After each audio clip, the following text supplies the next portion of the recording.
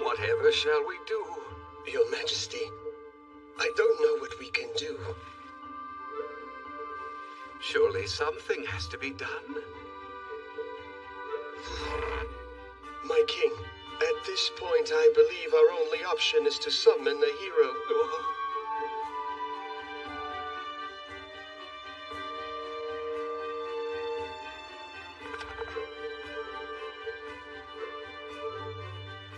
You understand the procedure, correct?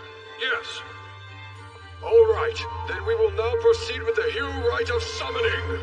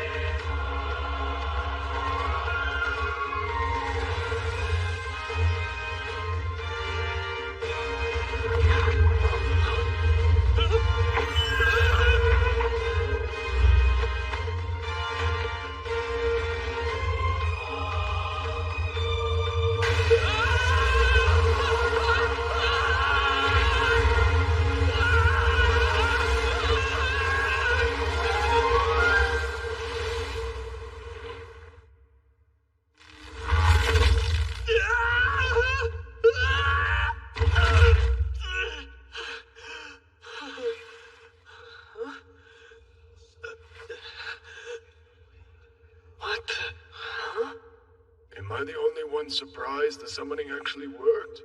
I guess everything is worth trying at least once. Wait, summoning?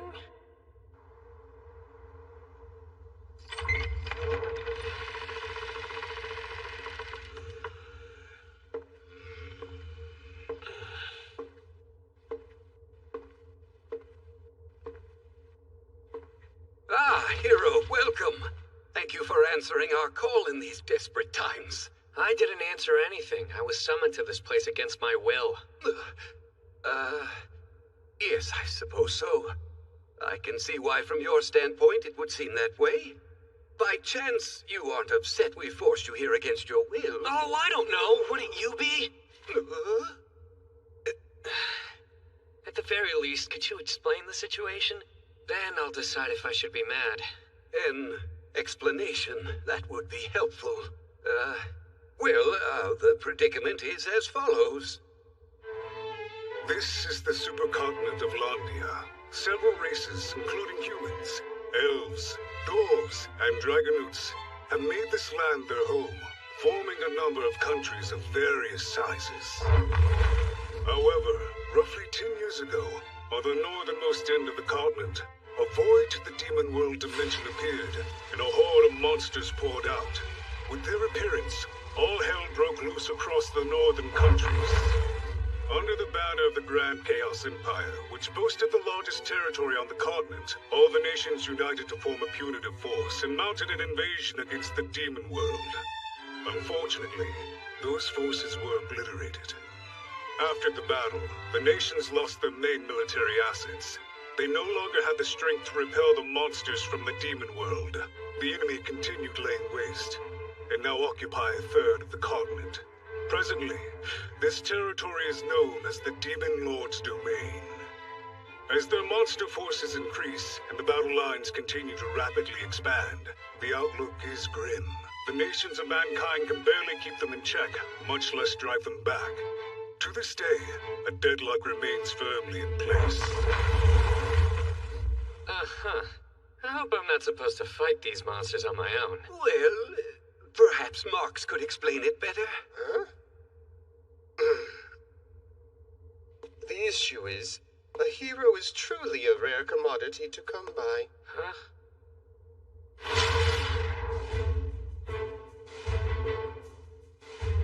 As of this moment, the Demon Lord's domain remains mostly quiet. However, our forces are stationed at his border, and have been informed to remain ever vigilant.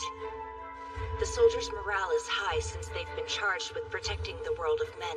But the longer the troops remain there, the more money's required. It's becoming problematic.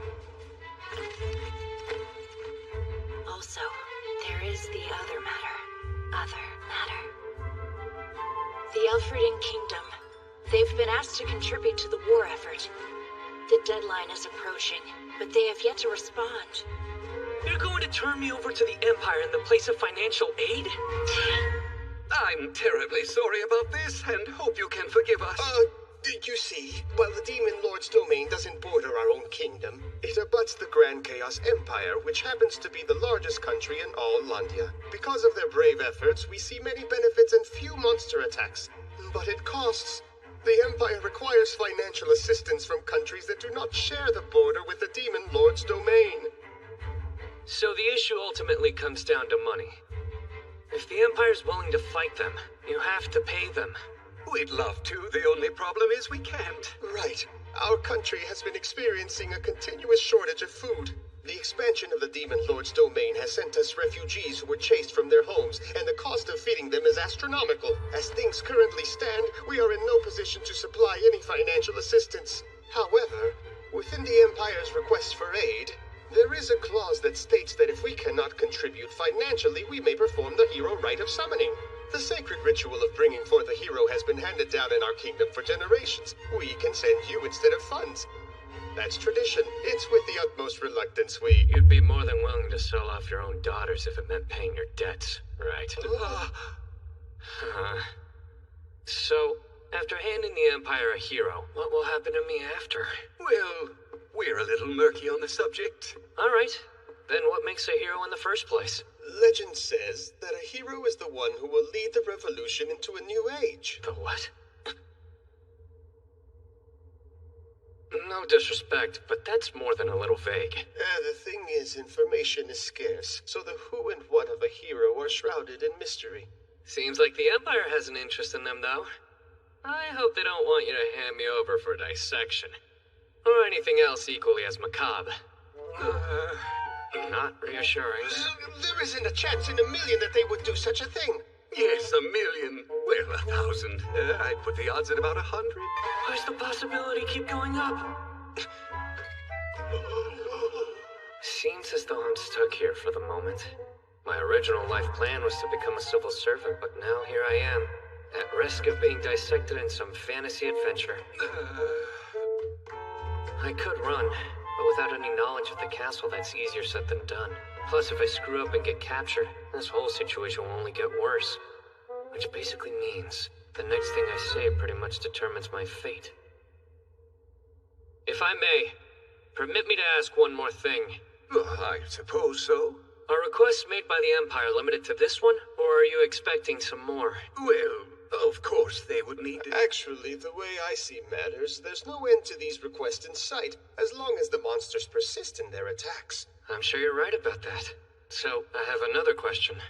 Going back to the rite of hero summoning, as long as you perform the full ritual, would you be able to summon however many people that you would need?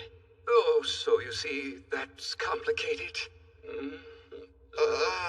According to our records, we did summon a hero prior to you, nearly 500 years ago. That took place only the once and at our nation's founding. There were, of course, several failed attempts over the years. Assuming that's true, this is significant. I'm pretty much the one card this country has to play. Does that sound about right? Yes, I would say so. In that case, doesn't giving me up to the Empire right now seem a little vacuous? Come again? As you know, dear, vacuous means something that's done without any thought. Ah, yes, that vacuous, of course. I think it might be working. And if we are truly thinking ahead, we should review the country's finances, and then adopt new policies. Ones that will help to increase the Elfriden Kingdom's national strength, so we can reject Imperial demands. Enough influence and power that we could say no to even the Grand Chaos Empire? Us? But how? Accomplishing such a feat would require... A hero? Am I not supposed to lead the revolution into a new age? Oh. And this act is merely the beginning. We might be able to bring real change to this country.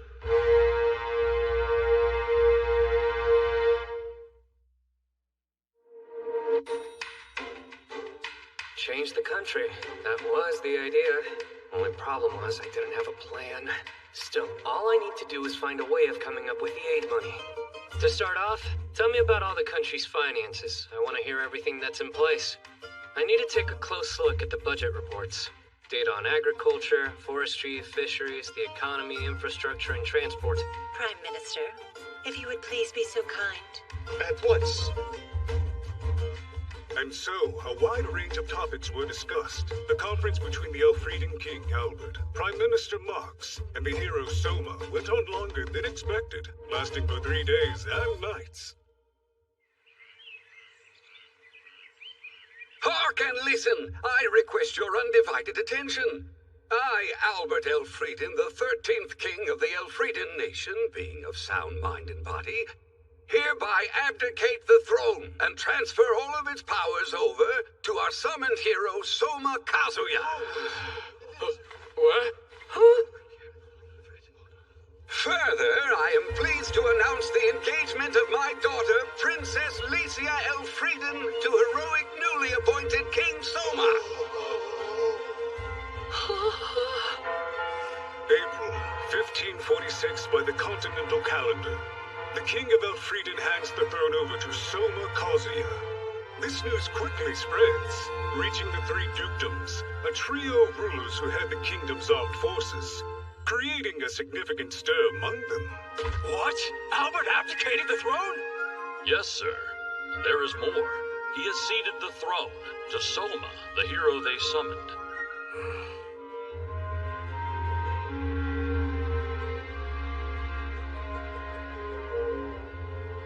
That's certainly a bold move, and coming from King Albert of all people.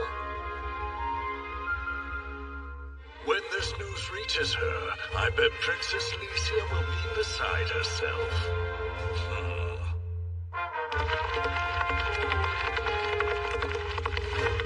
Father, Mother, hold on! I'll rescue you! Right there, that's the spot. Father! Mother? You're fine. It's absurd! I heard that the throne had been usurped and came running to save you, only to find you two casually carrying on like that. As you can see, the throne hasn't exactly been usurped. I abdicated it in favor of Soma of my own free will. But why go and make such a rash decision? It was hardly rash. Though I've spent a short amount of time with him, I'm convinced he will make a better king than I ever could. It was a decision made responsibly by the individual in charge of this country. And I won't have any arguments. But Father, how could you declare my engagement without even asking me? Concerning that matter, it is ultimately a discussion for the two of you. While there is no denying the marriage arrangement was my idea originally, if you don't want to go through with it, I highly doubt that Soma will insist. Mother, is he being serious? My dear, you should go and meet Soma first. Then decide whether or not he's for you. We can't just force you to love someone.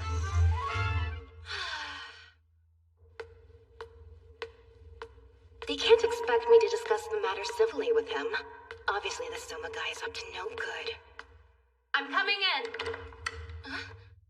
Hey, whoever you are, give me a hand. Pardon? Hold up. You are able to read, right? Please, I'm not some idiot. I've had an extensive education. Then what's 3 plus 2? 5. And 6 times 2? 12, obviously. 42 divided by 7? 7 or, 6. I got confused. Good enough. Get over here and help me with the budget. What help you? Just who do you think me to be anyway? Reserves to help me with these finances? I am Lycia Elfrieden, the king's... former King Albert Elfrieden's daughter, and you will show me respect. Seriously? You're a princess? Isn't it obvious? Well, not really. That looks like a military uniform. Because it is a military uniform. I'm stationed with the army under the command of Duke Carmine. I was out there performing my patrol duties and rushed home when I heard the news. Now that you mention it. Yeah, I should have known. There is something princessy about you. Oh, right. Name's Soma. And for better or worse, I'm the new ruler here.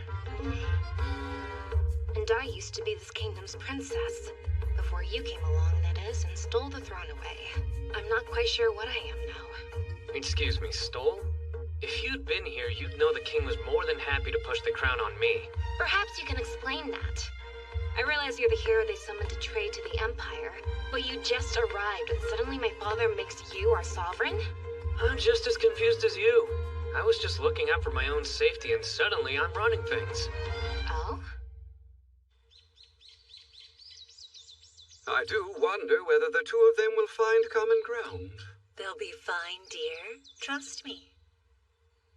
When I brought up fiscal reforms, I knew I might be put in charge of the kingdom's financial management or something like that.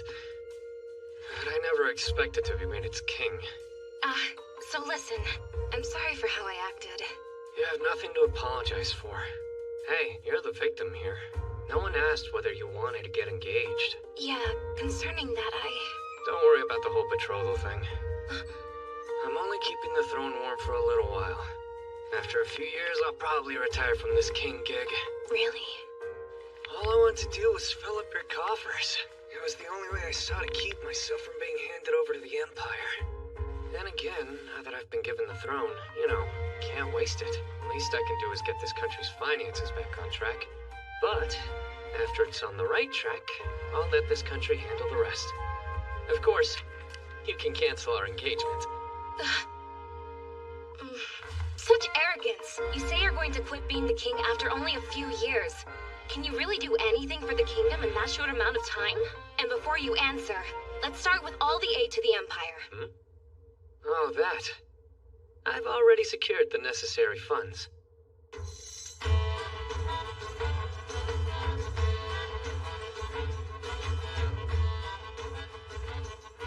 It looks like they found someone to act as custodian. We should be getting the Elfrieden exports soon. There is a great demand among the wealthy when it comes to jewelry sourced from royal families. Investing funds in order to snatch up the standout pieces was the right call, Princess Roroa. And as a result, we did a fair bit of business. I must confess, this new king of theirs is certainly making some bold new policy. Elfrieden can't afford to hold on to jewels while its citizens starve. They need to jumpstart their economy. At first I wasn't sure why they made that hero their king. But based on what I've seen so far, he could be a formidable opponent. Yes. You sold off our national treasures? The national treasures belong to the whole country. You can't just give them away. Come on, would you take it easy?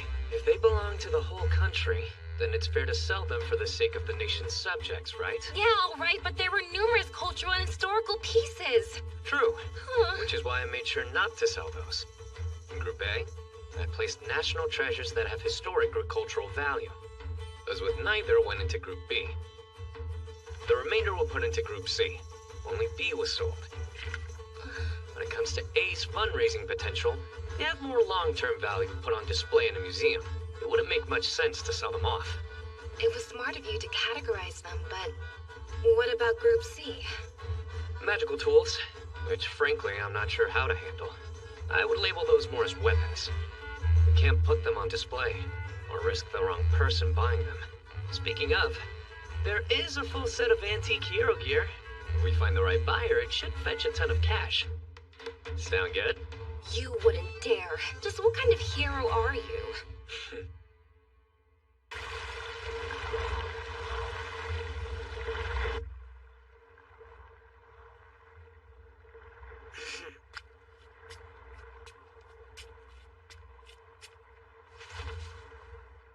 Despite his sudden ascension to the throne, the country appears quite tranquil on the surface.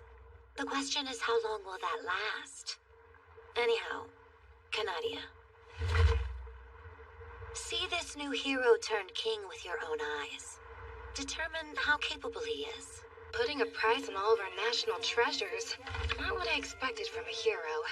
If I hadn't, they would have handed me over to the Empire. That is true, but still. Tell me, have you already sent the aid money to the Empire? No, not yet. I told them to hold off on paying until the last possible day.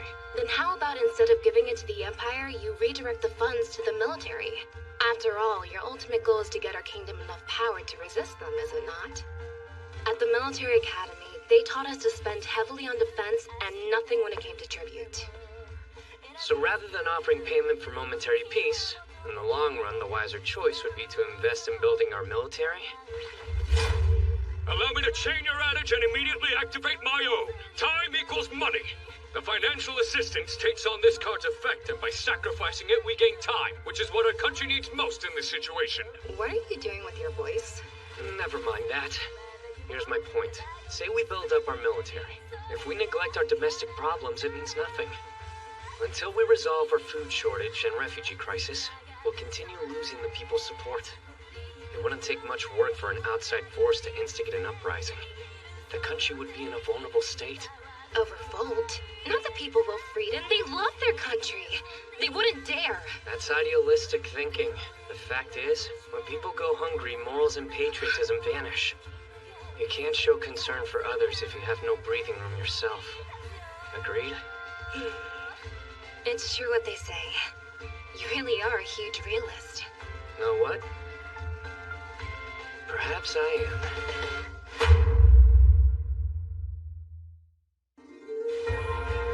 This world is one of magic, and inhabited by unusual creatures. If you feel like flying, you can always hop on a wyvern's back. Large domesticated beasts pull the wagons, and mighty sea dragons provide the power for steel battleships. There are no light bulbs, but the streets are illuminated at night by lamps filled with glowing moss. Cooking is done using fire-based magic on wood-burning ovens. Even though there's no hard science here, day-to-day jobs are accomplished through the power of magic. However, once you strip away the mystical and fantastical elements, it's a country with a rudimentary level of technology. The Industrial Revolution is years off, and the feudal system is still in full swing. Now, I'm a part of it. A magic check? Yes, sire. After consulting various tomes regarding the ritual, there appear to be instances of heroes being imparted with magical abilities after they've been transported from other worlds. Got it. So basically it's like a test to see if I have any newfound abilities which may end up proving useful. All I have to do is touch this statue? Yes. If any magic was transferred to you during the summoning, its nature will become apparent to you once you make contact with the stone. I don't know who came up with this, but I love how straightforward it is.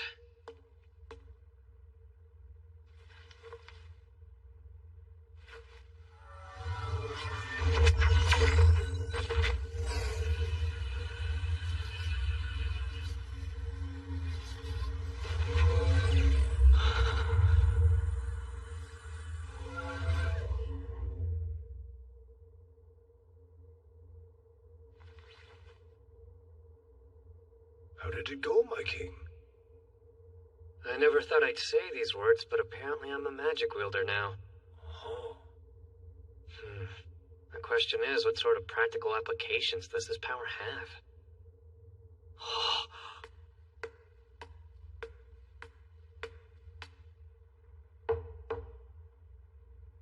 Selma, I'm coming in.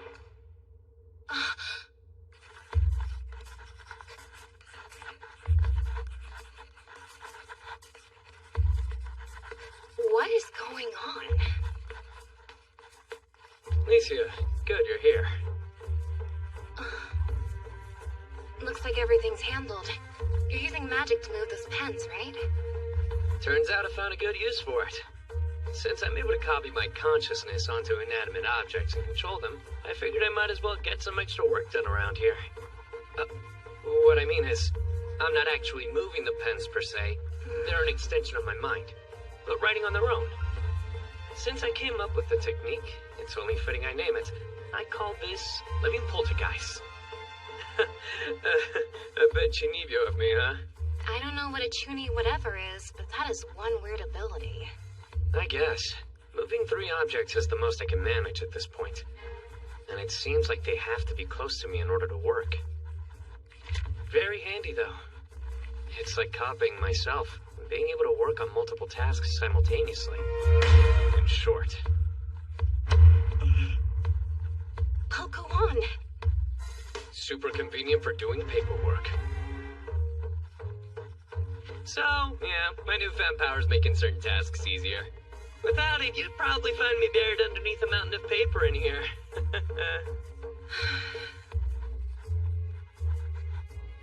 with your extra help, it looks like you're barely avoiding a bureaucratic avalanche. Just what sort of work are you doing, by the way? Let's say we're digging for buried treasure. Buried treasure? More precisely, we're tracking down unaccounted for expenditures. We take the budgetary requests, then look at the financial statements. Even though the amount requested and spent may seem to be a perfect match, the itemized expenses will sometimes be different. That can indicate two things. First, wasteful spending in order to use up the budget, or two, misappropriation of funds disguised as an investment. We are poring over every request form the kingdom has received and keeping an eye out for any glaring discrepancies.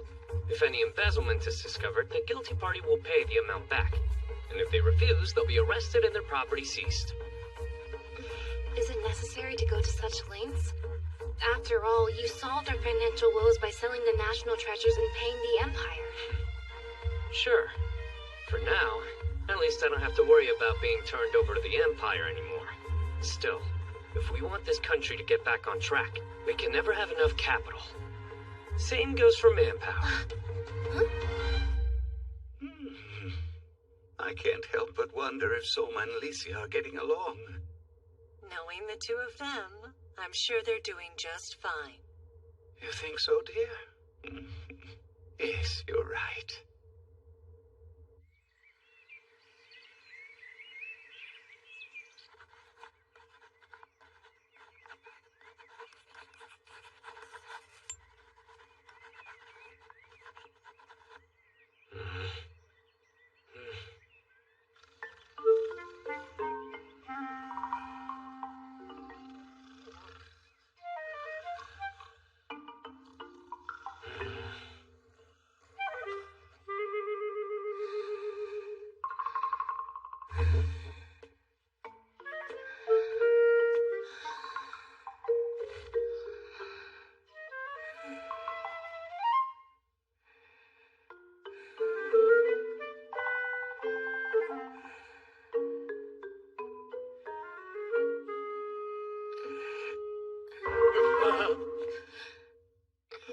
What time do you have?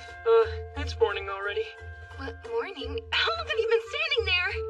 Not very long. Maybe less than a minute. Who are you? You looked comfortable. Just wanted to make sure you slept well. Anyway, the paperwork's all wrapped up. If you wanted to nap a little while longer. I'm rested. Don't tell me you never stopped. By the looks of it, you haven't slept in ages. I was planning on catching a few winks later. But in the meantime, would you care to join me?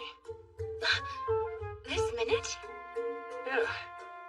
If you don't mind, I have something I want to show you.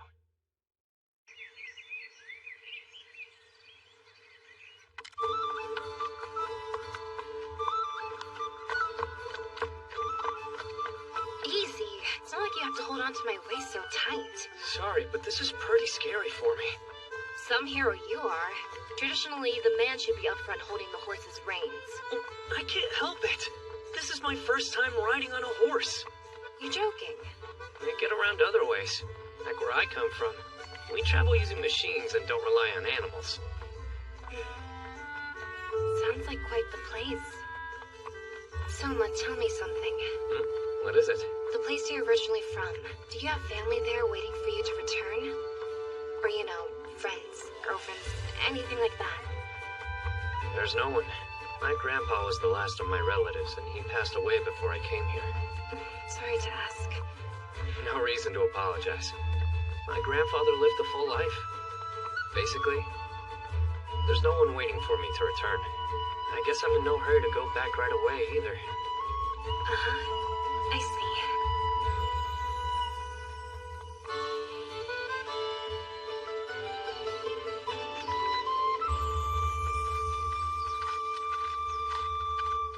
You could stop here.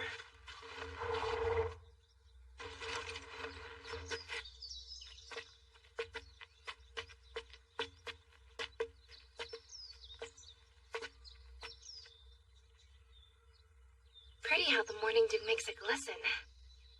You think so? I mean, the whole reason you brought me out here was so we could look at it, right? In a way. You can't eat scenery, though. and that's why we're experiencing a food shortage. Eating scenery? What are you getting at? It's pretty simple. As far as the eye can see, there are nothing but cotton fields. Ah, and they can't be harvested for consumption. Getting right to the point, the reason this country has a food shortage is because there are too many of these fields. Meaning? It started with the Demon Lord's domain. The countries north of here used to produce a lot more cotton, but damage caused by the monster attacks forced production to cease. Speaking of, in this world, the further north you travel, the warmer it gets. Does it work differently where you come from? Actually, the weather's the opposite. Anyway, that's beside the point. Supplies dropped, and the purchase price of cotton shot up, leading this country to change course. At the time, you wanted to produce and sell as much cotton as possible, and in turn, the farmer stopped growing food. A crop you can't eat, and is grown solely for market, is commonly referred to as a cash crop. There's a drawback when you devote your entire agricultural system to growing them. It leads to a sharp decline in food self-sufficiency. Which explains the current food shortage. Sort of. You can always import crops from other countries if supplies aren't adequate. You're right. Not to mention cotton sells for a higher price. We could use the money to purchase food from elsewhere. Yes, just one problem. Cotton prices have considerably fallen. There was profit to be made, so other countries realized this and rushed to produce cotton. As a result, the global supply far exceeded the demand. And now, the cash crop this kingdom had been relying heavily on is practically worthless. Meaning less funds to import fruits and vegetables from other countries. And since we're importing less these days, the cost of domestically grown foods have continued skyrocketing. The most vulnerable classes are the people who've suffered the most. Just one of the numerous hardships that's undermining this country's progress. I had no idea. I was ignorant of my country's suffering. Its people. As a royal, I'm an utter failure. Don't talk like that. Hey, nobody said that leading a kingdom would be easy. Wait, leading? Then the reason you brought me out here was because... Yeah. Someday, Licia, you'll be the ruler of Elfrieden. What I want, most of all, is to leave you with every tool you'll need to succeed. So after I've gone back home, you'll be able to manage all facets of this country.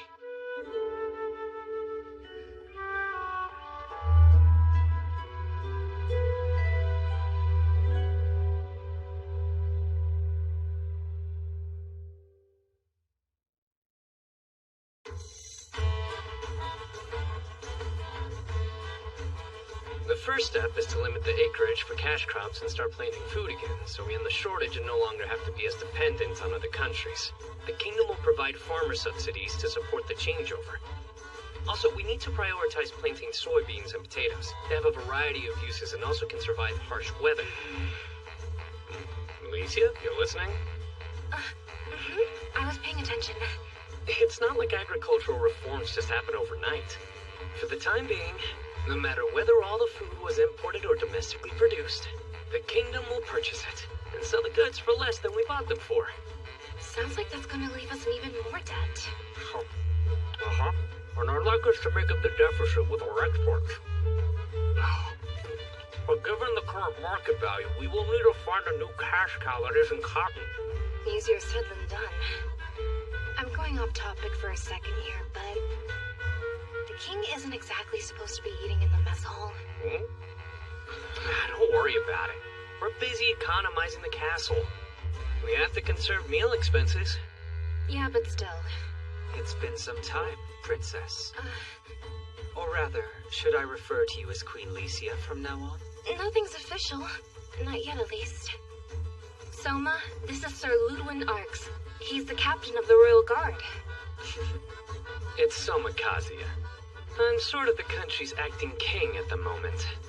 You've made quite the impression. Only recently taken over, and already your job performance is the talk of the staff.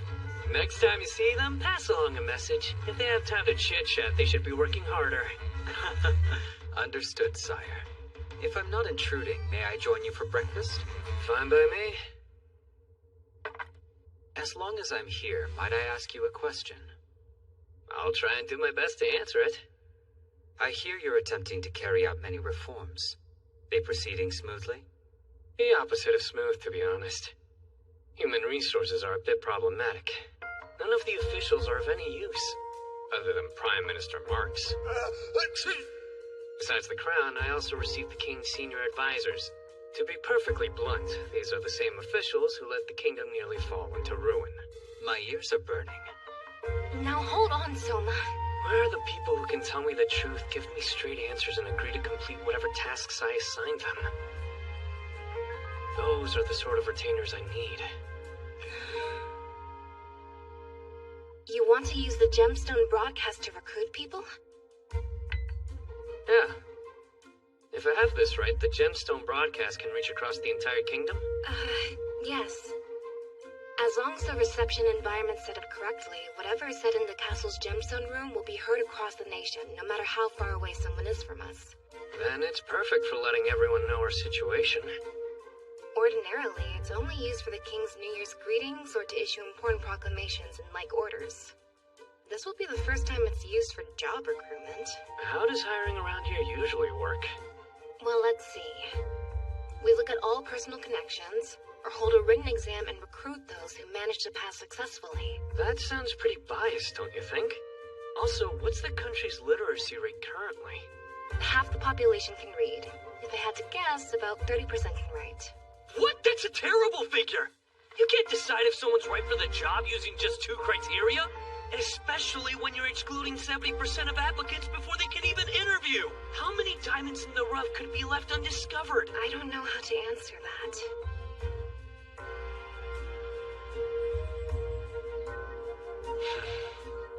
No worries. Once the financial situation stabilizes, we can solve other issues as time permits. But first up, we have to start recruiting capable people. And how are you going to encourage them to step forward? I've been mulling over what I plan to say, but I'm just going to end up paraphrasing a hero I respect since they said it best. Another hero? That's right. An unscrupulous hero of chaotic times. During the late Han Dynasty, Cao Cao, the man responsible for laying the foundation for Wei during the Three Kingdoms period, was so dedicated to gathering men of ability under his command, some described him as a man possessed. In the year 210, to meet the demand for talent, he issued his famous Order of Seeking Talents. Within it, there were passages that have been spoken for generations since, including this one. If you possess a skill, we can use it! Is that supposed to be our new king? He looks so young. My people, we need your help. This country is facing a crisis. Between the chronic food shortages, the depression, and an influx of refugees whose lands have fallen to the Demon Lord's domain, the Kingdom of Elfrieden is facing several afflictions. Additionally, our neighboring countries are watching us with eager eyes and are more than ready to pounce. Realizing the severity of the situation, your former king determined he was not up to the task and entrusted me to handle these affairs. True, if we were living during a time of peace, there is no doubt he would have made an effective leader. However, we live in an age of upheaval. During strife, you need a king who is tenacious, someone who acts less like a saint and more like a survivor. To the point, a ruler who's able to keep your families and property safe from harm befalling them, domestic or foreign. That is why your former king chose me to succeed him. I would never speak ill of your previous ruler, but in terms of resolve, I have the clear advantage. Presently, I'm spearheading a number of reforms. However, we are overwhelmingly short-handed for the tasks ahead. That's why I'm here, to recruit anyone with a talent that will aid the kingdom. What we require during these troubling times are not those who excel in peacetime matters, but individuals who can revolutionize this country. As for the talent, it can take many forms. If you can claim with confidence you are the best at what you do, come and stand before me. It doesn't matter your education or age, your social status, place of origin, ethnicity, or gender. You can't read or write? No problem. I don't care about your connections, how attractive you are, or the number of skeletons in your closet. As long as you can say confidently you're the best at what you do and there's no one else in the country who even comes close, if you believe that with all your heart, I say, come forward and present yourself. I know some out there are hesitant, wondering if their talent will be of any use to the kingdom. However, that is ultimately for your king to decide, not you. The determination whether or not this country needs your specific expertise begins and ends with me. I don't care if others have labeled your talent worthless. What are you waiting for? If your ability is determined to be an asset to this country's future, I will afford you every courtesy and look to you as my newest advisor. But perhaps there are some out there who are still unsure. Come demonstrate a talent that is unmatched by any other in the kingdom. And as King of Elfrieden, I will issue you a certificate of fearlessness and a monetary reward. Would that provide you with some incentive? If so, let me hear you!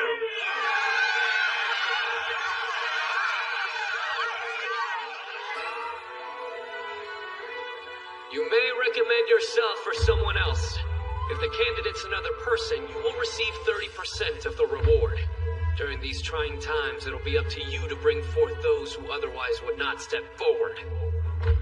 Also, if your talent is being the strongest one in the room, the best singer or something similar, candidates will compete with each other ahead of time, and the top delegate in each category will be selected, so do bear that in mind. Those of you who possess an aptitude, I'll see you at Parnum, so we may shake hands.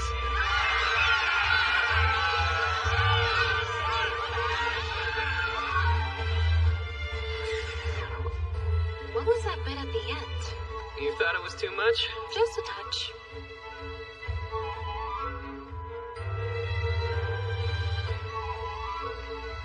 I hope it worked. We'll need all the help we can get.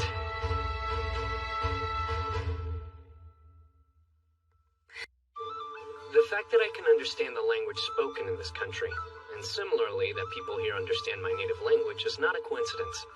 Apparently, this is some strange power imparted on heroes. Not only that, I can read and write the language of both worlds. Don't ask me how. It's like it automatically gets translated inside my head, and then I write it out. On that note, it seems no matter where you're from in this world, the entire population uses a single language. Which is hard to believe, given the diversity of cultures that call this world home. Out of everyone here, it looks like I'm the only person who has this auto-translate ability, so it may be exclusive to heroes. For instance, I can play recordings saved on my phone, but when I do, the only thing the people of this world hear is an incomprehensible language. It's all day, Licia. You'll be the ruler of Elfrieden. What I want, most of all, is to leave you with every tool you'll need to succeed. So after I've gone back home, you'll be able to manage all facets of this country.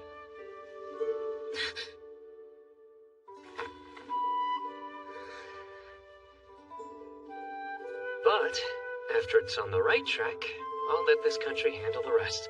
Of course, you can cancel our engagement. I know that's what Soma promised, but did he really mean it? He wants to find more useful personnel to advise him. But most importantly, what this country needs right now is Soma's leadership. The place you're originally from, do you have family there waiting for you to return? Or, you know, friends, girlfriends, anything like that? There's no one. He doesn't have connections to the world he's originally from. So, what if I become a part of his family? I wonder if that would anchor him here. Wait, if I create a fait accompli as his fiancée, then... Princess, it's time to get up. I'm already awake.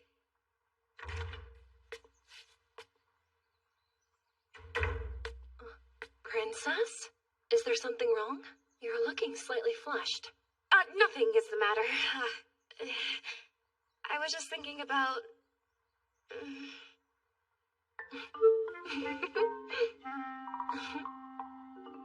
Today is the day.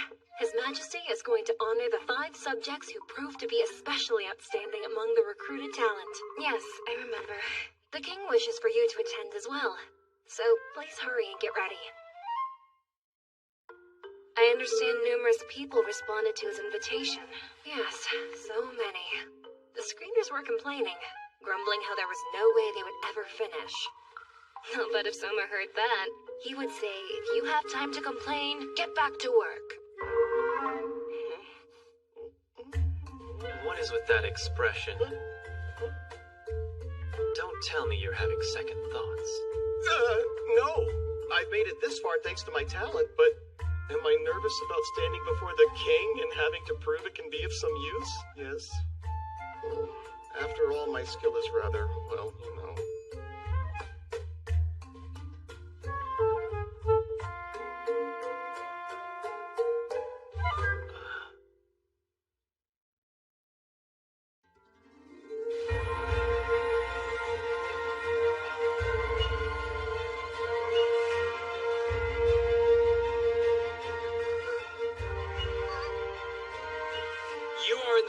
Of the king, and you will bow your head.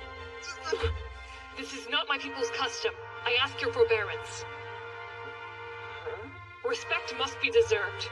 Warriors from our tribe bow to no one but our master. What did you say?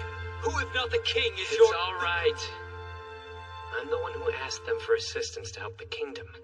We can allow some leeway, as your majesty requests. The rest of you, please stop bowing. If anyone here ought to be showing some gratitude, it's certainly me. Feel free to stand.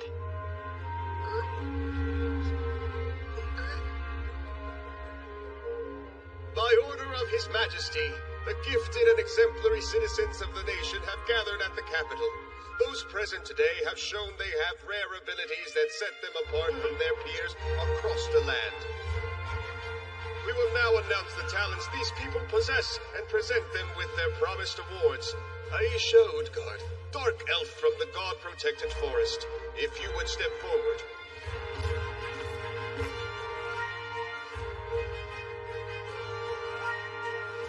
Time for a little research. Dark Elves, a minority race within the Elfrieden Kingdom. Their people are known for their elevated combat skills. They live in a god-protected forest, which is said to be divinely guarded, and are allowed autonomy over these woods as its caretakers.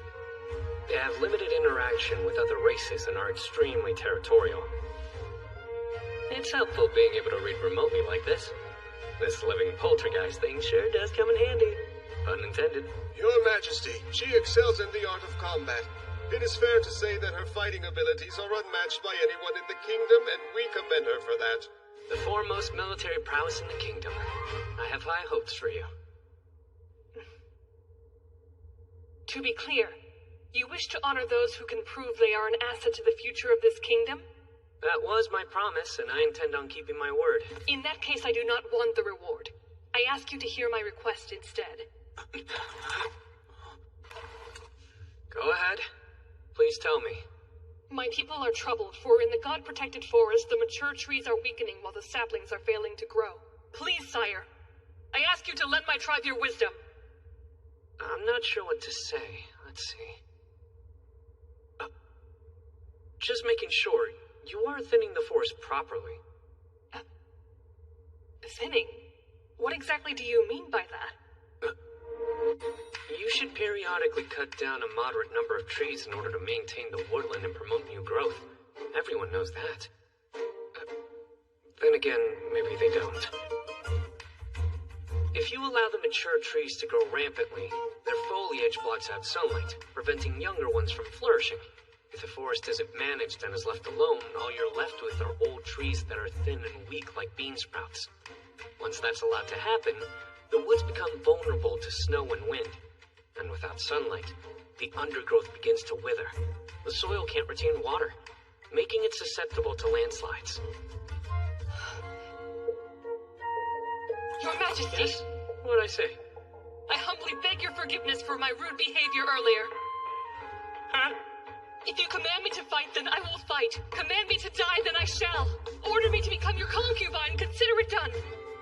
Please, as soon as possible, come to the God-protected forest. Once you're there, teach my people about the art of thinning. Sure, you got it.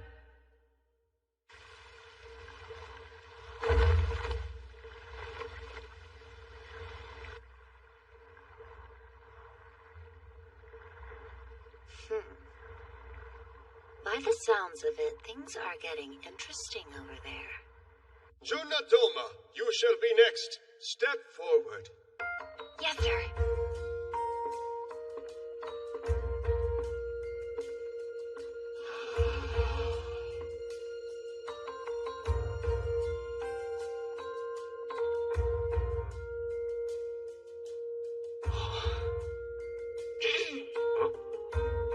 What?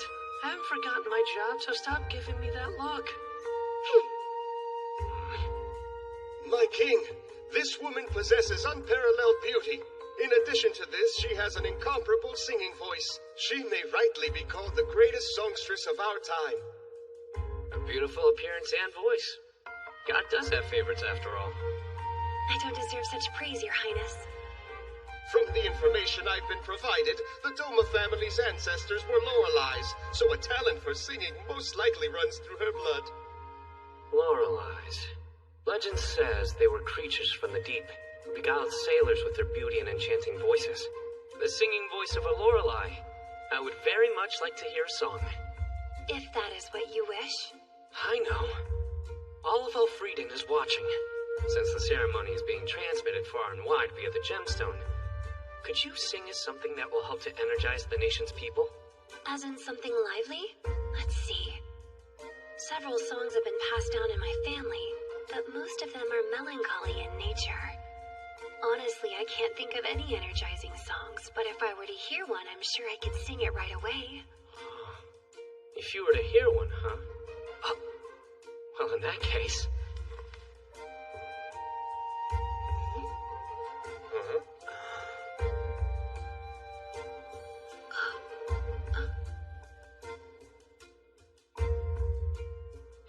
My king, what manner of device do you have there? I guess you can think of it as a pocket-sized musician. Right, are you ready? Ready.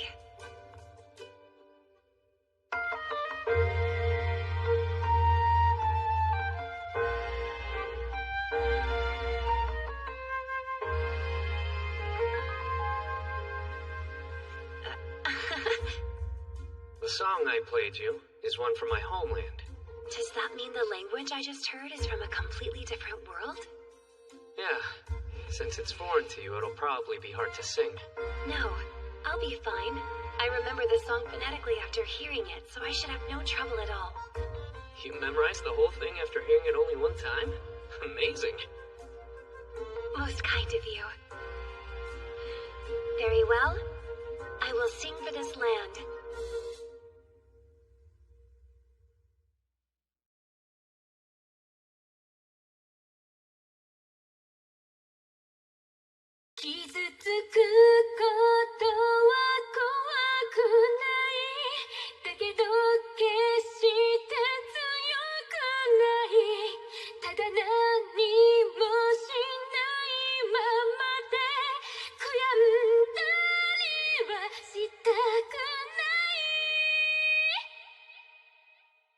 Here we go, go, 走り続ける誰にも止められはしない未来の自分へと Give a reason for life 届けたい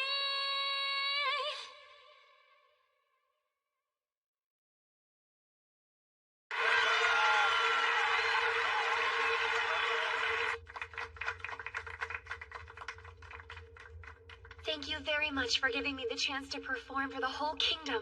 I should be the one thanking you. You have a wonderful singing voice. I would love to learn more songs from your Majesty's homeland if possible.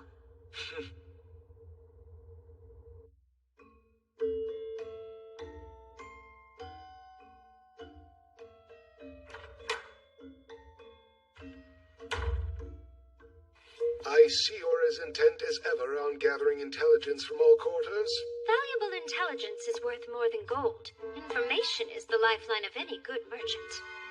And has there been any news of interest? Apparently, the King of Elfrieden is doing an overhaul of his advisors and recruiting talent across the country. Seems he didn't think those musty dynastic retainers could fulfill his new agenda. Certainly looks that way. Still, it's not like his is the only nation in desperate need of some fresh blood. In the end, that entirely depends on whether the person hiring can recognize a candidate's true value. He displayed ingenuity and generosity in agreeing to the Dark Elf's request. As for the Lorelei-descended songstress, I look forward to seeing how he will use her skills to better the kingdom. Overall, not a bad start. However, the most challenging trial is about to begin. We shall continue with Pancho Panacata from Pote Village. Step forward. Right! That would be me, Your Cernus.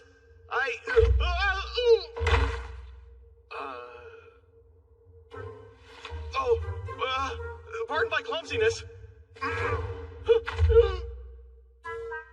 This man's talent for eating can be called legendary. While there were several applicants who answered the call claiming to have a true gift for gluttony, none could match this man's insatiable appetite.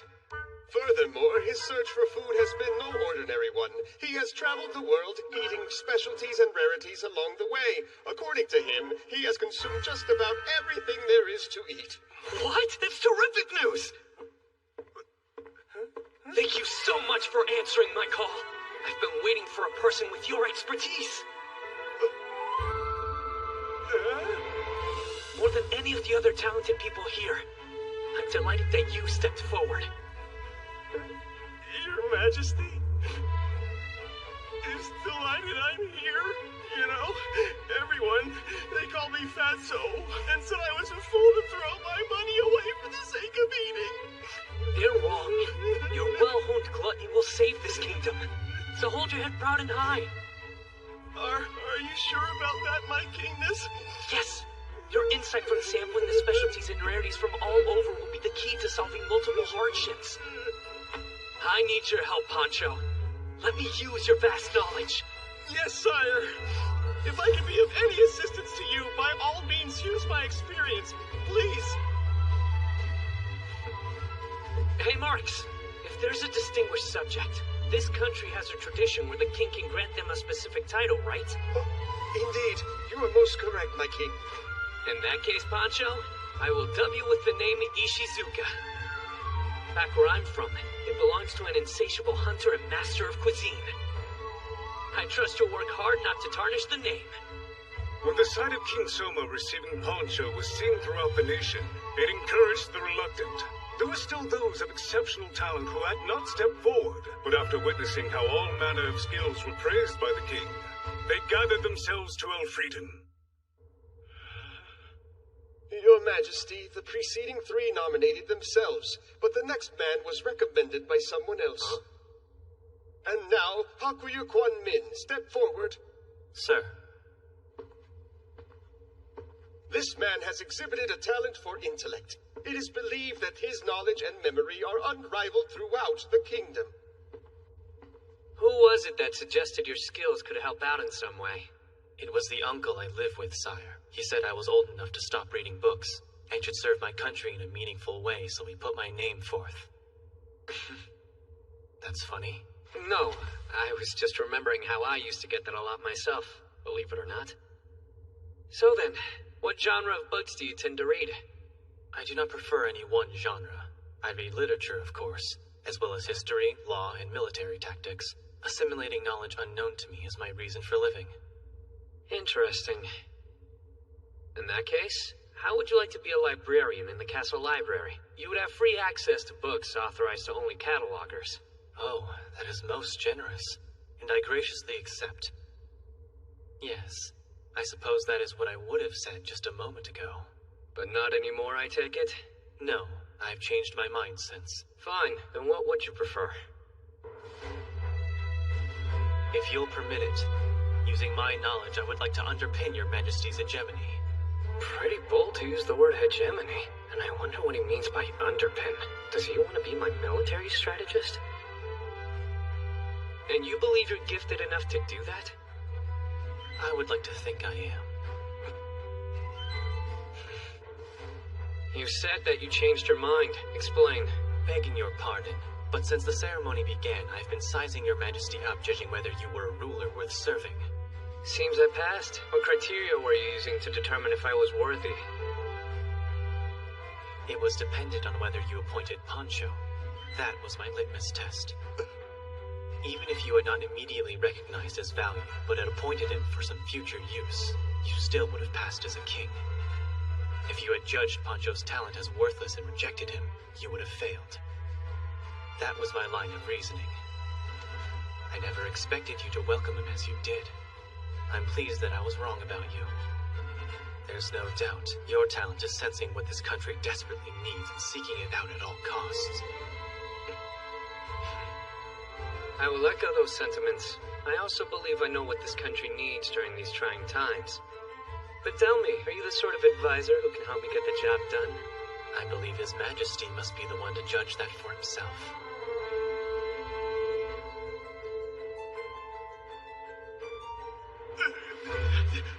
All right, then. Come to my chambers afterward. We'll converse, then I'll determine how much talent you have and how best to use it. As you command, Grace. And so concluded the first meeting between King Soma and Hakuya Kwan Min, the man who would later be known as the Prime Minister in Black. That evening, after talking late into the night, King Soma acknowledged Hakuya was a man of rare ingenuity and installed him as his right-hand man. And lastly, we have Tomoe Inui of the Mystic Wolves. Would you step forward?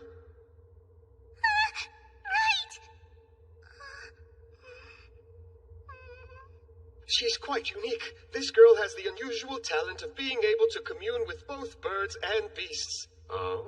To verify this ability, we had her taken out to the royal stables. There she revealed both the health statuses of the horses and their histories. According to her, she ascertained the answers from the animals directly, making her gift truly heaven-sent. The land of the Mystic Wolves. That's way to the north of Elfrieden. Wow. Yes. As far as I'm aware, there are no other Mystic Wolves residing in the kingdom. Which would mean that there's a good chance she's a refugee. It doesn't make any difference to me. She has an aptitude and I'll make good use of it. But the question is, how do I make the most of her talent? My king? Excuse me? What's wrong? Nothing. Actually, there's something that I need to tell you. Sounds like it's very important. Please, go ahead and say your piece. Right. As it happens. Sorry. You'll need to speak up a little or I won't be able to hear. Well, you see...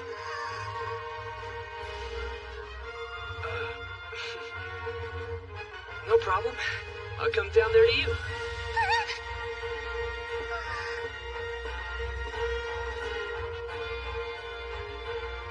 See, now you don't have to raise your voice so much. There's no reason to be shy. Yes. The truth is... There's a distinct difference between this world I was summoned to and the one that I came from. Back in my world, monsters are not seen as people or animals. They're basically a separate class of creature. Things are different here. They fall into both categories. Some are seen as people, some as animals.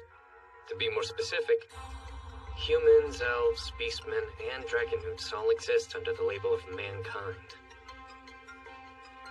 As for the wildlife, even though they look like dinosaurs, giant lizards are seen merely as common reptiles. An ant the size of a person isn't the least bit shocking, and man-eating flora are still regarded as simply plants. Incidentally, dragons are known as god beasts and are treated differently. The reason they're not called monsters is because they're incorporated into the world's ecosystem. So Jellins, a slime creature which to me looks like something out of a sci-fi movie, are treated here as a common animal with an important role to play. So what does qualify as a monster here? Mostly creatures that look like fusions of various animals. A Among their ranks are many beings that are relatively human-like in form, but no different from a common beast in terms of intelligence. Or so I thought when I started recruiting talent. Until a mystic wolf girl responded to the call and told me something that threatened to shake this world to its core. See, now you don't have to raise your voice so much. There's no reason to be shy.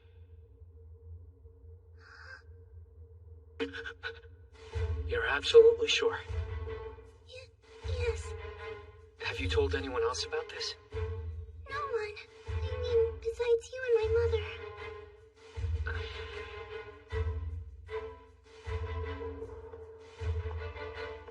Remain calm. Keep breathing normally.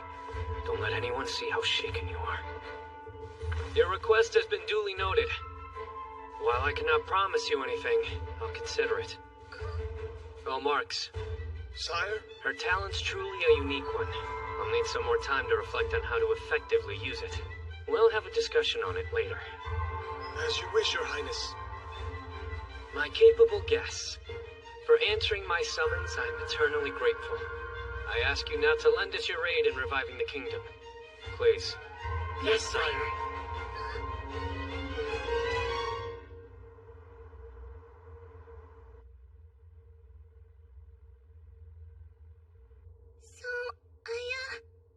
You said you wanted to talk to me about something that was important? Back in the chamber, when she whispered to me, is it possible anyone in the audience heard her? I know I didn't hear anything. No, she was speaking far too quietly, sire. My ears didn't pick up a single word either. Sounds like there was no danger that it went over the gemstone broadcast then. I don't think we have to worry. You shouldn't be sensitive enough to pick up whispering. Whatever she said to you must be serious if you're this concerned about it getting out. Yeah. So she can converse with the animals. You heard that part, right? Yes. Not only does she know what they're saying, but somehow they're able to understand what she says in return. It's no stretch to call her talent phenomenal. Yes, even more so because she can also speak to demons. Up to this point, it was thought the monsters of this world possessed intelligence equal to that of an animal's.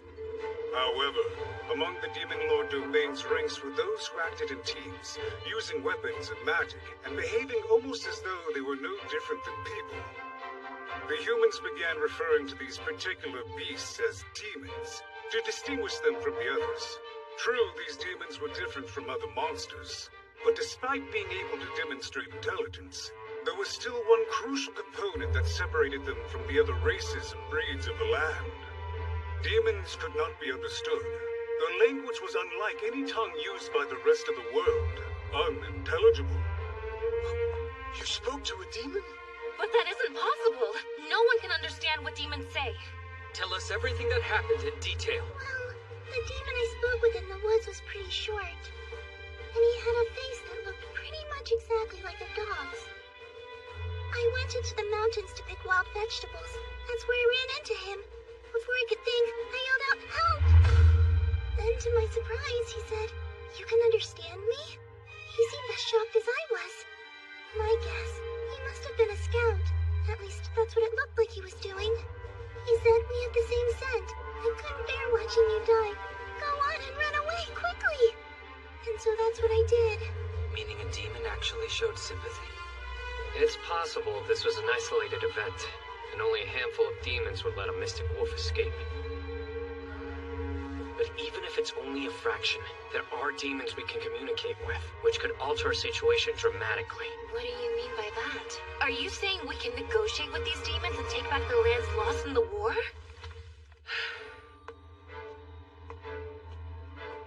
It would be nice if things took a turn in that direction. But as of this moment, the nations of mankind are joined together facing off against the Demon Lord's domain. Simply because the demons are seen as our enemy, one that is irreconcilably at odds with us. As soon as people learn we have a way of communicating with their kind, there's a big chance one or more nations around us will try and forge an alliance with them. No, they would never do that.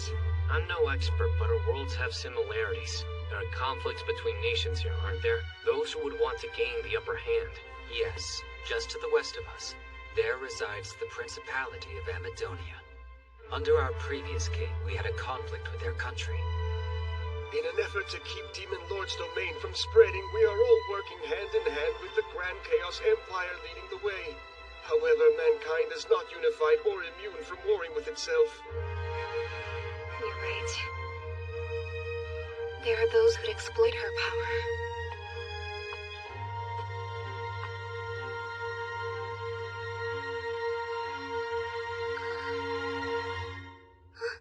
But I'm only bringing up one possible scenario since there really is no telling what would ultimately happen. After all, communicating with demons was thought to be impossible. The fact that we can is sure to shake up this world. We have to be cautious about this. Very much so. We can't afford a word of this to leak and become public knowledge. Exactly. But most importantly, the kingdom has to safeguard her with all the tools at its disposal. You mean protect me? Yeah. In the grand scheme of things, you're far more important than even I am. You could shift the tide of this war and change the relationship between mankind and demons. No way, me? Surely you're exaggerating a little.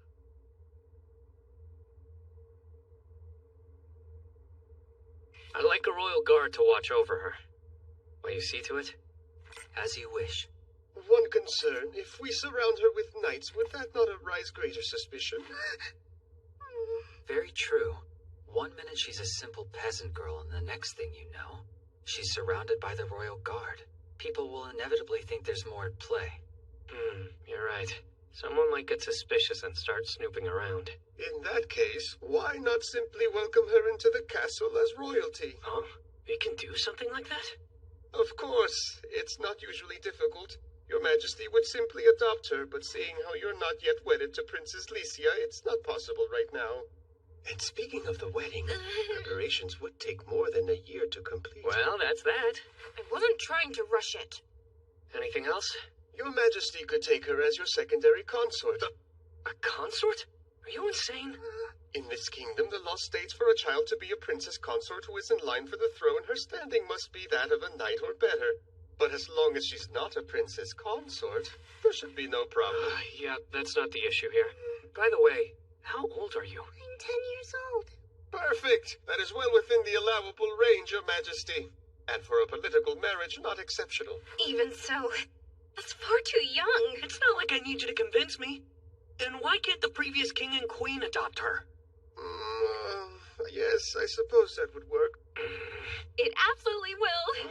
I've always wanted a little sister. Wait a minute! I'm sorry, but I'm not so sure about this. 'Cause I already have a family of my own. My mother and brother are waiting for me. Back at the refugee camp. It's all right. You see, Tomoe, it's more of a formality just to make sure you're well protected. If you become my little sister, your mother and brother will also become my relatives. They'll be able to live here in the castle with you. Oh, well, in that case, I agree. Marks, we'll have some time to pass before the adoption, and then we'll make the announcement.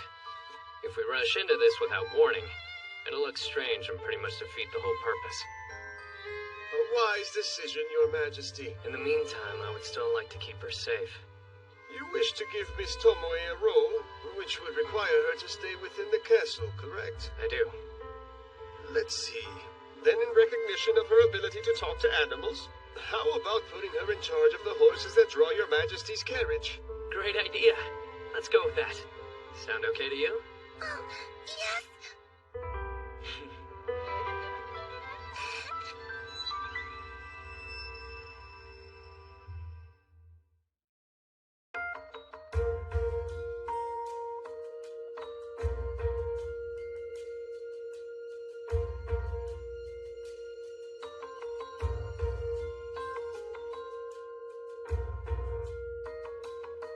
So, what exactly is going on here? Isn't it obvious? I'm sewing. That part I get, but I'm wondering why you're doing it in my room. I had some downtime. I needed some place to relax. Everyone in the State Affairs office is working hard.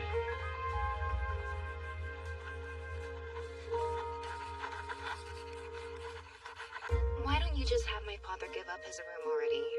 So you can use it as your own. Maybe. And again, for efficiency's sake. It's probably better for me to sleep in the office I have to work in every day. There are definitely other rooms in the castle. By the way, what has Tomoe been up to? Ever since she got here, you've been doting on her like a big sister. Lately, my mother has taken a liking to her. She won't leave her side. Sure, Tomoe was a little hesitant at first, but now she's delighted to have a second mother, so I guess everything worked out fine. It's okay, you may enter.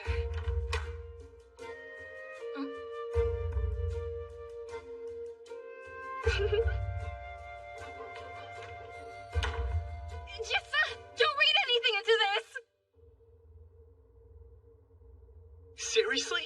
He's back already? Yes, and should be waiting for you in the reception room. No time to waste, Licia! Hey! Welcome back, Poncho. So, was the expedition successful? Oh, very. In large part because you let me use the Royal Wyvern for traveling. I was able to hit every one of my locations faster than I expected. I gathered pretty much every type of food I was after without any complications. Wait, you mean you also lent him the hero sack? That's right. It's far bigger on the inside than it looks on the outside. Plus, whatever you store inside it is less prone to spoilage. The perfect tool for gathering food. You mean the same satchel that's part of our hero gear collection, one of the kingdom's crown treasures? And you're using it to haul around a bunch of... We'll move past that. What do you got planned anyway, going through such lanes to send them out and gather food? What do I have planned? Something that'll do the kingdom a little good, I hope. I hope that everyone in the Elfrieden Kingdom is having a great day. I do as well. And this is the King's Brilliant Lunch, a program meant to provide information directly from Harnham Castle to you, the people of this nation. Or we can just shorten it to the King's Brill Lunch. I'm your host, Juna Doma, and with me... I'm, Pancho Panicotta, connoisseur of eating and all things food. We're only addressing the entire kingdom. There's no reason to be nervous. Well, the thing is, I'm not used to presenting to a crowd. As a born entertainer, I'm sure this must come natural to you. I'm really quite envious, Miss Juna. It's true, I'm no stranger to entertaining large audiences. Speaking of which, whenever you're in Parnham, you might want to visit Lorelei, the cute cafe where I work, and say hello. I sing there from time to time, so stop on by if you're around. If we could refrain from any blatant endorsements. And now then, to go into the specifics of the show, we'll now give the floor to this gentleman. You know him as Elfrieden's 14th king, His Majesty Soma Kazuya. The truth is, I haven't actually been crowned yet, so technically I don't deserve the title. Hey, greetings. I'm acting ruler of the nation, Soma Kazuya. And as you're probably aware, the country is suffering from a massive shortage of food. As the chief administrator, it's I who should be held responsible. I apologize to you, the people. While we're moving forward with a plan to immediately increase our food production, it will take time and I ask you to be patient. Until it's resolved, we will keep making regular broadcasts. Our goal is to educate and inform. We'll introduce new foods, a few of which you may not be accustomed to eating, but are quite plentiful, as well as the different ways to prepare them. And to prove these strange items are delicious, I've arranged a panel of blind taste testers who have not been informed beforehand what sort of dishes are being served to them today. Okay then, let's get started, shall we? Pancho, why don't we reveal the first food you have for us? Of course. Our first dish is... I thought we were tasting food. You're not gonna serve that to us, are you? Hope you're all hungry. A perfectly reasonable reaction considering its appearance, but as a coastal dweller who's eaten these creatures before, trust me, they are quite yummy. Juna, you ate one of these and actually liked it? Yes, they are a traditional delicacy back in my homeland.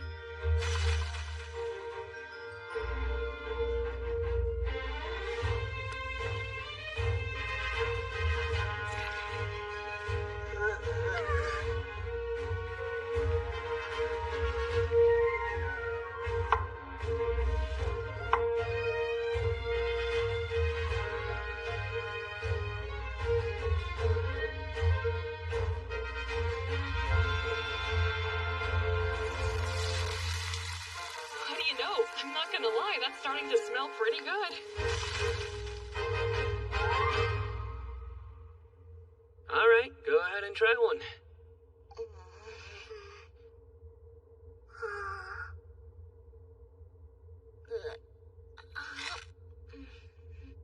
It's delicious, whatever it is.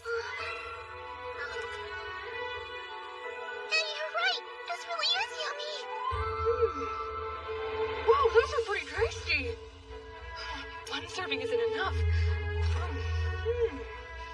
Would you mind if I helped myself to one as well, sire? Please, be my guest. So good. They're incredible. They're so full of flavor, aren't they? When you bite through the crispy coating, inside's the octopus, and it's so juicy. Daddy, we caught a whole bunch of octopuses in our net today, didn't we? Sure did. Usually we toss them all out, but let's give them a try. Moving right along, here is our next food item.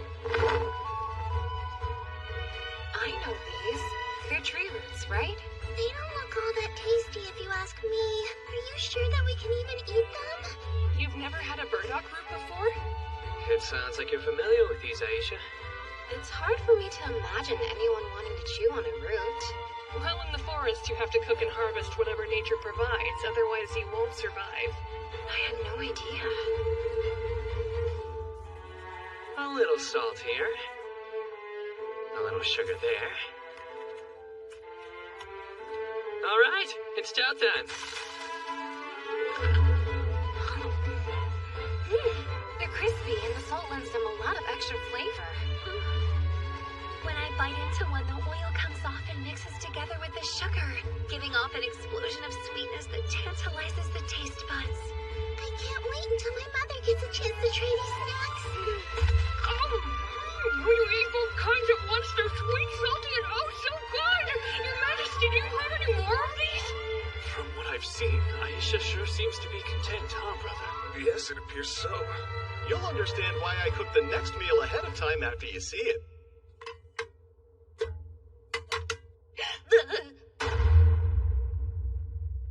You do not expect us to eat insects. Honey, I could have sworn you were just telling us how you had to eat everything in the forest to survive. And for some reason you assumed that extended to bugs? You would have to be mad to eat these. I hit the spot. And I was like being back home. Yeah, being boiled locust. Being boiled? So did you use some kind of extract? Precisely. I primarily seasoned them using a combination of both mash water and sugar. Never heard of it. Mash water is a condiment. I find that Mystic Wolves greatly enjoy the flavor. More specifically, it's referred to as bean mash water, which is made from salting beans to ferment them. They continue skimming layers of liquid that forms during the process, and after fermenting it, you end up with mash water. Both of them are extremely unique flavors not typically known or available in the kingdom, truly.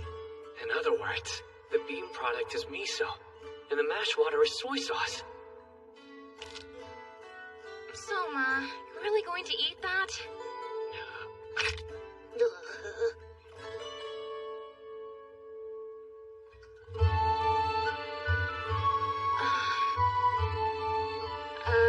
Wait, are you crying? I can't stop myself from tearing up. This is a flavor from my homeland. Insects are a dish in your world? With every bite, the flavor of Japan spreads throughout my mouth. Not only does this world have soy sauce, but miso too. I no longer have to dream about the flavors I love so much being only a memory. Pardon, Your Majesty. I don't mean to interrupt, especially when you're so moved, but would it be alright if we continue to the next dish? Huh? Oh, yeah. My apologies. On with the show, as they say. We can't wait, Pancho. What do you have for us next? Ah, yes. I think this one will surprise you. This world has these funny little creatures called Gelans. They're known for being incredibly weak. Cut them or squash them and they die instantly. They have no sex and merely divide to reproduce. And right now, I'm about to be fed one of these funny little creatures. Ah, yes. I think this one will surprise you.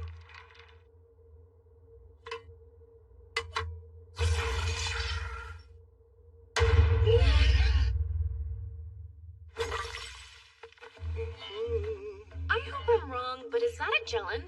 Why, yes, indeed. That's exactly what it is. You have a good eye. That's weird. I didn't think you could eat those things. Yep. Just a moment, please. Is that Jellin dead? Yes, ma'am. No need to worry. This Jellin has already been slaughtered. It can't be. I've never seen or heard of a Jellin carcass before. Yeah, now that you mention it, this is pretty weird. Why? What makes it so unusual? If you break open the thin surface membrane of a Jellin, its internal fluids come gushing out everywhere. So it shouldn't be possible for you to kill one and have it remain intact like that. I gotcha. So, what do you have to do to preserve the carcass? Well, there is a bit of a trick to it, but it's not too terribly difficult. I learned this from a small tribe who lives far to the west within the borders of our great empire. If you strike it with a stick or something just hard enough so that you don't break the membrane, you can destroy the nucleus within. I'm told the locals refer to this method as Jellin Ikejime. I guess they're kinda like fish. If you successfully break only the nucleus, then all of that internal fluid will begin to congeal and the Jellin will grow firm. If you continue to let them sit after that, the remaining moisture will eventually evaporate and they'll become almost hard-cured lumps. I'd say 2 hours after death seems to be the sweet spot. They'll be solidified to a certain degree, but retain some of that springiness. That's when you could cook them up real nice, you see.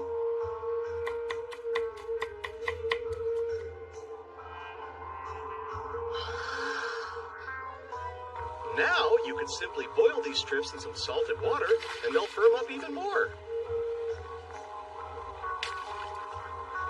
Huh. It looks like he's adding stock. Ta-da! Please, give it a try. They look like udon noodles. Oh? What's udon? Oh, right. That's a back home thing. We have a thick wheat flour noodle that looks a lot like this.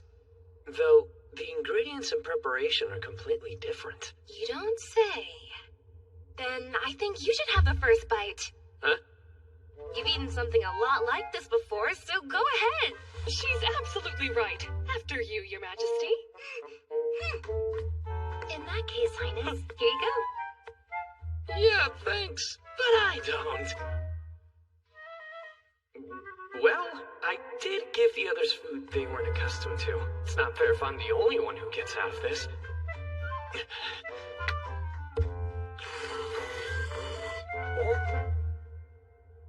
So, how'd it turn out, Soma?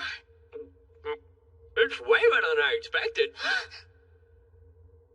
Now, I thought it would be slimier and fishier, but this is smooth and chewy. I'd say they're closer to kutsu noodles than udon, but there's a unique squeakiness to them. It's not bad at all. Then I'll try it too. Wow, this is something else.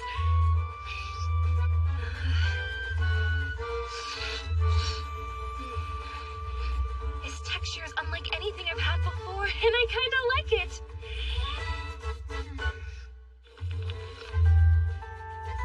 And the soup really adds a nice flavor to them.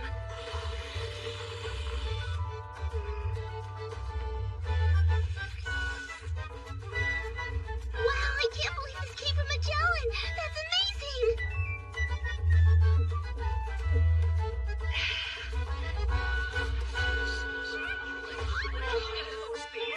Unfortunately, that's all we have for you today, so it's time we thanked everyone for tuning in to the King's Brill Lunch and wrap things up here. I hope you enjoyed acting as our host, Poncho dear. Yes, although I'm afraid it may be asking a little bit too much of me to do this again. Sorry.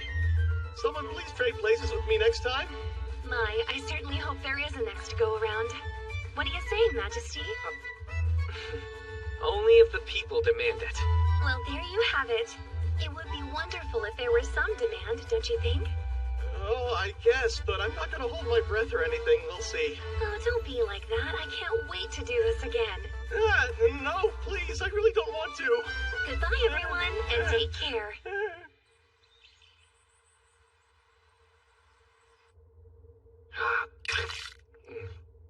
Who knew there would be so much demand to keep the King's Brill Lunch running regularly?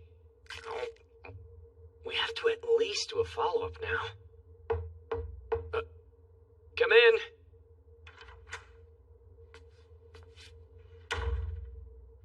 Marks wants me? Yes, sir. He says he has something important to discuss. What's going on, Marks? Why are we having to meet in here? Why not talk in the State Affairs office? Do forgive me for interrupting your busy schedule, but I wanted to discuss the possibility of stepping down as Prime Minister.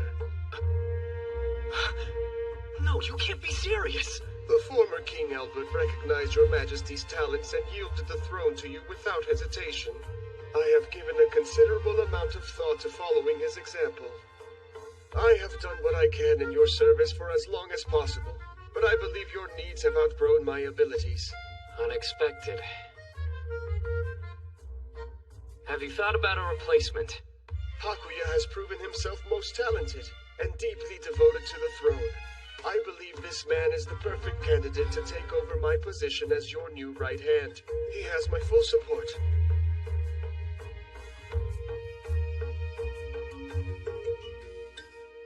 So be it.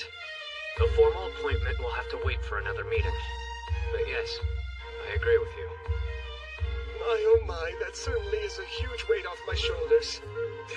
Now I will humbly accept the retirement allowance I owed for my many years of service and perhaps purchase myself a cottage in the country where I can enjoy the rest of my days. At least that's what I had been planning, but I am well aware that the National Treasury is still in dire straits. So in lieu of my retirement and in service of the Crown, I will remain at your side and accept a salary commensurate with a new position. How about that? You are a wise minister. Even more than you previously thought I was?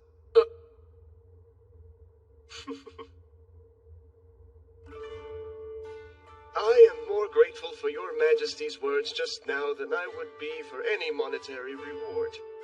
Listen, Marks. It hasn't been very long since I arrived in this world. There's much that I still don't understand, especially when it comes to the customs of the court. I would like for you to act as a consultant to help me with that. Will you? Your wish is my command. Sire, although I haven't been formally appointed yet, as your Prime Minister, I have one suggestion I'd like to put forward. What is it? Majesty, I think you should take time off.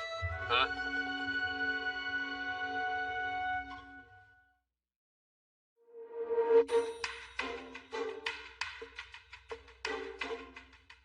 Honestly, if all the things Hakuya could have suggested, why'd it have to be that?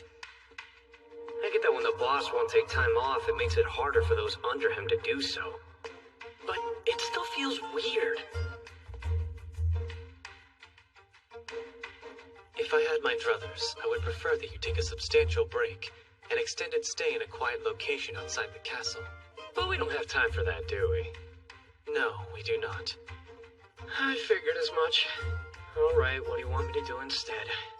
Take the rest of the day away, and leave the grounds before you're tempted to continue working. I've made arrangements to allow for your absence. Yeah, if I'm taking time away, I'd rather stay in my room. I'm afraid that's not an option. Our objective here is to have your Majesty show off that you were taking a break from work. You need to enjoy this time in a way that the castle is able to see and appreciate. I don't think you can call that a real break, then. If I may, sir, use this opportunity to take Princess Licia on a date in the castle town. A date? Oh, yes. By deepening your intimacy with her in that way, it will surely hasten your succession, sire. Don't get ahead of ourselves. But I guess it would be kind of nice to go out together. So what should we do about an escort? I think Aisha would be the perfect choice. Brilliant, Hakuya. With such a mighty warrior to accompany them, their safety is guaranteed. Sure, but if it's supposed to be a date, should I really bring another girl along? You'll have a flower in each hand. I couldn't be more envious. Indeed. Damn him. He didn't mean that, right? Oh, just who I wanted to see.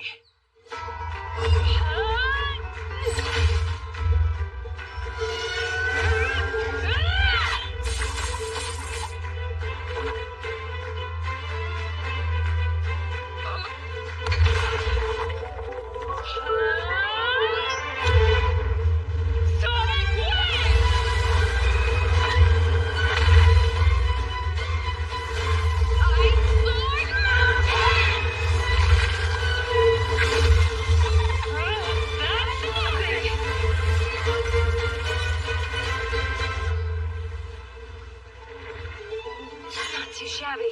I could say the same about you. Your guard is truly impressive. Is this how warriors of this world always fight?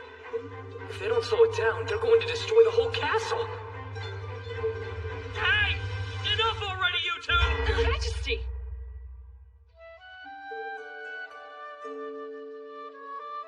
Date? Yeah. So that's a no? It's not a no, but knowing that Hakuya was the one who proposed it is a bit troubling. Yeah, I kinda had the same feeling. But either way, I do have free time. There's no reason we can't go out somewhere, right? I suppose not. Ooh, sir! In that case, please come to our forest. As much as I would like to. I only have today, so we'll have to go someplace relatively close by. Oh. Yes, we would need far more time. It's 6 days round trip, even by horseback. We'll plan to travel some other time. I did go over how to carry out the thinning, though, right? You did. But there are many among the Dark Elves who have always been particularly inflexible on skirting tradition. They may take some convincing to let their own people cut down trees in the forest we're meant to guard. See? Ah. No, that makes sense. Those types are all over. That is why I would very much like your Majesty to travel there and rebuke them personally. Understood. We'll go as soon as time allows. Thank you very much. I have begged your indulgence, so in exchange, please use me as you see fit. Great. I actually do have a favor to ask. Sire, yes. Shall I to bed? Why would you assume that? Because I just finished offering myself to you. Was that not clear? Soma... Hey, don't give me that look. You know I wouldn't. I just wanted to ask if she would be our escort down in the castle town today. Wait, you don't really want me to come along on your date, do you? If Licia and I go alone and something happens to one or both of us, we'll be in big trouble. And when I say date, really just having a look around town, so no worries. Well, I, for one, am a little concerned. It's nothing, forget it.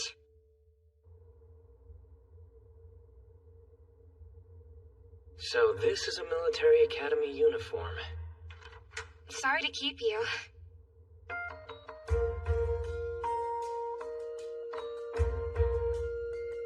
Hey, those glasses are really working for you. Oh, you think so? Well, thank you. Your Majesty, how do I look in uniform, sir? Huh?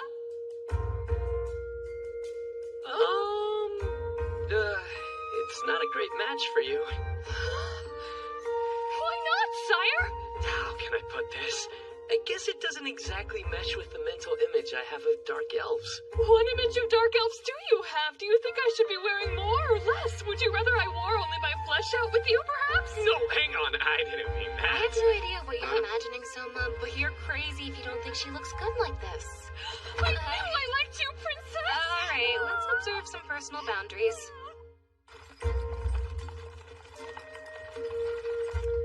It won't be long before we're in town. Remember, once we set foot outside this carriage, you and I are no longer the princess and the king. We're simply students at the academy. Yes, hence the uniforms. We can keep a low enough profile like this. You can count on me, Your Majesty. Another thing. We're undercover, so you shouldn't call me that. Oh, of course, but what should I call you instead? You can just call me by my name. Or if you prefer, you can use my given name, Kazuya. Huh? Soma, I thought that Soma was your given name. No, that's obviously my family name. My name's Kazuya. But you're Soma Kazuya, are you not? Yes, Soma Kazuya. That's right! Given names come first in this country like they do in the West! No chance I can go ahead and correct that, is there? It's unlikely. Your official documents probably all have Soma Kazuya written on them already. Oh, come on. I cannot believe I screwed up my own name that badly. I don't think it's that big of a deal.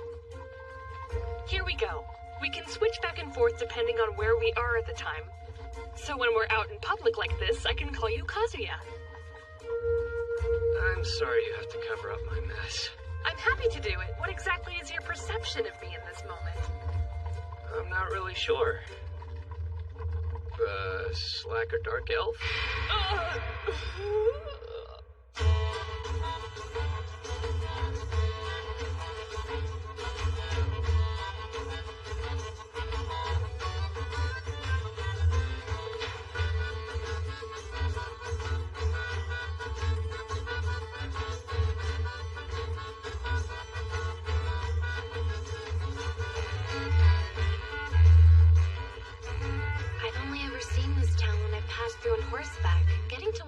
around and explore is actually refreshing. It's been a nice break in the monotony. Lord Kazuya. What's up? Something wrong? No, but I am getting quite hungry. In that case, how about we go get something to eat at Juna's cafe?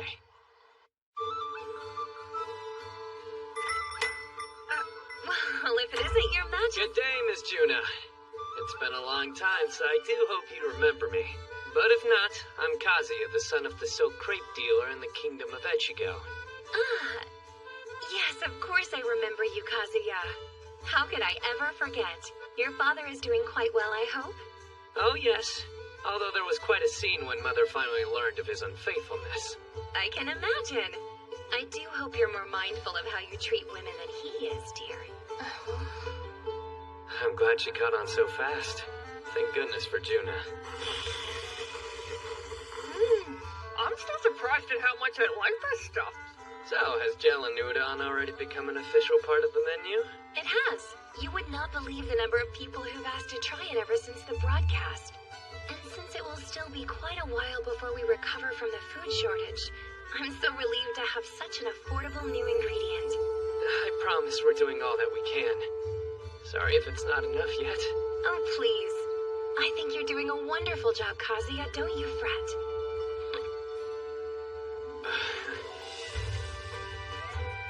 Why does it always seem like you treat Juna differently than everybody else? Oh, yeah. That's something that I noticed earlier myself. It's nothing I can help. I get nervous when I talk to pretty women. You don't have to point it out. And Aisha, you can talk or eat, but not both. She's made her decision, folks. You know, Miss Aisha, the first time I saw you in the royal castle, you struck me primarily as a gallant woman of action who would never let her guard down. But right now, you seem much more like a harmless slacker. Hey, that's not true, is it? From this angle, it looks like you just want to outdo Poncho at the gluttony game.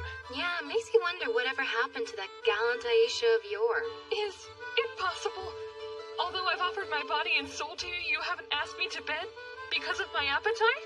Why are we suddenly talking about this again? But either way, it's not like I can do that when I'm already engaged, so... Soma, don't you know? Polygamy is recognized in this kingdom. Recognized and embraced. Sometimes women will take multiple husbands as well. But that's not as common. If you try to limit yourself to one husband and one wife, you run the risk of your household dying out rather easily. Sure, I guess. So why haven't I seen any queen consorts apart from Lycia's mother? Oh, that's because originally it was my mother who held the royal power. She's a daughter of the previous king, you see. Wait, so your father married into the family? Yes. He wasn't in charge of any governmental affairs until after they got married. That's why he never downplays my mother's involvement on the throne, and why he never took other consorts. Hang on, then was it alright for him to concede the throne to me himself? That wasn't a problem. My father got all the attention, but he could never have abdicated without my mother's approval. I'm the only one with a claim to the throne and responsibility to the bloodline, though. So I would eventually have to take a husband one way or another. In my father's case, there were extenuating circumstances that don't apply to you, Soma. If it's really what you wanted, another wife would be... possible. But would you be comfortable with that? Truth be told, I wouldn't be thrilled about it, but I'm willing for there to be up to 8, including myself. So many?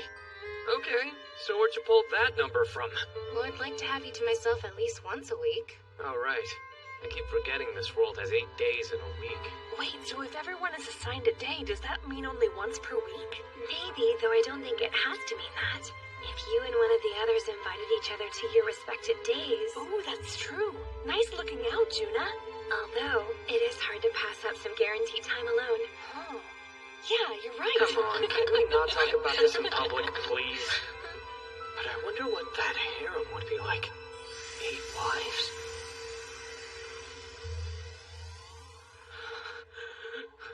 Out of the question!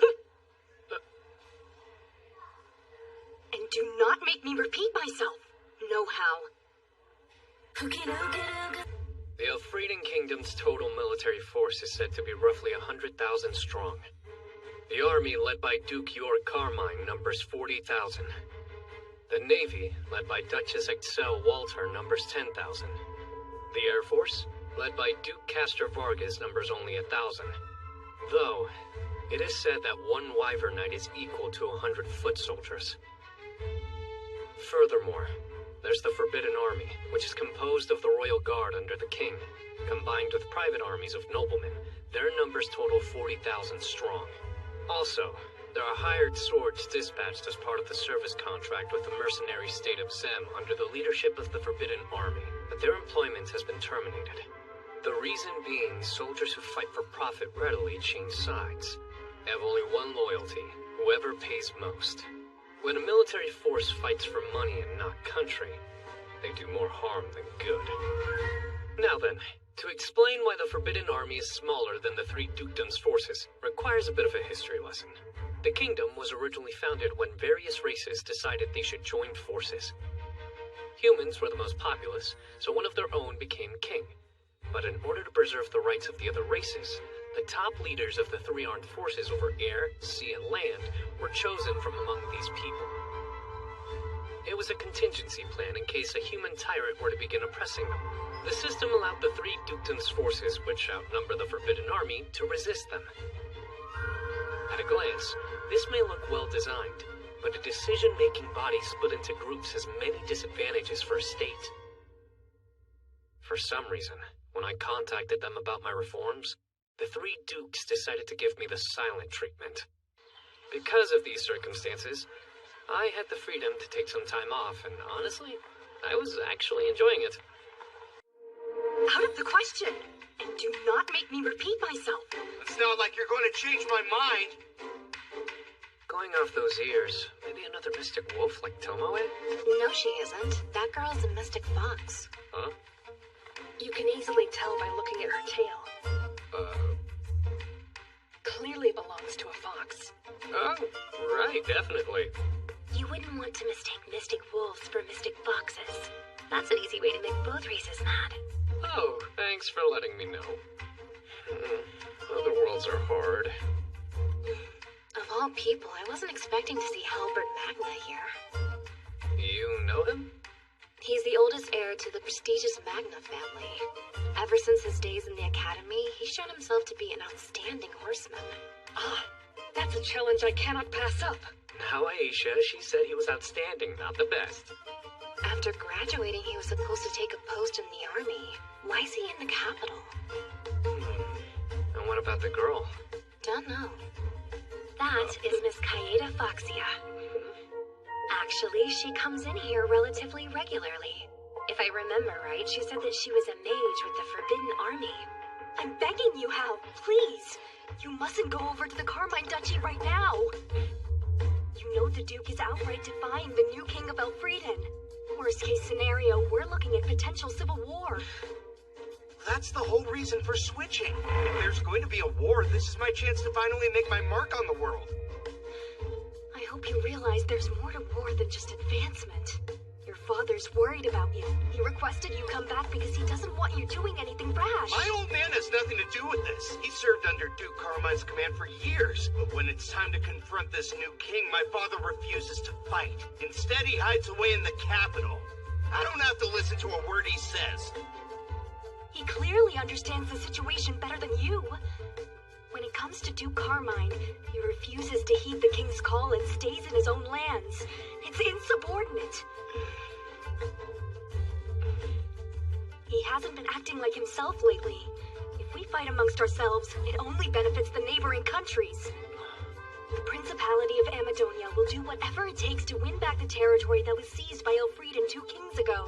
Most of the Republic of Turgis' land is frozen. They want rich soil and a harbor that won't freeze. If a civil war breaks out, I guarantee they'll invade us. Duke Carmine hasn't figured it out, otherwise he wouldn't be acting this way. First, let's go over the surrounding countries. They're the nations that border our kingdom in the southeast end of the continent. They include the Union of Eastern Nations to the north, and the Principality of Amadonia to the west. To the southeast is the Republic of Turgis. Also, in the sea to the east, there is the Nine-Headed Dragon Archipelago Union. Then, west of the Principality of Amadonia, lies the mercenary state Zem. There are no countries with whom we have friendly relations. 4 of them are neutral, while 1 of them is hostile. So basically, you don't have any allies. With all due respect, because of the chaos from the Demon Lord's domain expanding, this is not uncommon. Presently, each nation is wary of the other's intentions. The truth is, the only allies they see as trustworthy are their own tributary states. So, which territory's hostile? Is it Amadonia, Zem, or perhaps Turgis? First of all, we can exclude Zem. To be frank, the choice to terminate their mercenary service contract left relations with their country somewhat strained, but still I would not call them hostile. However, Amadonia is antagonistic towards us, and if we requested reinforcements, they would likely send mercenaries. Getting in some payback while also getting paid, is that it? Come winter, Turgis will be isolated by the ice and snow, so geopolitically they adopt a policy of heading north. But why north? Right, I forgot in this world it gets warmer the farther you travel in that direction. They may be watching carefully for an opening, but if we gave them one, I doubt they would be openly aggressive towards us. Basically, we have to guard against Amadonia, which is strange. They did offer to send assistance, if I remember right. Yes. The stability of our neighbor, Elfrieden, is directly related to our own national defense, thus if requested, we will send reinforcements to put down the hostile 3 dukedoms, as they so eloquently put it. Thing is, it wouldn't surprise me if they made very similar offers to the dukes as well. Let's work together to overthrow the false King Soma, usurper of the Elfrieden throne. About right? Obviously, their plan is to exploit the strife with the 3 dukedoms so they can expand their territory. They'll see their chance to send troops into our lands, calling them reinforcements, then capture several of our cities. Amadonia will weigh their options, whether their assistance to your majesty or the duchies is more advantageous, then aid that side. And after they've occupied various cities, they'll come up with some reasoning to annex them as part of their country. Sadly, it's a rather common tactic, but quite effective nonetheless. I'll bet. This is a real problem. Well, all the dukes are likely wise to Amadonia's true motives. So regardless of how much they dislike me, they won't let themselves be taken advantage of by another country. At least, I sure hope that's the case. There's still one issue, though. How can the dukes needlessly oppose the king when the neighboring countries are looking for any opportunity to pounce? What are they thinking? Yeah, that is the question, isn't it? Duke Carmine isn't careless. Whatever his reasons, I trust him. Even though you admit you don't know what he has planned, you're still more than willing to blindly follow him into battle? For your information, several noblemen have given up on the king and have combined their forces with Duke Carmine's army. And do you know why they're joining him? They're upset the king has exposed their injustices. After having their property confiscated to pay for their crimes, of course they have an axe to grind. If Duke Carmine is taking those sort of people under his wing, then I have a hard time believing his cause is just. Well, it's not like he... Look, Hal, I'm begging you. Reconsider going over to the Carmine Dukedom. It's dangerous to side with anyone who opposes this king. Trust me. A child unproven in combat dangerous? He's no match for a battle-tested hero like Duke Carmine. Your perception of him is all wrong. Isn't my word good enough? That man is formidable. And what makes you say that? An army's effectiveness depends on the quality of soldiers and supplies. The same is also true for a nation. Our new king, he's finding people to solve the food crisis.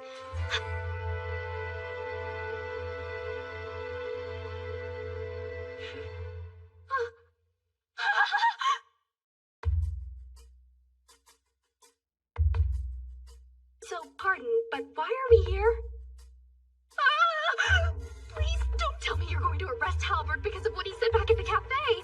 The boy's harmless. He's dumb, but he'd never do something as stupid as rebel against the kingdom. I think you have the wrong idea. I do? So why were you in town? I got some time off of work unexpectedly, so I popped into Juna's cafe. Oh, a much-deserved break. Enough games. Are you one of Kaeda's friends? No, not exactly. Then how about minding your own business? Hal, you don't have to be so rude to our... Be quiet! Who asked your opinion anyway? Hey, there's no need for you to raise your voice at her. I don't care if you do know each other. You butt out. Whose fault is it that we're...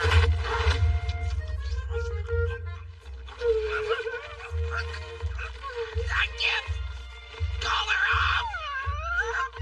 Aisha, that's enough.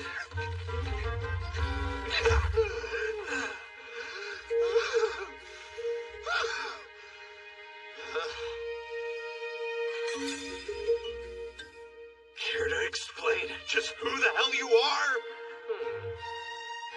I don't get a chance to do this very often. Time to get a little theatrical.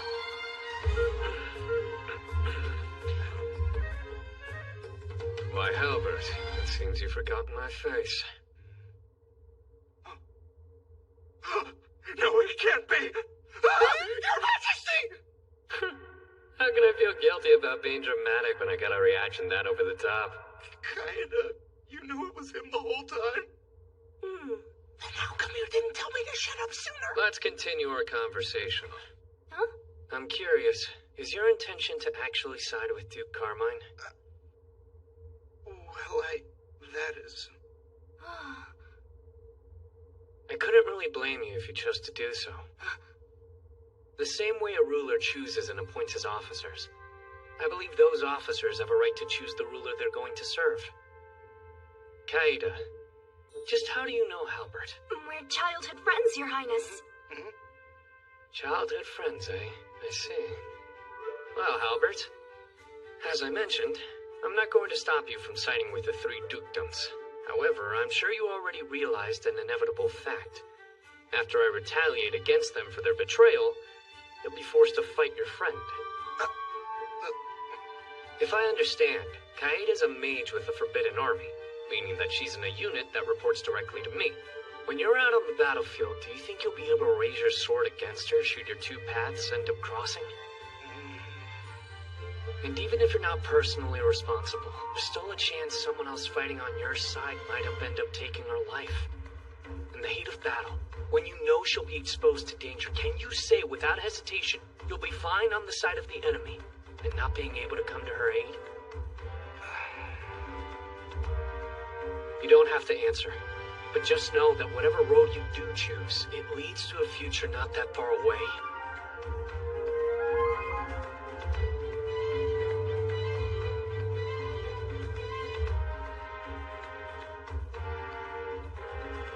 Before you're swept up in the moment and do something that might prove rash, just ask yourself, what is it that you want? What you truly desire? For whom and why you want it? What I desire, and for whom.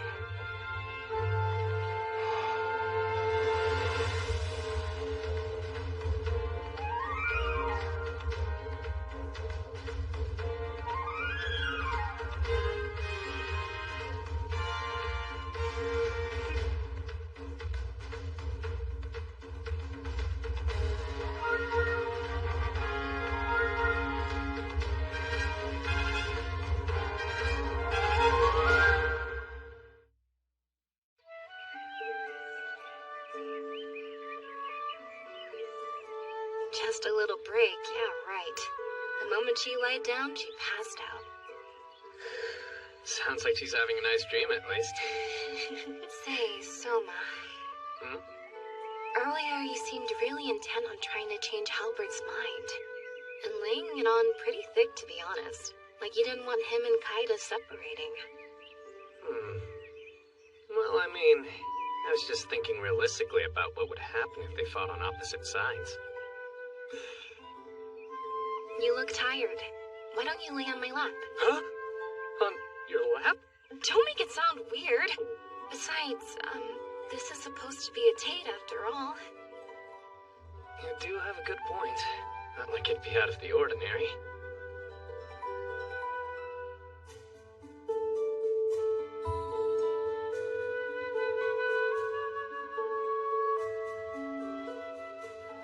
Doesn't this make us look like we're engaged? Yeah, in name only, at least. Name only. Don't worry about the whole betrothal thing. I'm only keeping the throne warm for a little while. After a few years, I'll probably retire from this king gig. Hey, do you even want to be engaged to me? It's not very fair to ask me like that. Huh? And why not? Licia, are you okay? You know, being engaged to me? Yeah, of course I am. Don't read into that. I just meant you're better suited to ruling the kingdom than I am, that's all. You're fine being engaged to someone you don't love? Just because they're better suited to being the king? That's what it's like to be royalty. Maybe so, but I'm not royalty. Not really. Anyway, I would rather marry for love's sake. So, in other words, you don't like me. Can you say for sure you'd never fall in love with me?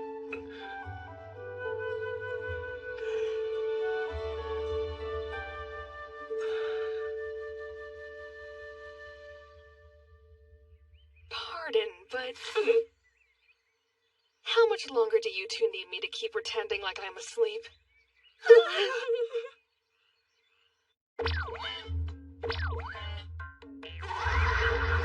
Told ya, I'm pretty good at this. I assume you're moving him using that living poltergeist magic of yours. Yeah, I must have leveled up by using it so much or something. Because now I can move up to 4 objects with independent consciousness. Impressive. But out of everything, this is what you're using it on?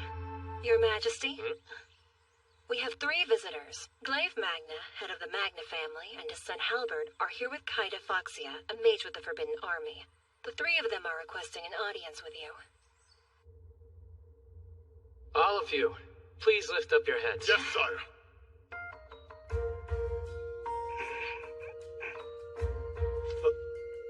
Oh wow, Halbert. Looks like you saw combat sooner than you were expecting.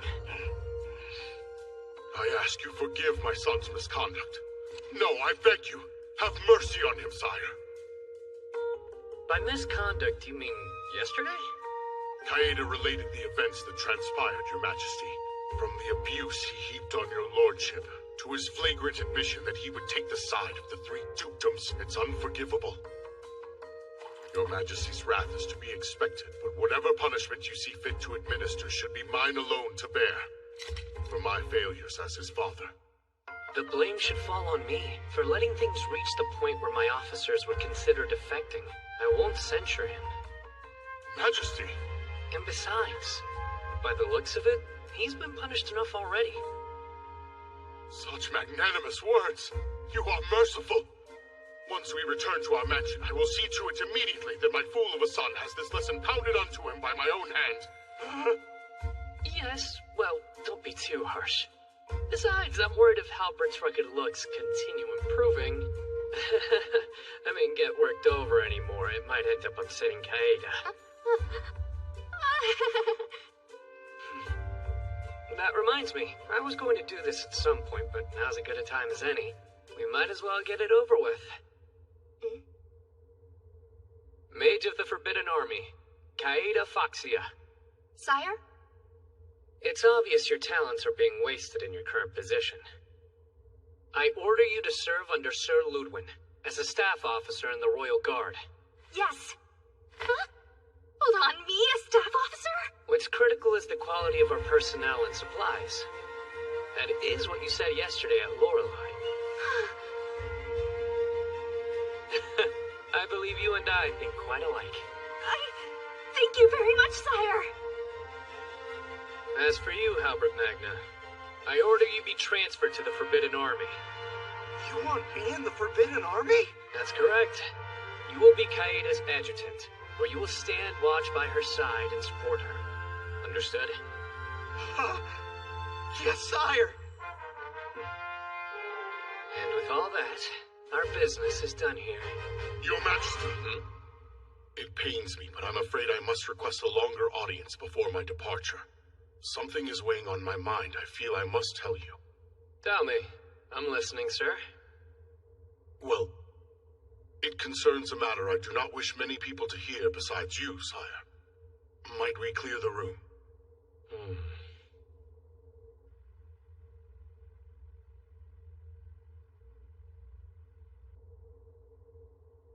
All right, let's hear it. Sire.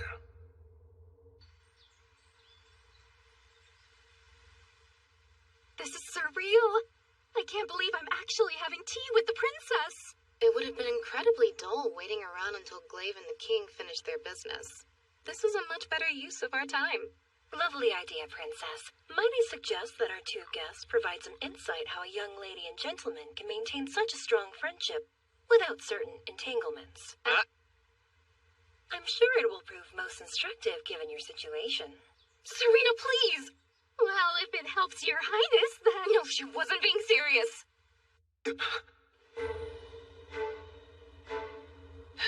And now that you've told me this, just what do you expect me to do with the information? That's your choice. I just wanted your highness to be aware, and I have completed my task. This is heavy. There are 6 elements: fire, water, earth, wind, light, and darkness, which make up the magic of this world. Fire, water, earth, and wind. Each of these elements have their own specific magic attacks, while light is basically used for healing.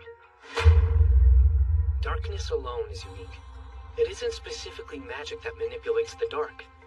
Any specialized magic that doesn't fall under the previous 5 elements is included under this umbrella term. After observing Licia and Aisha during their training, I noticed something. One can impart whatever magic they possess into their weapons and attacks. Additionally, there are a few who can create more powerful magic phenomena known as mages. When a mage is assigned to the armed forces, the branch they are sent to depends on their element. Fire goes to the army, wind elementals go to the Air Force, and water to the Navy. As for earth, they end up in the Forbidden Army, which reports to the king. Moreover, light elementals, which serve as medics, are assigned equally to each branch. Luckily for us, the earth elemental mages are under my command. Currently, I have the majority of the Forbidden Army employed in some civil engineering projects. Incidentally, my living poltergeists are treated as part of the other category. In other words, they fall under the title of dark magic. Time to take it outside the castle, and use it for a little adventure.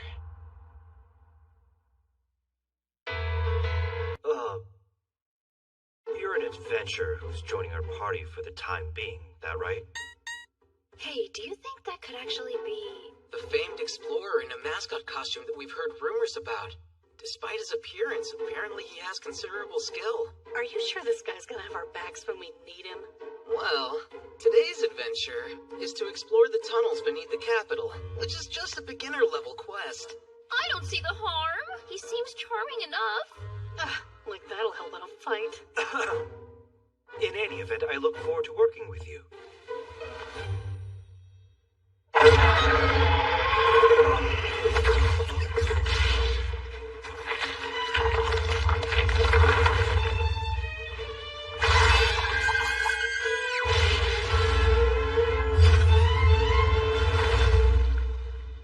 He's a lot more agile than he looks. I told you there was nothing to worry about.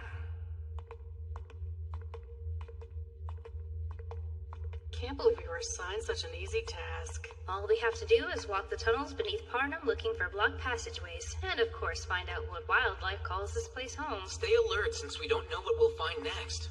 Everybody, stop! What is it? Something's ahead. And it's huge, whatever it is.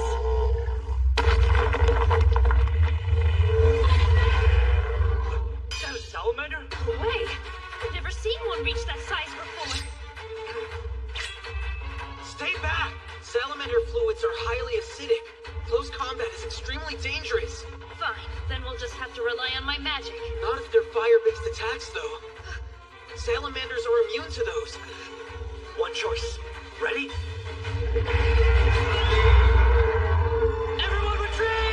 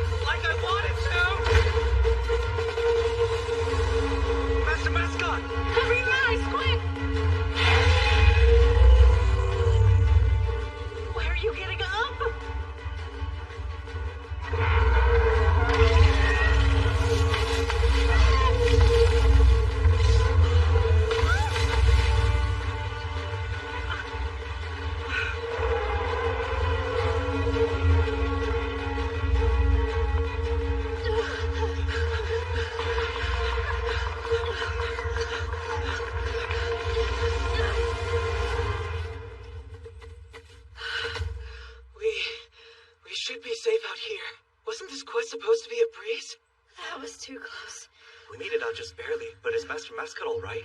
It looked like he took some major damage from that salivating salamander. Honestly, of all the times you could have tripped, I don't even want to imagine what would have happened if I didn't come to your rescue. Huh? There's no reason for you to go and beat yourself up over it. You're welcome. Still, I did get saved by you, so I suppose that means we're even. Excuse me. Are you saying you're glad it was you that got burned by the acid instead of me? Ugh. Well, you shouldn't be. I'm an adventurer after all. When it comes to picking up scars, I'm no stranger. It's almost like she's discovered a way of carrying on a conversation with him. Even though Master Mascot didn't say a single word, how is it possible for Yuno to know what he's thinking? I have a theory. Could it be the power of love? No way.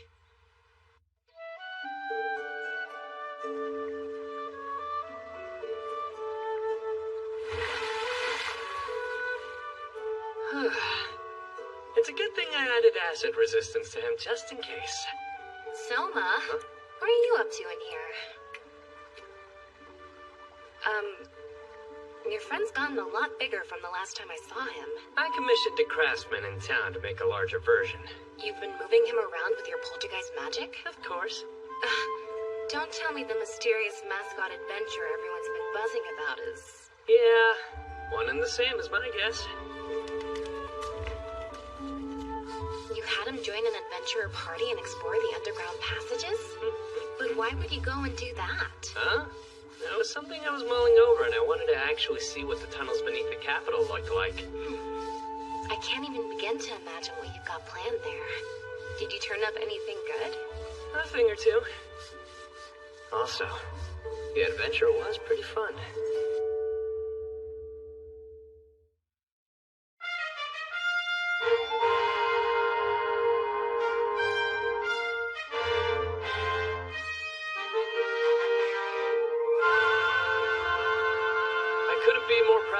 Faces, eyes sunken, showing no signs of life. Your gaunt faces look like the spirits of the dead haunting their own graves. For several days now, you have eschewed your bedrooms to work, battled with numbers from morning till night, and ignoring your family's pleas to stop coming to the castle. To put it simply, you are this kingdom's true treasure. Take pride, for all of the mental strain you've endured was for the sake of saving Elfrieden and guaranteeing its future. It's thanks to all of your work just now, we've secured the capital desperately needed, which will allow us to earnestly move forward with the much-anticipated Project Vanity Nova. Vanity Nova? Yeah, that's the name of a new city we're going to put here. Since it's on the coast, does that mean that you're building a port? Just wait. I'm planning on making it the largest bay city in all of Elfrieden. But Lagoon City in the Walter Duchy already serves as our main seaport, so why do we need another? Soma, you don't mean... It's nothing like that. I'm not trying to start a conflict with Duchess Walter, really. Then what exactly is your reasoning for needing to build a second port? While we construct our new city here, we'll start building roads outward. If we maintain a transportation network from the port to other cities, we can control both maritime and overland shipping, making the distribution of goods much smoother. Once the project reaches completion, Vanity Nova will end up becoming the heart of this nation. And the roads branching off will be the blood vessels. That's the plan. The kingdom's hardened vessels? I mean, is smoothing out the distribution of goods really that big of a deal? Yeah, I'm underselling it. Licia, do you know how prices are determined? Items people want are expensive or cheap, depending on the number available. At the very least, I know that much. Right. The price of goods are determined in relation to supply and demand. If there's an absolute shortage of something, that's out of our hands. But if distribution is done smoothly, whatever material we experience a shortage in can be brought over from someplace where there's a surplus. Once the commodity excess and deficiencies are resolved, and a balance between supply and demand is achieved, inflated costs will gradually decline. So all throughout the kingdom, prices will begin leveling out. Naturally, I think lower prices are a good thing, but how do we make them go down? Tell me, Licia, what do you think is the most in-demand item in the country? The thing that people are seeking more than anything right now?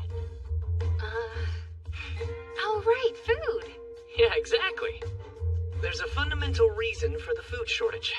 That's because our domestic production of food crops is at an all-time low. And as a result, supply shortages are driving prices up, spurring things on. No matter how much food costs, you can't afford to stop eating. If prices go up, it puts a squeeze on household budgets, leaving less money to spend on other things. And that's the reason this nation's economy is stagnant. While converting our staple crop away from cotton is proceeding, we'll have to wait to produce actual results. But as of now, out of all the options, this is the most effective measure we can take to control skyrocketing food prices. It's imperative we secure the necessary funds, no matter what it costs to make that happen. Once this project is at completion, our revolutionary reforms will take a huge leap forward. But we wouldn't have reached this point without you cutting out wasteful spending and finding the capital to build the harbor. On behalf of the people, I thank you. And yes, it's true. Your names may not go down in history, but together you have made a monumental contribution to history, more than any hero on the battlefield. And believe me, Soma Kazuya will remember that. All my life. Men, truly, you are the nameless heroes! All of you have done an exceptional job. You deserve a special reward. So, starting tomorrow, you'll have 5 days off. Ordinarily, I would at least present you medals for your hard work. But dipping into the funds you spent countless hours securing would defeat the entire purpose. And for that, I feel deeply ashamed. So in lieu of a medal, instead each take 1 bottle of wine from the castle cellar. Toast yourself, sell it for cash, or whatever you please!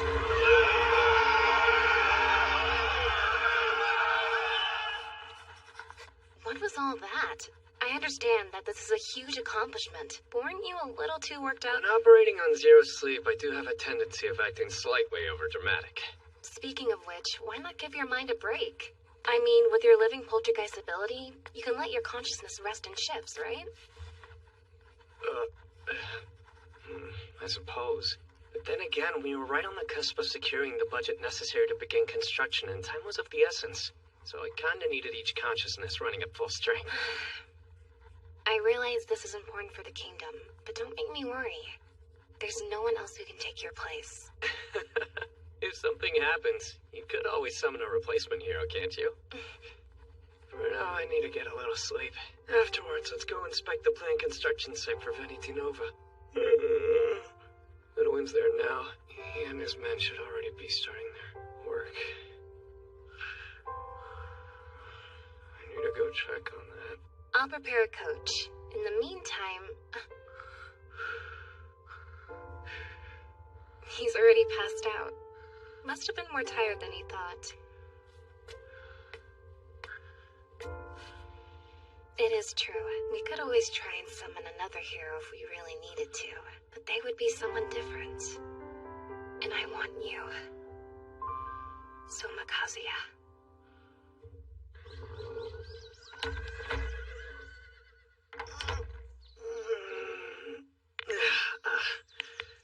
This is closer to Parnum than I was expecting. The trip was so short, I'm not even hungry. It's located near the center of the kingdom, and geographically, it's an ideal place to build a port. Kind of makes you wonder why a location this well suited went unused for so long. Your Majesty! Thank you for making the trip out here. Good to see you, Princess. I welcome you to the future site of Veneti Nova. And thank you for safely escorting His Majesty here, Aisha. Let's get right into it, Ludwin, and hear an update on how construction is progressing. We've already finished marking off the territory. As for construction, it was on schedule. What happened? You ran into trouble? Yes, well, let's not discuss here. I'll explain the details inside. There are people who are opposed to the construction? Yes, sire. They live in a small village located a little farther inland from this point. They're led by an older gentleman named Uru, and insist we mustn't build a town on this land. Did they say why they were so against it? Brace yourself. Apparently this is the Kaijin's domain, and if we erect buildings, we'll incur its wrath. The Kaijin? That's what their sea god is called, according to the village elder anyway. Kaijin, the destructive god of the ocean. So, this world has sea gods too, but do they actually exist or are they a myth? There certainly are people who think there's something monstrous living deep in the ocean, but if you ask me, I'm doubtful this kaijin exists. I've never seen it myself either. Sadly. More than likely, it's just some sort of local superstition. Whenever houses are built on the sea god's sacred land, an enormous monster appears emerging from the ocean and swallows the buildings up whole. A giant beast that comes out of the ocean and swallows all the houses up. Ludwig, I need to hear what this old man has to say in person. Tell me where I can find him. The village he lives in is relatively close by. If you'd like, I could take you there now. I had a feeling I'd see you again. How many times do I need to tell you about the kaijin? Building a town down there is a death trap. Huh? Forgive me, old-timer, but regarding this kaijin, would you mind telling me a little bit more, please? And who might you be? Oh, I'm just the acting king of Elfrieden, Soma Kazuya. Huh? Ah! Your Majesty! Please continue, Udap. Tell me more about this sea god. It's not my place to make demands of His Majesty, but I beg you to reconsider. No matter what's happened, this land has always belonged to the kaijin. Whenever us land dwellers dared to build houses on its territory, we would awaken the sea god's anger and he destroyed our hard work. This village, the next one over, and the one after that have suffered generations under the kaijin. No one dares live in his domain anymore.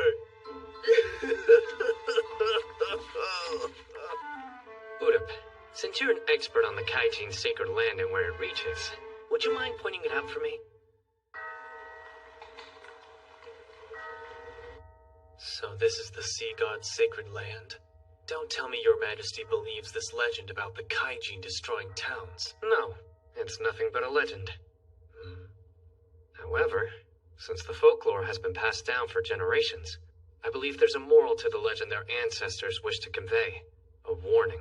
So in reality, the sea god's wrath is a metaphor. Yeah, and the story has one crucial lesson. Don't build houses in this specific place. You ignore the warning, an unbelievably large monster will emerge from the ocean and swallow up the structures you've built. I suspect that this sea god's wrath is really a tsunami. But sire, as long as I've lived, I've never heard any tales about that area being struck by a tsunami. Most likely because the intervals between storms are so huge. 100, 200 years, maybe longer. We're talking about a millennia. 1,000 years. Before returning to the castle, I visited the other villages surrounding the construction site and asked them about the folklore passed down. I received a rough estimate as how much area the tsunami would cover. Which is represented by the slashed out portion on this map, right? It completely overlaps the proposed construction site for Veneti Nova. Yeah, and almost impressively so. Then, your majesty, knowing this, do we cancel building the city? The project will continue moving forward. Except, we're changing the construction site. Change the site? But this far in? While this V-shaped topography is suited to being a harbor, there's just one major problem. Should a tsunami occur, people are at risk of being harmed. I'm thinking of moving the planned construction site to this side. There? That area did actually come up as a possible replacement site for Veneti Nova. But sire, you're talking about planning for a tsunami that might not even come for 1,000 years. Aren't you being overly cautious? If there's a 1 in a millennium chance it'll strike, who says it couldn't be during our lifetimes? As long as there's a remote chance, I'd like to make Veneti Nova a city that can withstand disaster. Wise decision in line with your motto, to provide is to prevent. When I consulted the elders about what preceded the sea god's wrath, every one of them mentioned how the ground would suddenly begin violently shaking. Meaning earthquakes? Precisely. When a large undersea quake happens, the fault movement causes the seafloor to rise up quickly and then sink down, resulting in the sea's surface. Well, never mind the reasons why. What's important is that if the ground starts shaking even just a little bit, there's a risk a tsunami's on its way. Very well. To be safe, let's factor in a storm hitting the shoreline. Knowing that's a possibility, how does that event alter our current plans? Short version, people need to flee the coast as fast as possible if an earthquake occurs. Ideally, they need to seek shelter on higher ground. It is imperative we spread this information, especially to the people residing near the coastline. As you wish, sire. May I also propose we consider appropriate locations for the citizenry to retreat to and prepare routes there in the event of an earthquake? Please do. Now, as far as changes are concerned to the construction, first of all, you need to create a bank here and elevate our proposed site. It shall be done, but that is going to require some time to finish. I'll have the Earth Mages in the Forbidden Army make it a priority. May affect the construction schedules elsewhere, but still can't be helped. Here's a possibility to consider. What if we place the residential and commercial districts further inland? Best to do the same for any consulates and other important facilities. It begs the question, what do we do around the port facilities? I've never met anyone as fired up about building a port as His Majesty. We both know how he works like crazy securing the budget to get this project off the ground. Naturally, he would be passionate. It's admirable just how much His Majesty really does care about the kingdom. Yes, Aisha, he really does. May I ask you a question?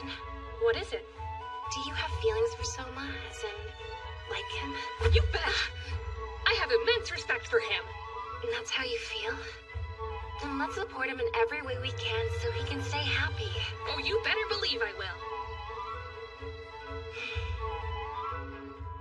Battleship Albert, the only ship possessed by the Forbidden Army, which bears the name of the previous king. Looking at it as a whole, you would probably find its modern aesthetic strange, especially for a world that hasn't even reached the Industrial Revolution yet. However, despite being made of iron, as long as its buoyancy is taken into account, it can still float on the water. In other words, a battleship can still be fashioned, even with only a medieval level of technology. In my world, the reason they weren't built until after the Industrial Revolution was that there were no engines that could propel an iron craft.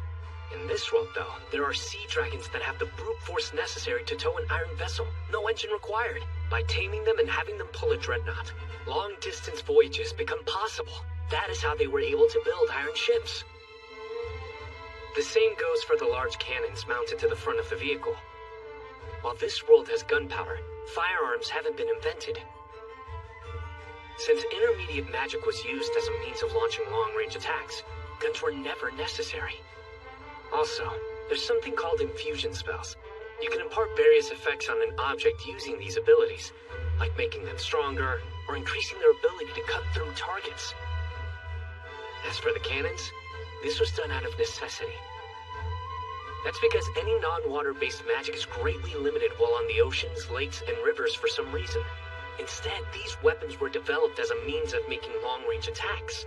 In short, technology is developed when it becomes needed. It's a world composed of backward systems, and here I am, attempting to advance my own civic projects.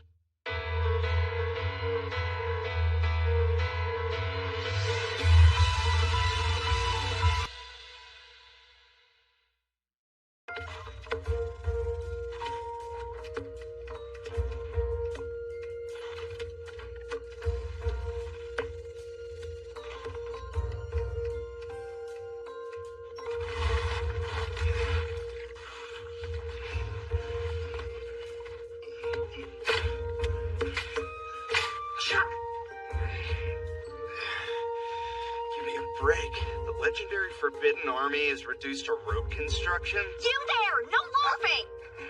So stop running your mouth and get back to digging! Kinda. Oh, no you don't! You serve under me, Hal, and will address me as Site Foreman, got it? Site Foreman? Is this really a job fit for the Forbidden Army? We originally hired unemployed people from the capital, but we were still extremely short-handed. After all, we are building an entire network of roads throughout the kingdom, you know, starting from the new port city of Benitinova and stretching all over. I'm just saying there are better options besides using the Forbidden Army. We're supposed to protect the kingdom, not build roads.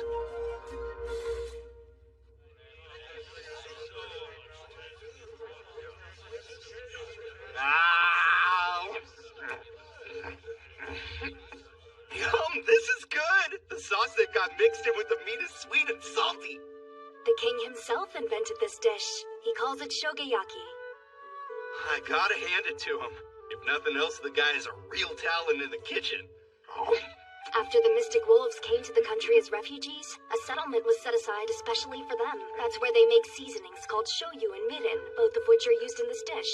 It's basically how they established themselves in this kingdom, providing us with these seasonings. A policy that houses them and gives us delicious food. That's killing 2 birds with 1 stone. What's more, it's amazing we can eat fresh vegetables for a change. These came from the village closest to here, which is connected by the road to the capital. Creating a direct route between cities lets us manage our supply lines more easily. Sounds like the construction efforts are already paying off. With this kind of transportation capability, we're making a huge contribution to solving the food shortage. We are? Seriously?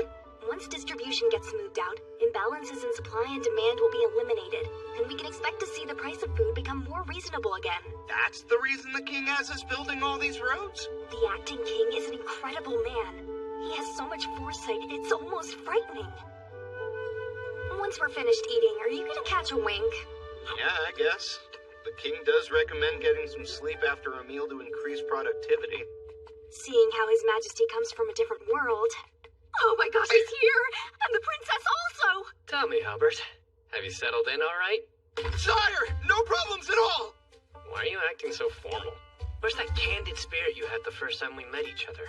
I'm terribly sorry for how I acted that day. It was an unforgivable act of rudeness against your highness. Listen up, all right? And that's a royal decree. Also, no more your highness. Call me Soma. Oh, but... Sire, Hal, I wasn't asking you, I was giving you an order. Understood, Soma? That's much better. I've been hoping to find a guy my age that I can just chat informally with.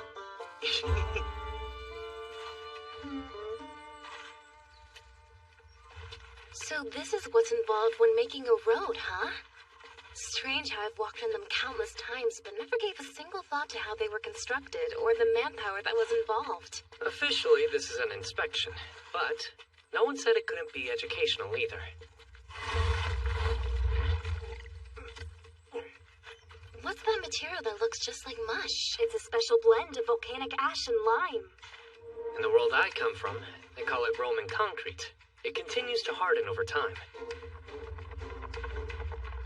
When it solidifies, even one of those beasts traveling at full gallop won't cause it to crack. That's pretty amazing, but is it really that rigid? As a matter of fact, the degree of flexibility is what allows it to distribute the forces it receives.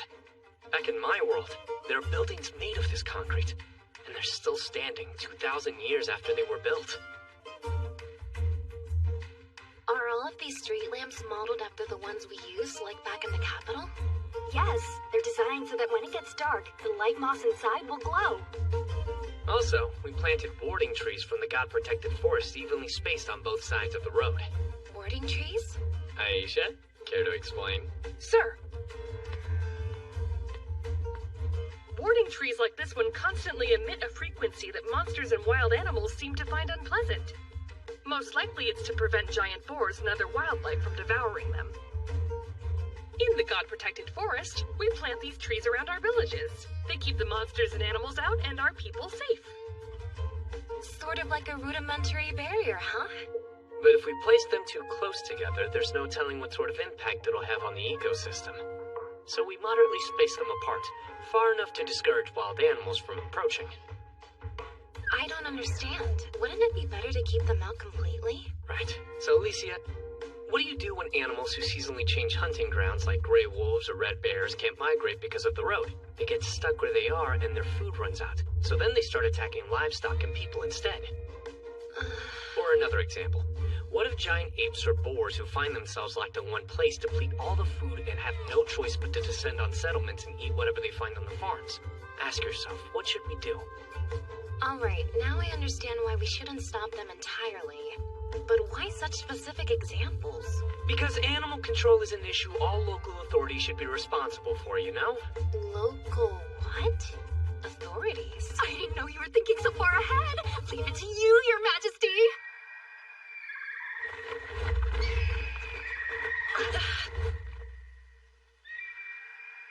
What was that? A messenger cooey.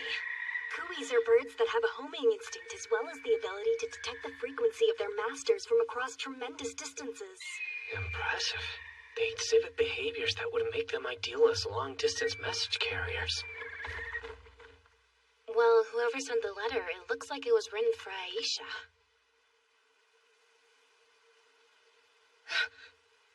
No, it can't be. What does it say, Aisha? It's a message from my father, the chief of the Dark Elves. This is terrible. He says last night there was a massive landslide in the god-protected forest, and it ended up swallowing half of a village. Before it happened, he says the forest had been experiencing a long stretch of rain. There's so many of us missing. Soma. What do we do? Hal, please. The king is thinking right now. Don't break his train of thought. Kaeda, how many do we have constructing roads? Sire, there are 54 from the Forbidden Army and 4 engineers on loan from the Civil Engineering Guild. Of all of those, there are 6 who are Earth mages, including myself. All right then, this group is going to the Dark Elves village to rescue them. Majesty! Aisha, one-on-one, there's no question that you're stronger than I am. But I can mobilize a lot more manpower. So let me handle this. I guarantee you we will save as many lives as we can. Not now. Crying will have to wait. We need to carry out the rescue first. But if we're going to enter the god-protected forest, then we need you with us. Show us the way in. Right. Disaster relief is a race against time. Luckily for us, we're not that far from the forest. We'll head directly there. As you wish, sire. I'll get the soldiers ready to go at once. See to it. Licia, please return to the capital and request that they send a rescue party. When you get there, also ask Hakuya to send relief supplies to the Dark Elves village. Understood. I'm on it. Leaving now. How long till we reach the god-protected forest? With a quick steed, half a day. At a normal military march, it will take 2 days, no matter how fast we hurry. What? 2 days? If the landslide happened around midnight, about half a day has elapsed. No matter our speed, we'll arrive 2.5 days after it occurred. Only half a day before the 72-hour threshold is going to be tough. Why a 72-hour threshold? During natural disasters, about 3 days after the incident, or 72 hours, the number of likely survivors decreases dramatically. Then let's not waste time and head to the god-protected forest! I'd like to, but a normal military march will take too much time. Isn't there some kind of magic that can instantly transport a large army? Are you kidding? If anyone could do that, do you think we'd be out here pouring this much sweat into building these roads of yours? Damn it. Surely there's some way to get up there fast.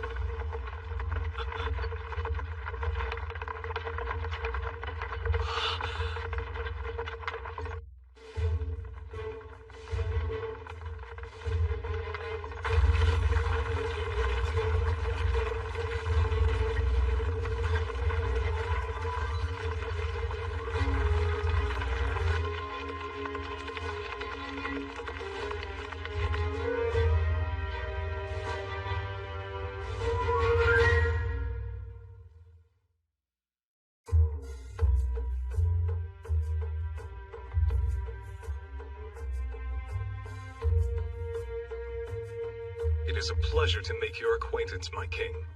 I am the Dark Elf Chief and Aisha's father, Wodan Utgard, at your service. Please, let us dispense with the formalities. Right now, the recovery effort comes first. Currently, I have just under 50 Forbidden Army soldiers accompanying me. But in the coming days, a second unit equipped with relief supplies should be arriving. Explain the details to me. Certainly. The landslide occurred on a slope here to the east of this village. By our count, over 100 are dead. But there are still more than 40 people unaccounted for. All right, please compile a list of those who are still missing. If we cross off names as they're found, nobody will slip through the cracks. Very well, my king. I'll arrange that at once. Also, post lookouts to stand watch over the mountain. If it moves even slightly or there are any unusual sounds, have them warn us. The last thing we want is another landslide during the rescue mission. Your Majesty, please allow me to carry out this duty.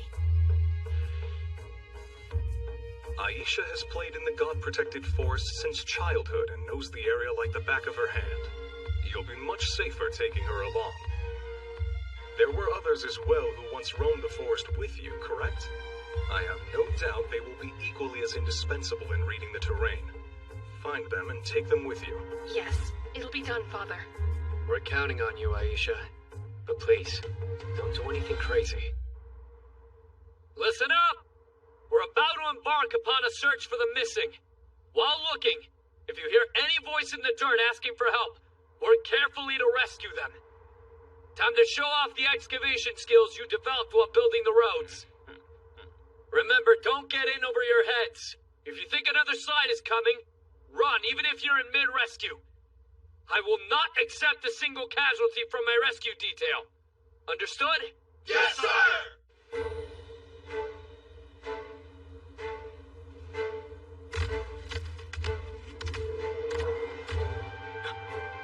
I just heard someone.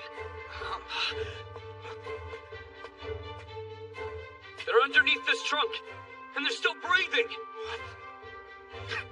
I don't hear anyone. They're under here. Hurry up and dig.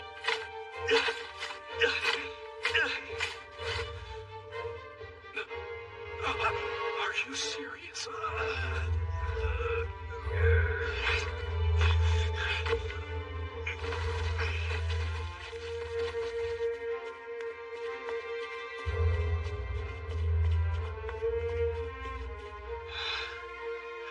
How you could tell someone was buried there. It's all thanks to these. What is that? Like a mouse? Carved out of wood. Watch.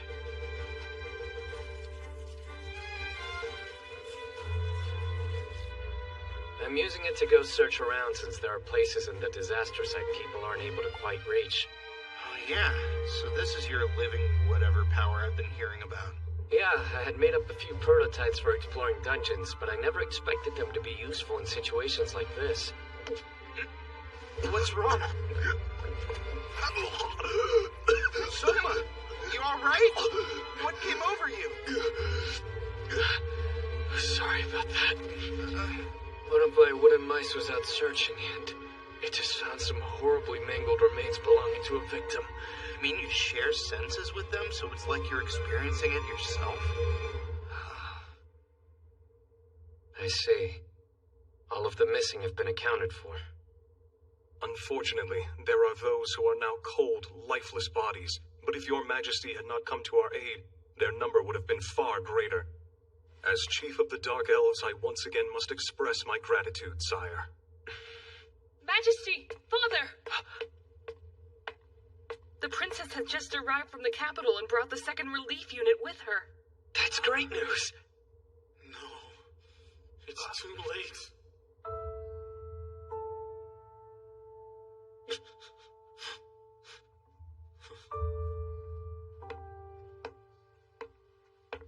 It's true they weren't here in time to search. But at this stage, it's more important to focus on relief. Tending to the wounded, moving the sediment, and building temporary housing.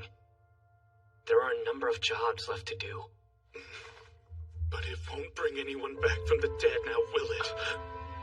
Stop this at once. This man is my younger brother, Robthor, your majesty. He lost his wife in this disaster, and his only daughter is still wandering the border between life and death. Understandably, he's somewhat distraught. Please forgive him. No, it's okay. My king! I've done my part to keep the forest safe! So why has the forest taken my family? Enough, Robthor! This is no time to ask futile questions. That won't bring anyone back. Right now, mourn your wife's death, and pray that your daughter's spirit will continue to remain a part of this world.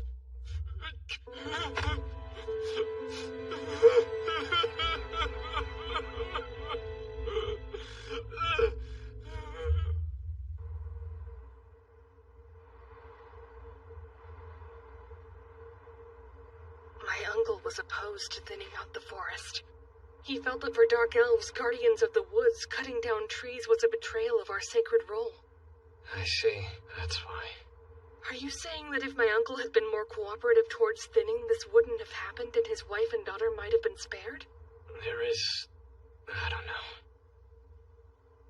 It's true, moderate trimming can make a slight difference. Undergrowth comes in and the soil retains water. That way we can create an environment less prone to landslides. Still, at the end of the day, it prevents but can't eliminate them. In this instance, prolonged rains were the catalyst. Truth is, it could happen anywhere. Then ultimately it boils down to bad luck? For the location of this landslide, I'm afraid so. However, thinning is a constant operation within the forest. Hearing any unusual sounds, or noticing the forest appearing to move, signs of an impending landslide would be easier to notice. Once they were spotted, a plan could have been formed, and evacuation would have been possible. Protecting the forest. Sounds noble, doesn't it? But the belief it requires guarding is a mistake.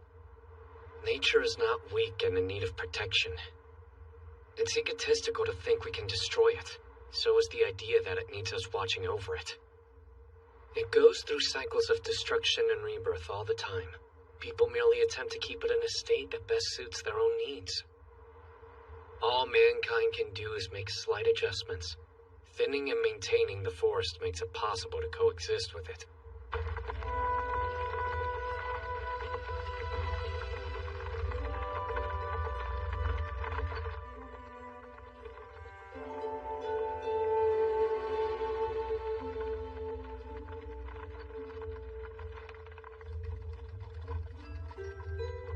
This time around, I wasn't able to contribute that much. You went and brought back the relief unit, didn't you? Everyone gave their all out there today. Almost. I was the only one who couldn't do much. That's nonsense. I heard you made a huge difference with the rescue. My responsibility is to be king. It's not my job to direct tasks on site during an emergency. I should have made preparations ahead of time before an emergency transpired, but that didn't happen. Because I was neglectful. What are you talking about?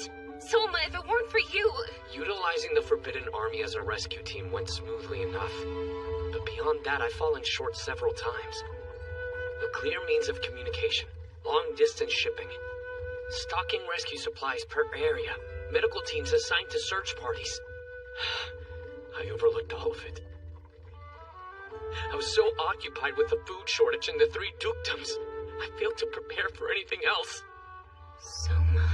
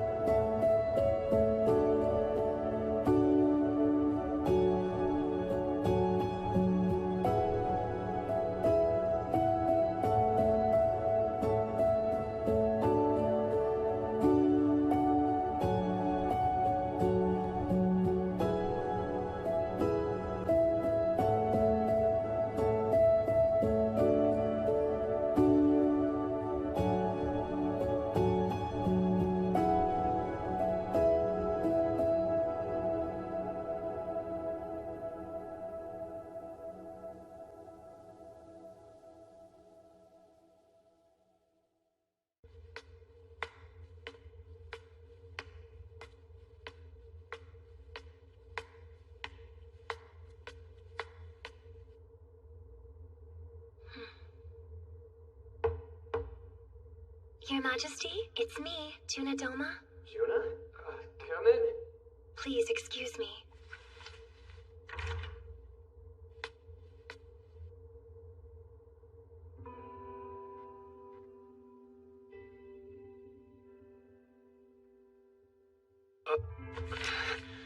I spoke with the princess earlier. She said you had not been sleeping lately. Don't get me wrong, my body wants to. But my mind's too active going over things to let me shut my eyes.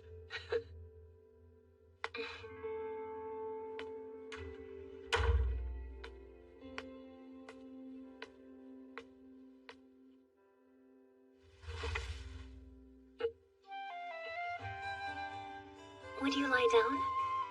Huh? Just lie back for me, please.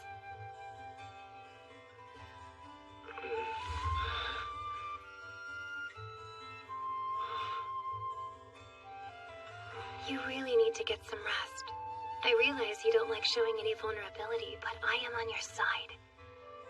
I've noticed how you do everything you can to avoid looking miserable in front of the princess, and the tremendous effort you put into appearing strong for her. But sire, when it gets to be too much, please call on me. Oh.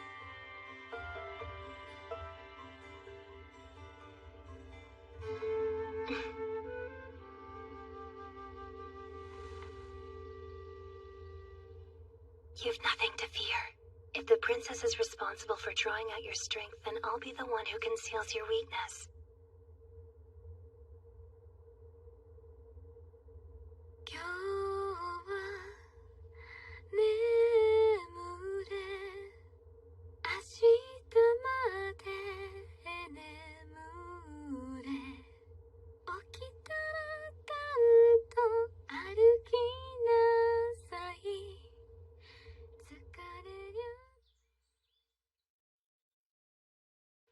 If we plan to act before opinion tips in Soma's favor, is now not the time?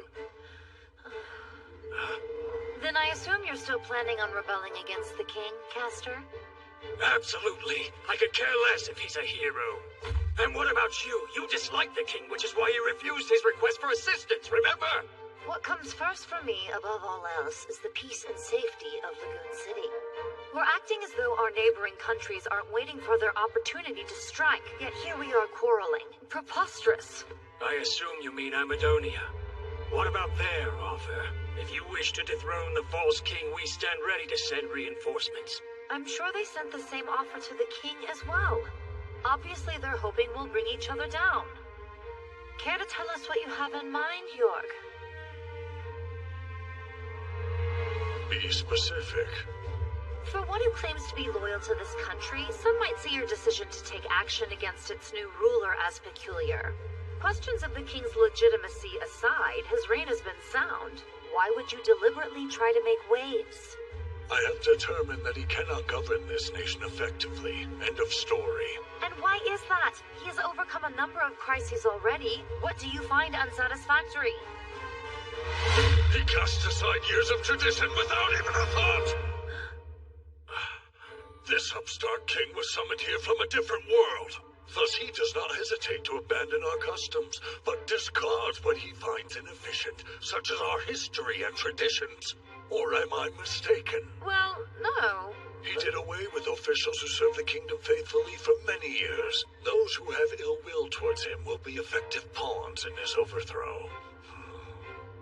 So that you may ascend to the throne yourself? That is Duke Carmine. He has no intent to usurp the throne.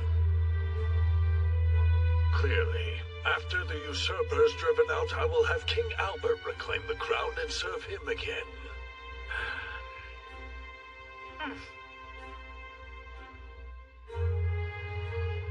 Castor, in case anything should happen to you, it'd be prudent to sever ties with Excella, Carla, and Carl. You're implying I'll be bested by that lightweight child? If you stand against the king, you should make preparations in case things don't turn out the way you had hoped.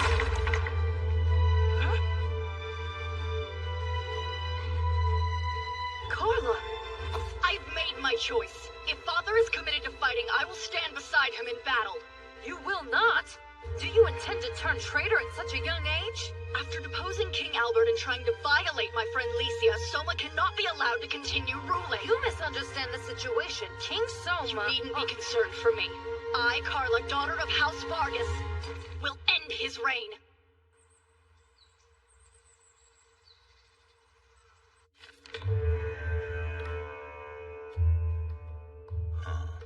What do you have there, Father?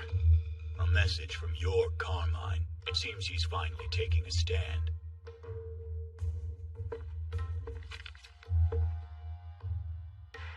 A About time he got off his hindquarters. The years have taken their toll. Back in his prime, the Duke would never have been foolish enough to accept any invitation that we extended to him. That's for certain. War has been declared, and so we shall act. Reinforcements will be sent to the kingdom. And to whom will we be sending them? Whom, you ask? Why, to King Soma against the three dukedoms. And we'll send the three dukedoms troops to overthrow him, of course. You really are the worst, Father.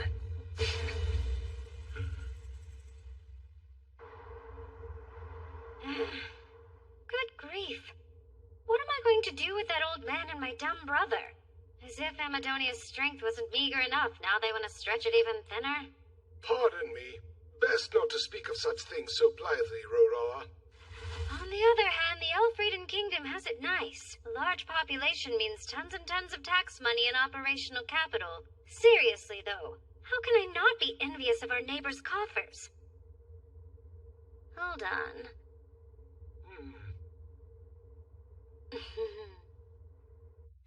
As the documents state, we can look forward to a plentiful harvest this fall. I think it's fair to say the crisis with the food shortage has been largely remedied. That's a relief to hear. Now that we've resolved that, we can move on to the next step. So then, we really have to go through with it. I see it weighs on you. Oh yeah, I understand that it's necessary, but still. I mean, what other choice do we have? In Machiavelli's The Prince, the famous political thinker says the following. If a prince must turn to acts of cruelty, then his position, even in peaceful times, is in jeopardy. However, some rulers, despite the length and breadth of their cruelty, live out long lives in tranquility, staving off domestic uprisings and the threat from external enemies. The difference depends entirely on whether the ruler's cruelties are used effectively or poorly. They should be viewed as a sword, a last resort to cut through all obstacles. But if he relies too heavily upon the blade, then as the proverb goes, live by the sword, die by the sword.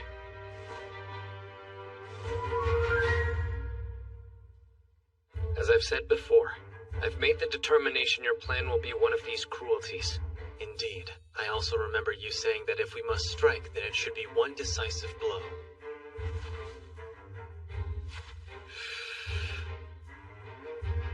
One of these days, I'll go off and join your grandma. When that day comes, you'll be without a family. Build your own. And once you have them by your side, no matter what comes your way, you have to keep them safe. You understand? Now's the time. Let our subjugation begin.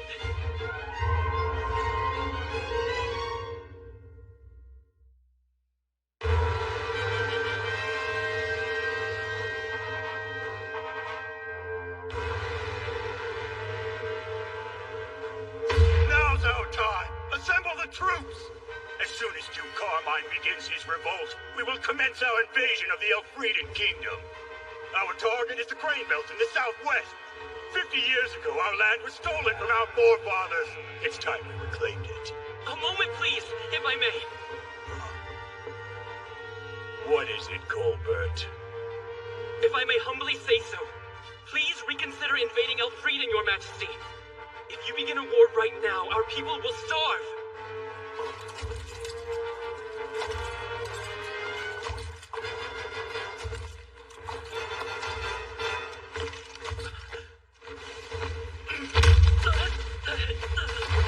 You domestic affairs ministers always say the same thing. Now's not the time. Focus on matters at home. And what do you have to show for it? Ever since Elfrieden's new king ascended to the throne, their national strength has made a significant comeback. I beg you to listen to reason. If you enter into Elfrieden, our nation will be open to censure from all of the other countries. Don't forget, we are signatories under the Empire's Declaration of Mankind's Common Front against the demon race. The Mankind Declaration, huh? Headed by the Grand Chaos Empire, the Declaration of Mankind's Common Front against the Demon Race, or Mankind Declaration for short, is the decree from the Empire which has the largest territory and military. It's an international treaty that states owing to the expansion of the Demon Lord's domain, all conflicts between mankind must come to an immediate halt. In order to keep the demons from encroaching any farther south, mankind must work together as a unified force to push the enemy back. Its main points consist of the following 3 articles. Of the 3, the first article states that should there be any changes within mankind's borders as a result of conflict, they will not be recognized. If we invade Elfrieden, we will be courting intervention from the Empire and our allies, Your Majesty. I'm begging you to reconsider!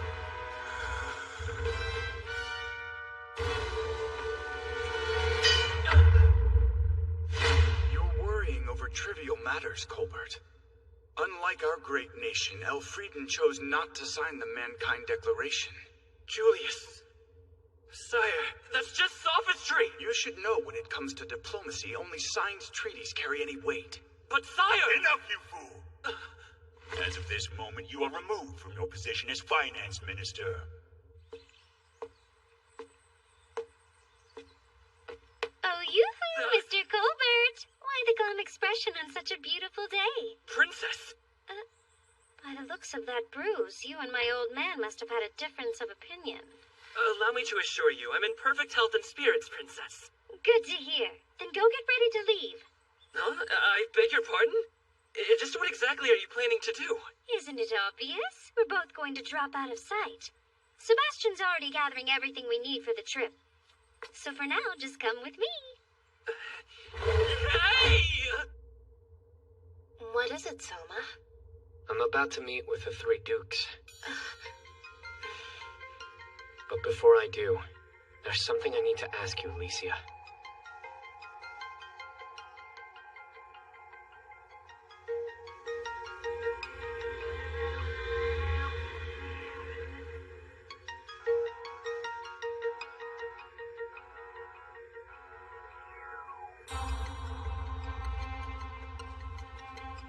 I think this is the first time we've met face to face.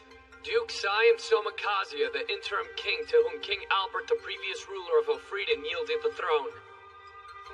Duke Castor Vargas, General over the Air Force. At last I may greet our new king. It's a pleasure. I am Excel Walter, Your Majesty. As you know, I'm Duke York Carmine, Army General. Very well. I am now issuing my ultimatum to the 3 dukedoms. If you 3 continue to disobey my orders, then I will have no choice but to recognize you as traitors. I'd like to hear your thoughts on the matter. And you will. But first, a question. Please go ahead. Kindly inform us what you intend on doing with the 3 duchies. If you do as I command, I have no intention of taking action against your territories. What about our armed forces? I'll merge your forces into the Forbidden Army, creating a unified military.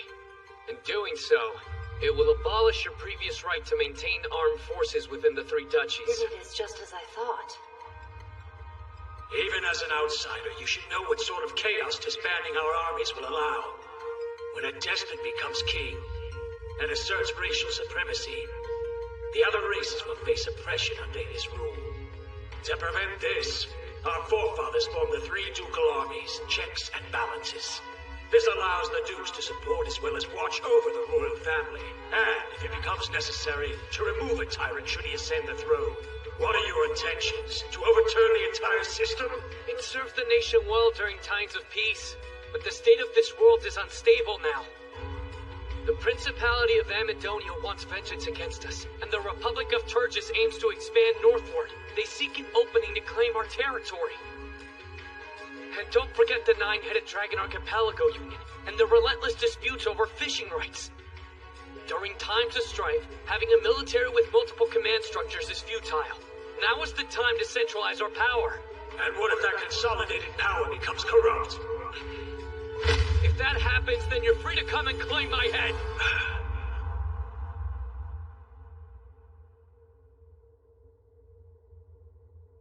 Before we continue, there's one more thing I'd like to ask. I hear talk that you are constructing a new Gulf Coast city, Your Majesty. Once construction is complete, what is to become of Lagoon City? Veneti Nova. I plan for it to be used as a port of trade as well as a tourist spot. As for Lagoon City, It will likely continue to serve as our main naval port. I am greatly relieved to hear that, my king. As of this moment, I, Excel Walter, along with the Elfrieden Kingdom's navy, place ourselves under your majesty's command. I am grateful for your wise decision. I look forward to working together for the sake of the kingdom. The feeling is mutual, sire. Now, Duke Vargas, will you extend your hand and help me for the good of our kingdom? Unfortunately, I have to decline. I have defended Elfrieden, not only under Albert, but the previous 2 generations of kings. On that note, perhaps you can explain why King Albert abdicated the throne, without so much as a word to the 3 of us. Actually, I'd like to know that too. Princess Lycia, do you know the reason why? I am sorry. My father insists I stay out of such things to avoid suspicion. But if he were here, he would tell you Soma is your king now. Is that so? Here is my answer. I cannot accept you as our king after all. But, Duke Vargas... I will instead side with Duke Carmine. I see. And is that your final decision? Yes, but it's one I reached on my own. Duke Carmine will have my support, as well as 100 members from the Red Dragon City Knights. The rest of the Air Force will not be mustered and will continue to remain neutral. Very well. Is Duke Vargas' decision in consideration of his possible defeat? How can this be? Now then, General of the Army Jord Carmine, I don't need to ask whether or not you'll side with me. The moment you gave shelter to nobles who were guilty of corruption, it was evident that you had no intention of following me. So I would ask you one thing. What is it that drove you to take this stance? It's my pride as a warrior. After living for more than 55 years, my strength may have declined, but I've gained an extraordinary opportunity. Through my experience, I'll determine Elfrieden's fate. But that's... You're being a complete fool! Naturally, one cannot be a warrior without being a fool. And you'll bear witness to the way that I live my life. Are you sure you don't mean the way you'll die? They are the same thing. Those who aim to live die. Those who desire death live on. That is the way of the warrior. You're just an old rotten trunk I need to step over. Though I may be rotting, I am a great tree with strong roots. It makes no difference! Jord Carmine, Castor Vargas. I have one thing left to say. Before we head into battle, I'd like to make a proposal. I doubt any of us want the fighting to drag on, or for it to involve innocent citizens of this kingdom, am I correct? So I'd like to establish a rule where if one of us kills or captures the other, the forces under their command will immediately switch allegiances. I agree. If somehow I am defeated, take good care of my men who survived me. And with that, I will excuse myself. Please wait! Princess Lycia. Duke Carmine, watch!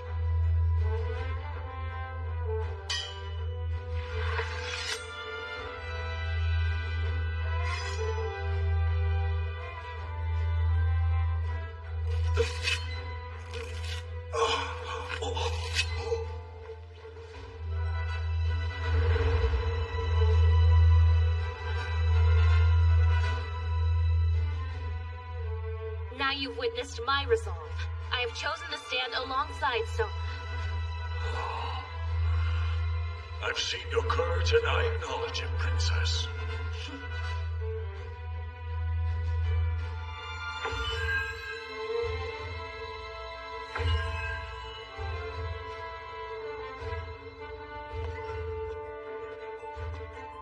I'm sorry.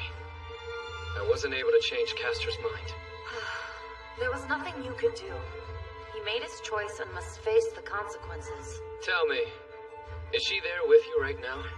Juna, you're requested. You called for me, Your Majesty? I wanted to thank you for everything, Juna. Because of your connection with Duchess Walter, we were able to resolve our differences without going to war. I only did as ordered and don't deserve your praise. Sending Juna to spy on you was deceitful, but I needed to show caution and care. For that, you have my apologies. It's all right. If you hadn't, I doubt I'd have you on my side now. Soma. Don't forget, we have your back too.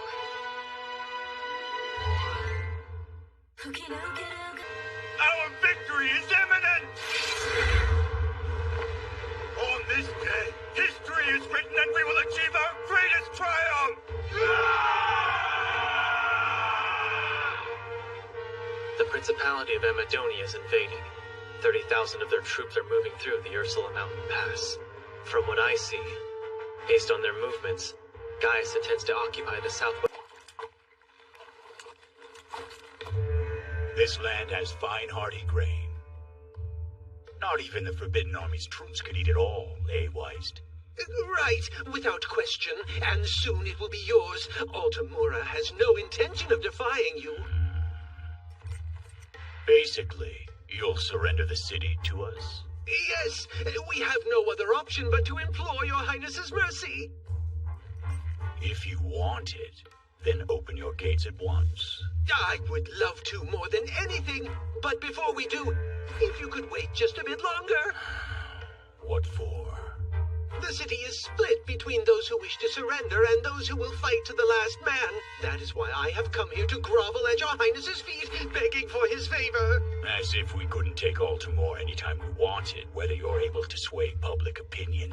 True, there's not a doubt in my mind, but there are fools inside who fail to understand. I trust your highness does not wish to lose any soldiers to the likes of them. If you will guarantee my life, I promise you, I will make the stronghold see the light of reason.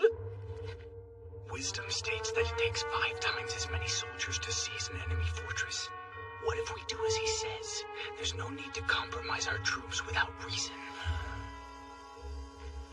Very well. If you will surrender your stronghold, I guarantee the safety of all those within. Oh, my benevolent lord, thank you so much. Once the gates are open, the city is ours. Then I'll hang that rat's head in front of the gates for everyone to see. What are you so worried about?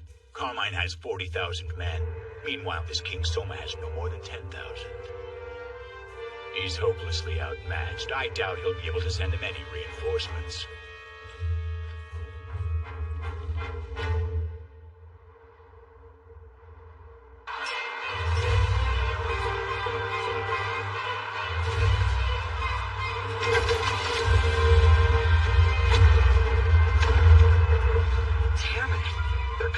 A little hard, don't you think? What were you expecting, Hal? Put yourself in their shoes. They woke up this morning and found a fortress appeared overnight. It's only natural that they would panic. I guess. Gotta admit, when I heard about this Tsunemata project, I was surprised myself. You have to hand it to His Majesty. As soon as talks with the 3 dukes broke down, he ordered all 10,000 from the Forbidden Army to mobilize. I wouldn't have thought that we could take a position outside Granthal Castle that same day, though. You're not alone, but that's Tomoe's Rhinosaurus land train for you. Not to mention, we had the advantage of using His Majesty's genius 2x4 system. The specs for the fort's materials were standardized and then mass-produced at the capital ahead of time. All that time we spent constructing roads in a city really came in handy getting this thing built.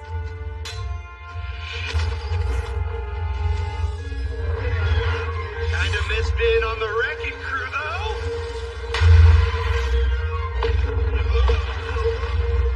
That's another down. Look out, Hal! The enemy is bringing in heavy artillery. Huh?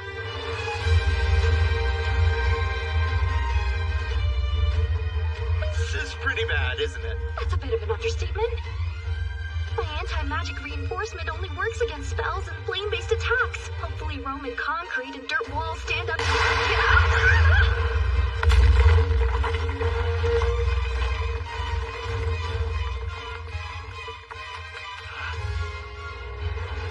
They're breaking through! How are we supposed to stop them? Oh, we are in trouble if you're asking me what we should do.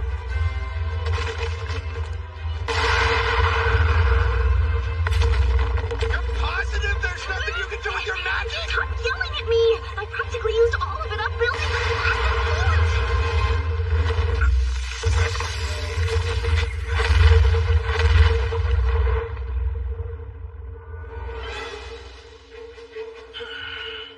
Easier than shooting a falcon. Hardly a challenge. And who are you now? Forgive me. I didn't introduce myself.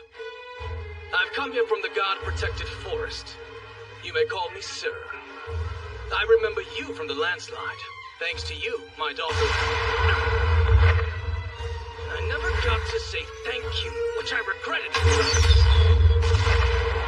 But then my daughter said she wanted to be like you. That's not the worst part, though. She went on to tell me how she wants to join the Forbidden Army and the Great Halbert. You can imagine my annoyance at hearing that.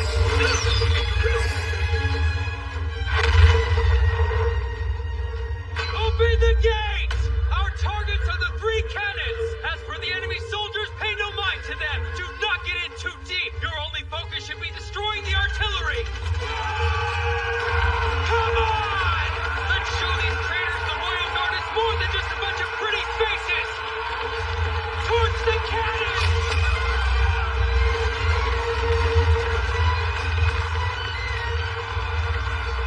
Are you seeing this? They've got the other 2 burning now. Just a nick of time, too! I wasn't worried.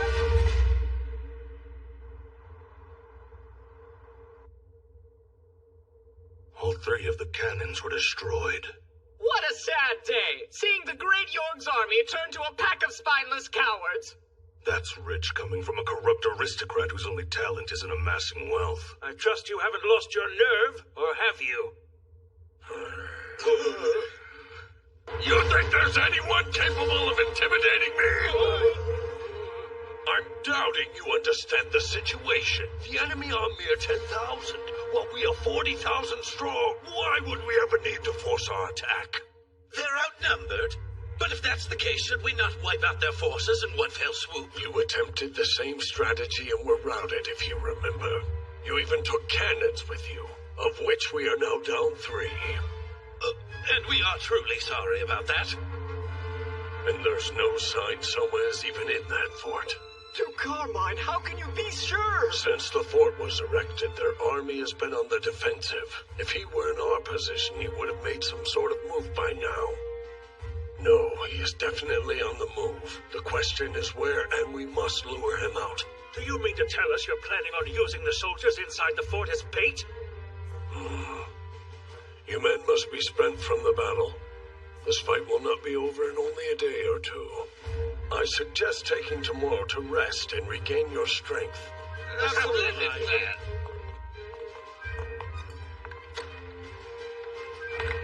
Beowulf. Is all prepared as I've asked? Affirmative. Everything's ready.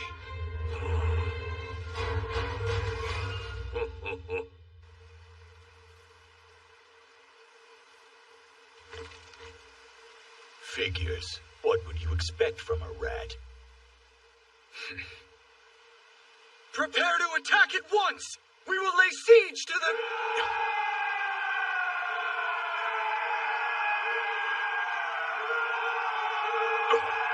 What am I hearing?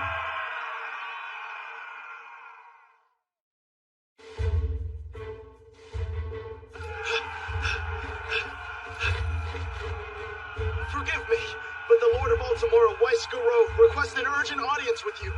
Let him through! Yes, sir.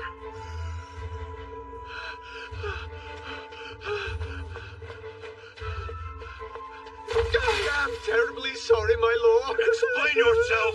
You promised me that you'd have the stronghold's gates open by now. The holdouts have become more stubborn, and it's taking longer than expected persuading them to surrender. What? You lied to me. I don't want to hear any excuses.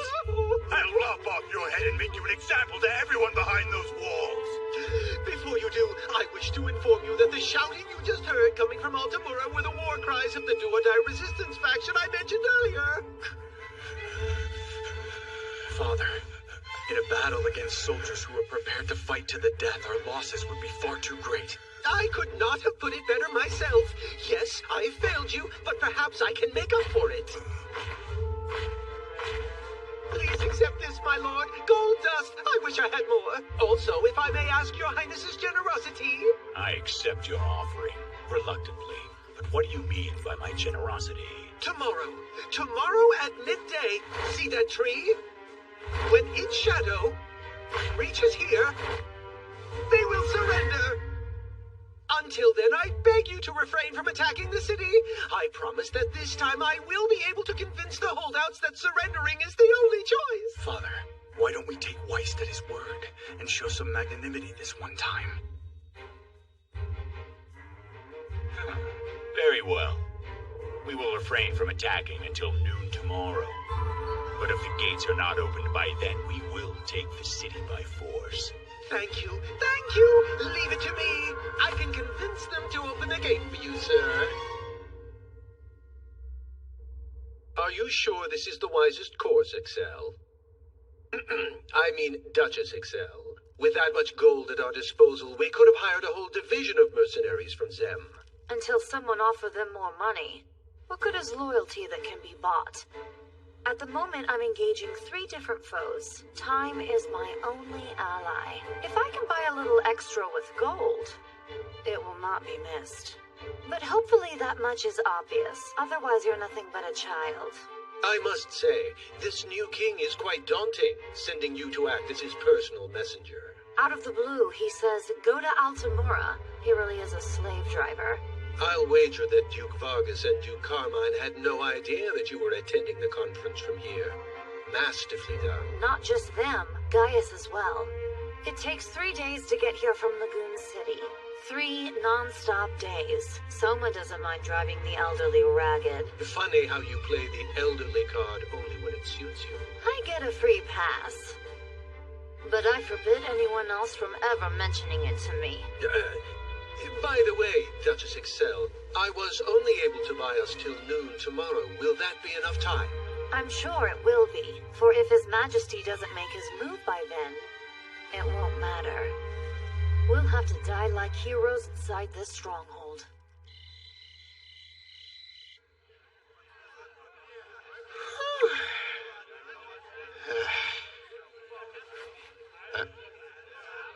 Hey, Kaede. What's wrong with you? Nothing. I'm acting this way because I'm happy. You're kidding. And why is that? I suppose because I have you here beside me, Hal. It all comes down to today and tomorrow. If we can get through this. What do you mean, if?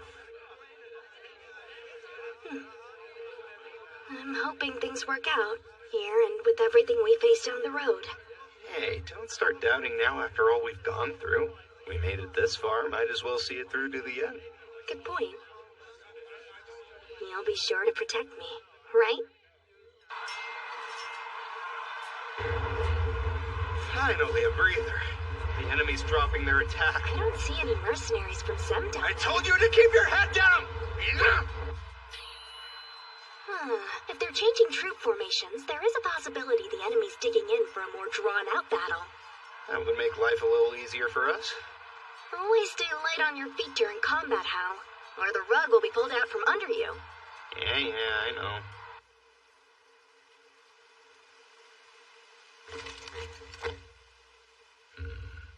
Prepare to launch our assault. Messenger! Alert all units that we are now beginning our attack on Altamura! Yes, sir. Multiple wyverns approaching from the sky to the east! It's the Air Force!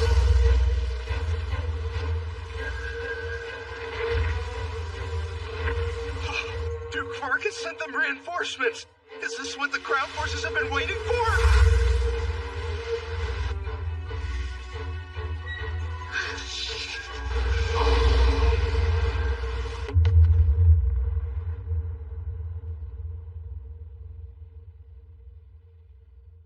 Yes, my lord. Let's hear it. How's the evacuation of the citizens going, Tolman? I'm pleased to report it's complete. As of now, the only ones remaining in Red Dragon City are the Air Force personnel, as well as members of the Vargas household. Very well. I'm glad to hear that. Who knows what King Soma is planning? He's quite resourceful for his age. Are you having a change of heart about him? Yes, indeed I am. Better late than never, eh? Well, another item worth mentioning is we have been receiving requests from Air Force units from across the country asking to join your side. Turn them all down. I won't have them sharing in my obstinacy. I had a feeling you would take that stance. Are you not joining up with Duke Carmine? I don't mind fighting alongside him. I'm not about to stand shoulder to shoulder with those corrupt nobles he's taken in. There's no turning back now, nor do I intend to. All that remains is showing my mettle as leader of the Air Force.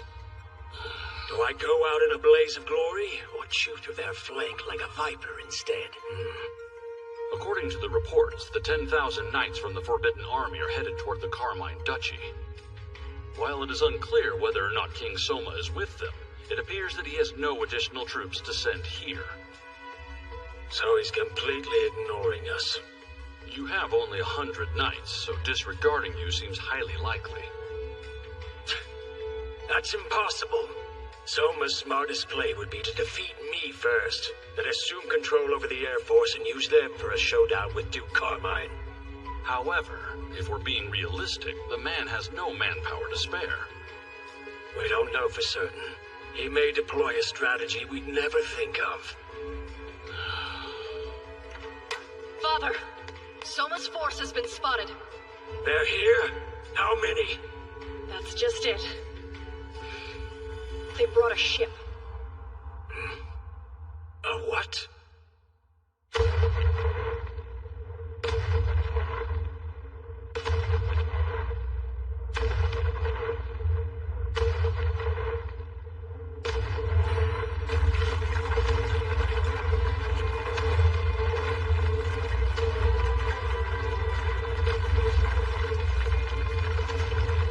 Father, the battleship Albert is heading this way. They put wheels on it and are dragging it over land? Is he planning on throwing away his flagship here? I didn't have any choice. I've already got a shortage of military strength as it is. Duke Vargas, a letter from Soma arrived requesting conference via Gemstone broadcast. Apologies for the hasty arrangement.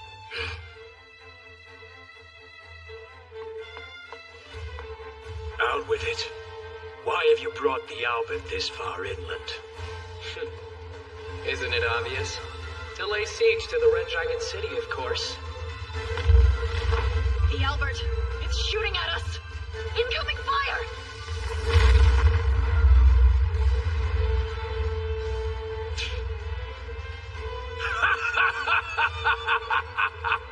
Not bad at all. This truly was a failure of imagination on my part. I take it you have an affinity for spectacles, Duke Vargas. You better be careful, Soma.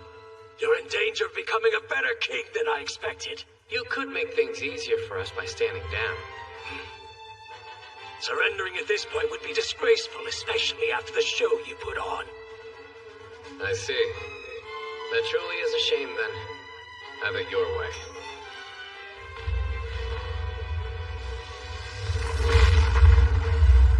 Carla! Silence those cannons for good! Right! Soma, if you really have what it takes to be king, come and prove you're better than me. But don't expect any mercy. Start the attack! Our target's the battleship Albert. King Soma's on board. Find and capture him. He underestimated us. Let's show him House Vargas' valor!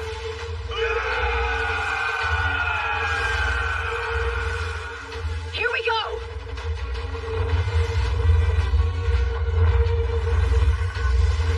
Prepare to drop the bombs!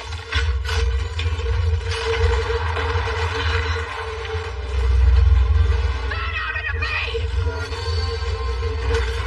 Repeat, followers! Impossible! That's a fist-based defensive weapon! The kind you only see defending bases from air assaults. He's subverting all our expectations. Damn it! What are we supposed to do now? The only option we have is to attack the enemy in their blind spot, my lady. It looks like the ship's wheels were hastily constructed. That's where it's most vulnerable. Right. Then we'll approach by flying at ultra-low altitude. Did you hear that? I want all units to move in now! Neutralize the cannons, bolt throwers, and any other weapons it has in its arsenal! But wouldn't it be quicker to pulverize the bridge? Don't you dare! Princess Lycia could be in there! Destroying its weaponry will suffice, understood? And make sure you take Soma alive. Understood! We have to. Otherwise, if we kill him, Lycia will likely be devastated. But if that's a concern, I should have tried talking Father out of this.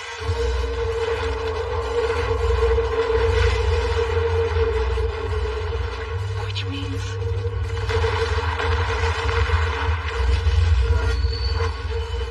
I should have supported Soma when I had the chance. Well, too late for that now.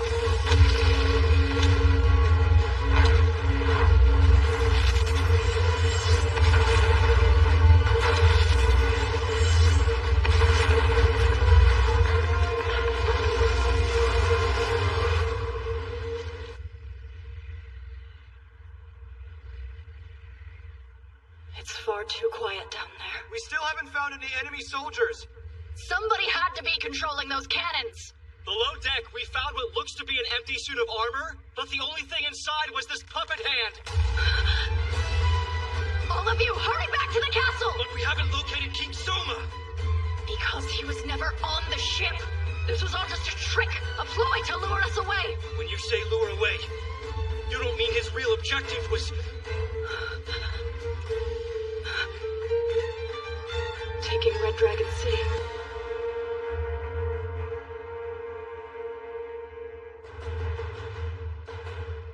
How did you find your way in here? I think one should store all kinds of documents in a library for moments like these.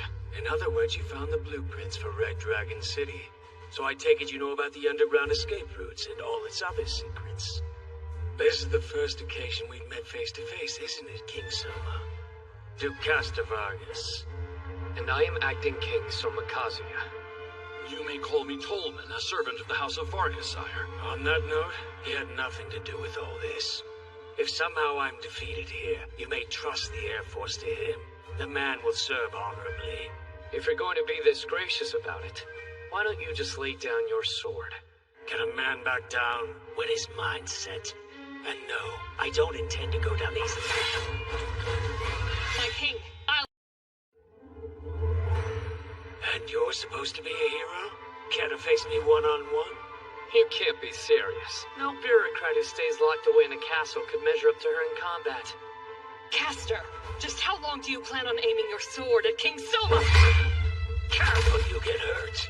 I didn't want to reveal this in front of His Majesty, but I've been alive for several decades. Ha! And I've been fighting on behalf of this kingdom for a century.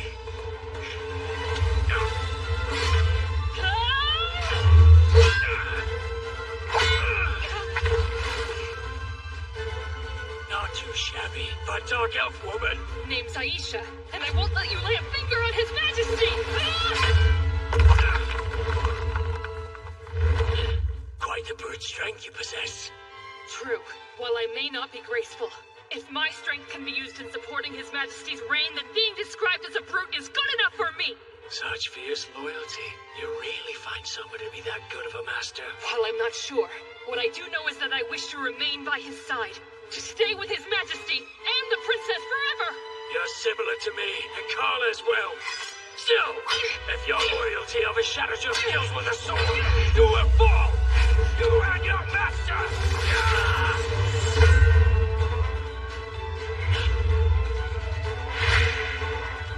Ice Sword Mountain! Freeze right there!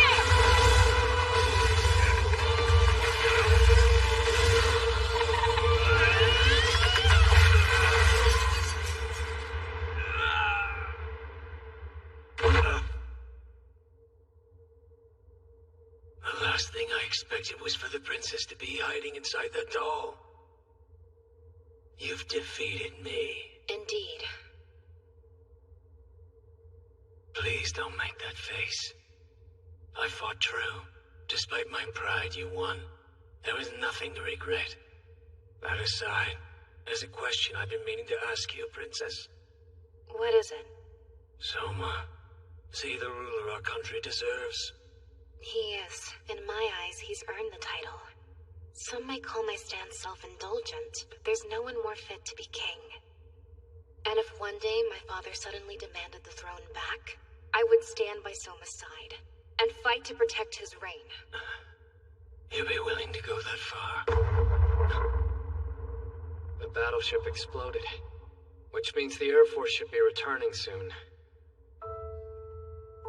So it's to be a slave, Karla? The name of the master it's been said to is Soma Kazuya.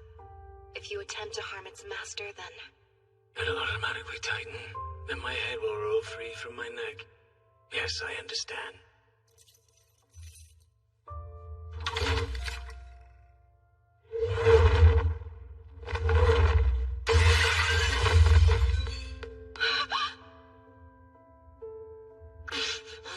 Father, you'll pay for this! Karla, enough! Can't you see we're beaten? Your insurrection's squashed, and since a slave collar has been attached to your father's neck, killing Soma will end up taking Duke Vargas' life too.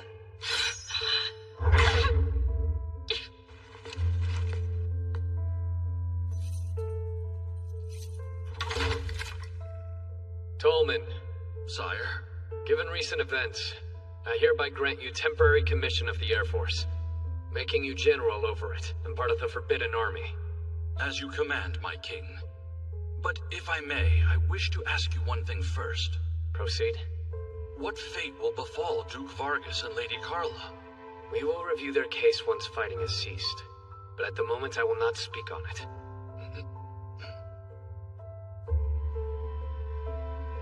Your orders, sire. As part of the Forbidden Army, how would you like the Air Force to move forward? Announce to your people the outcome of the battle. The Vargas Duchy's been captured. As for its troops, they are now under my command and answer to my orders. Assemble your forces and head toward the Carmine Duchy. Yes, sire.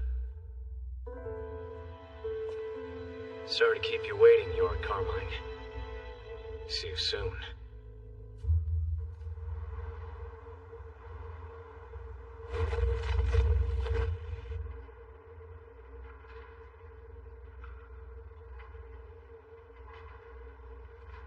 I know you have your doubts, but Karla here is extremely loyal. She's conscientious to the core and will do what is asked of her, no matter how much she might dislike it. She's a good girl, trust me. Also, to be forward, you may not be able to tell with all her armor on, but she's... There's no need to oversell your friend's virtues, Licia. I know you're begging for her life. But are you sure you've considered the risks that come from doing so? Karla has committed the crime of rebellion. As a concubine, she might be shielded from prosecution. But if the king refuses to uphold the law, he will lose the trust of the people. But even so, you can't just... Please stop trying to shield me. He sent us letters time and again asking for our allegiance, but we kept rejecting his offer. I consider myself a warrior. Until death. If my life is forfeit, so be it. I only wish you could have taken that spirit and directed it into something that didn't hurt Licia. Multiple wyverns approaching from the sky to the east! It's the Air Force! Duke Vargas sent them reinforcements! Is this what the ground forces have been waiting for?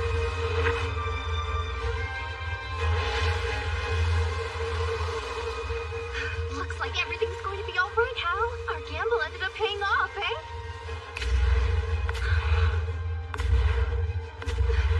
I don't know how, but Soma really delivered. As if there was any doubt. Enemy bolt throwers have been silenced. Now then, let's begin our aerial attack on Randall Castle. Make absolutely sure not to drop them on the residential section.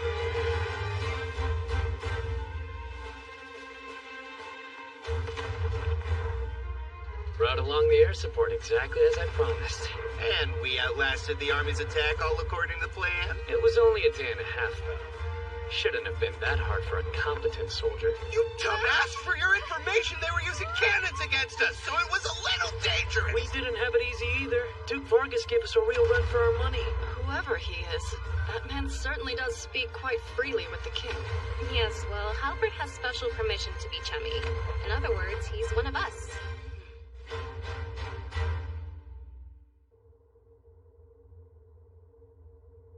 Count Argus and the Air Force have betrayed us. We must come up with a new strategy.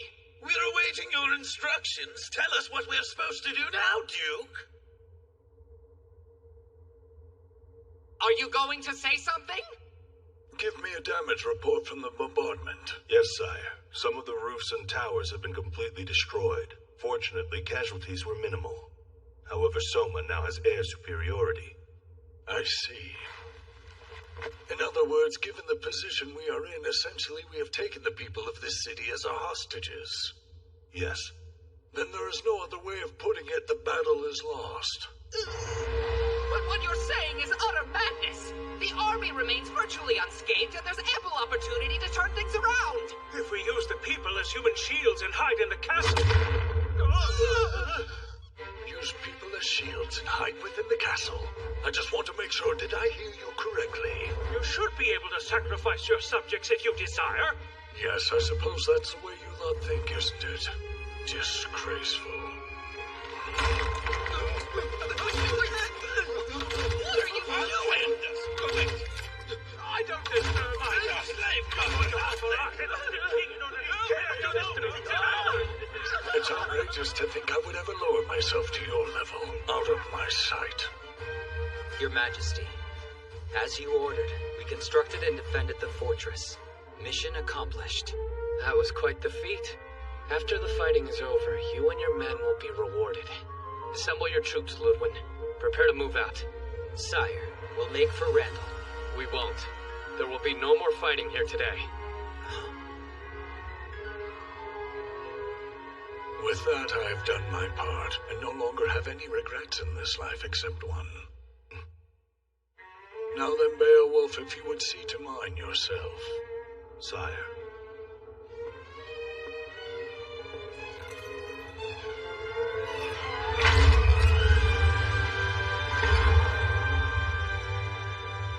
Send a messenger to their army with our surrender. Tell them with the exception of the nobleman's forces, our soldiers will only following my orders. I will accept full responsibility. As for the rest, I leave it in yours and Glaive's hands. Understood? Sire. A white flag is waving over Castle Randall! Your Majesty, but how did you know?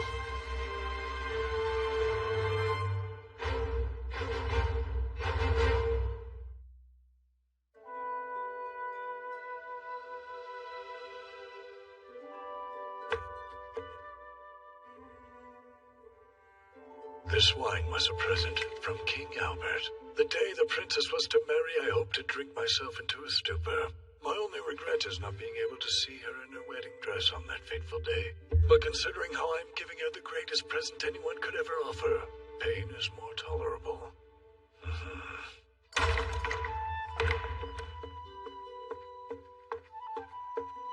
I bring word. King Soma has not entered Randall, but is already leading the Forbidden Army away from here and heading west. As soon as the army has regrouped, he has ordered us to follow. You're just an old rotten trunk I need to step over. I see. So that's how this plays out. He has no intention of netting minnows when he's after bigger fish. Well, my king and princess, go right on ahead and step over this ancient stump hand in hand. Cheers to you both. Glory to the young and to Elfrida! Someone explain it to me. Just what is going on? I understand why you would be confused. This whole affair was orchestrated by Duke Carmine. What do you mean, orchestrated? From the very beginning, I never intended to go to war against the three dukedoms. Why did you... I know how it looked, as if Duchess Walter fell in line after I made my ultimatum. But she's been on my side, for quite a while, actually. Which is all thanks to Juna. That's correct. The Duchess's granddaughter acted as a mediator between us. I couldn't be sure how the other two dukes would act, so I requested Walter keep this fact a secret for the time being. Regarding Duke Carmine, Licia told me several stories about the man, and based on everything I heard, if you spoke heart to heart with him, he was reasonable. But then he decided to harbor those corrupt noblemen. Honestly, that wasn't part of mine and Hakuya's scenario. No matter how I tried to understand his reasoning, I didn't know what Carmine's goal was. Then I met Halbert's father. Glaive requested an audience with me that day. All right. Let's hear it. Right. About Duke Carmine. He intends to gather all the corrupt nobles who have committed offenses at Castle Randall and stage a rebellion against your majesty so that you may stamp them out. If these connected and wealthy men remained concealed, they would continue causing you trouble. But should the Duke take a confrontational posture towards the king, it would lure them out to his side openly. Is this a joke? Whoever asked him to do anything of the sort? Your anger is quite justified, sire. But I assure you this was Duke Carmine's idea, his alone. When wheat spoils, sire, it also spoils any surrounding grain. The problem with nobility is the network they share. Even if you are aware a nobleman is corrupt, should any of their relations beg for mercy, you'll have no choice but to let matters stand. That is why it is so necessary for them to be looked down upon as insurrectionists against the state. Do we have to take things to that extreme? Yes, but there is one other reason as well. Let me hear it then. The property your majesty seized from them was just scratching the surface. It's been confirmed the noblemen who have gone over to the Carmine Duchy spent vast amounts employing mercenaries from Zem. Despite your efforts, this only proves you have not stripped them of all their wealth. Dare I say, these noblemen are far more sinister than even your majesty is aware. So is Jorg's ultimate goal to try and get these nobles to spend the remainder of their hidden assets? Even if he does, it'll just wind up in Zem's coffers as payment for sending their mercenaries, unless it's ransom money. Indeed. After successfully capturing the corrupt nobles, all the mercenaries hired by them will be taken prisoner as well. Duke Carmine wanted them to use up all their dark money, so the funds would wind up over in Zem. When their mercenaries are held captive, he'll recover that money as payment for their release, reclaiming the wealth. Yes. A man who can think so far ahead, and I'm supposed to go to war with him? If he's prepared to go such lengths, he should work with me! Please, your highness, you must understand. Duke Carmine has entrusted you with the future of this nation. Why have such faith in my ability to rule, even though we've never met? Who knows? But someday when you are standing face to face with him, you are free to ask him the answer to that question, sire. Duke Carmine was willing to risk his own life. I hesitated to tell anyone the truth, even Licia. He only confessed to me what was really going on shortly before he delivered his ultimatum. You're saying that my father's in my opposition was... I'm sorry. I could have told Duke Vargas about this development, but if even a word of it leaked out, and Duke Carmine's... his entire strategy would crumble to dust. And yet he was willing to risk his very life, as well as mine and my father's. Carla.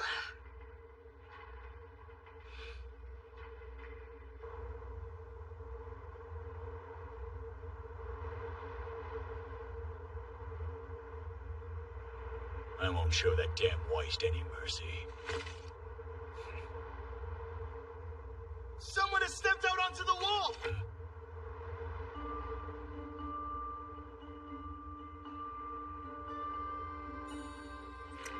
It can't be.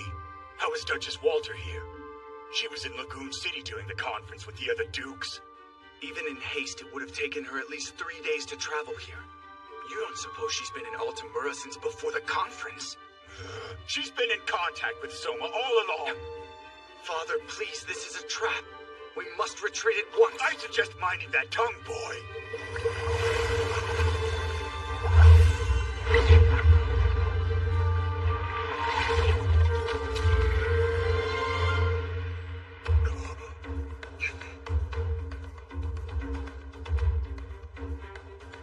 I am the acting king over the nation of Elfrieden, Soma Kazuya.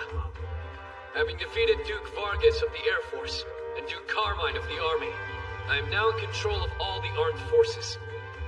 This civil war has ended. However, we still cannot sheathe our swords just yet. You see, Amadonia's military has taken advantage of this chaos and chosen to brazenly invade our territory. For generations, they've taken land they lost to us and continuously raised tensions along our border. The current Amadonian prince, Gaius VIII, has been no exception. He has promoted friction between myself and the three dukedoms and operated from the shadows for their benefit. Will merely driving these invaders out suffice? At a time when mankind should be united in the fight against the Demon Lord, can we excuse such barbarism? Nay, it must be called out and punished. As such, the Elfrieden Kingdom condemns the Principality of Amadonia, and hereby declares war. Why, you insolent brat! You call 3 generations of noble conquest barbarism? I'm sure you're watching, so Gaius, know that I'm sending my forces westward. As you may have surmised, our destination is Van, the capital of Amadonia. While you and your forces have been dawdling around Altamora, we have made preparations to burn your city to the ground. What you expect? You have raised your hand against my house, and now you will suffer. We must ride back to Van immediately!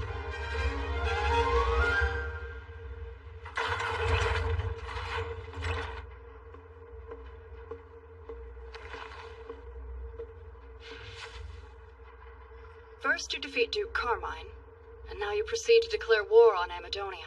This isn't something you can do on a whim. This plan, when did you form it?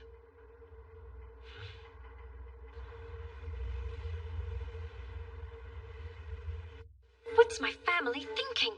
Princess, I have received word that Prince Gaius departed from Altamora yesterday. Forgive me, but I bring news. It's your father. Prince Gaius has arrived on the plains of Van. I see. Out with it. Didn't make it in one piece, did they? No.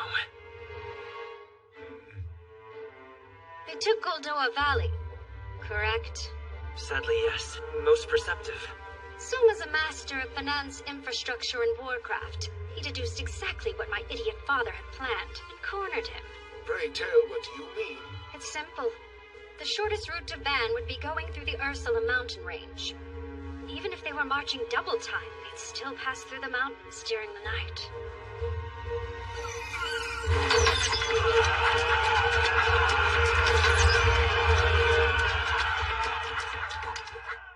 Word is that it was a hellish night.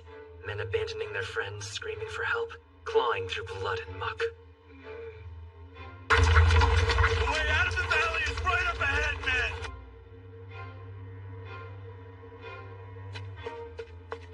The main force's vanguard is headed through the valley. Shall we give pursuit? There's no need. We've dutifully carried out our orders. Prepare to withdraw. By the time they left the valley, their army of 30,000 men was cut in half. After that, His Highness stopped in villages, gathering troops and supplies, and managed to recover his forces back up to 25,000. Even if he does take back Van, doesn't Father realize he's turning the people against him? He's openly inviting a rebellion. I've more to report. After replenishing his forces and arriving in Van, the plains were already... The capital has fallen. Father, fear not. Look up there at the flags.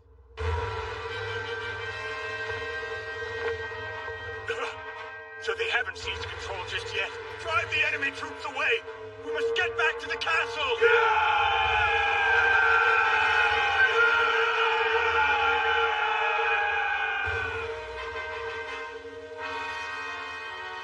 I bring word, my king.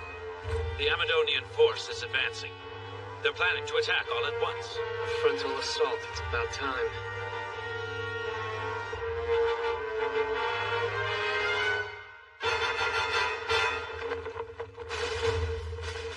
They waved the banner 2 times. Crane Wing Formation. Royal Guard and Forbidden Army in the center. General Glaive on the left flank. Princess Lycia on the right flank. Let us meet the enemy!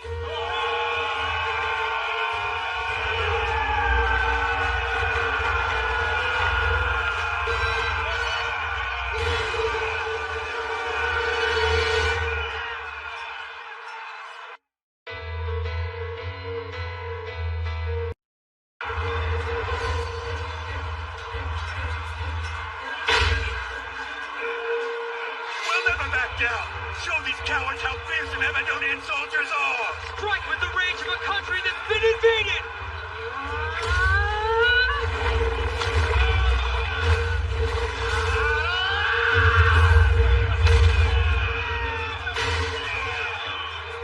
I won't let you lay a finger on the princess! I'm Lycia Elfrieden. If you want to claim the head of the daughter of Albert,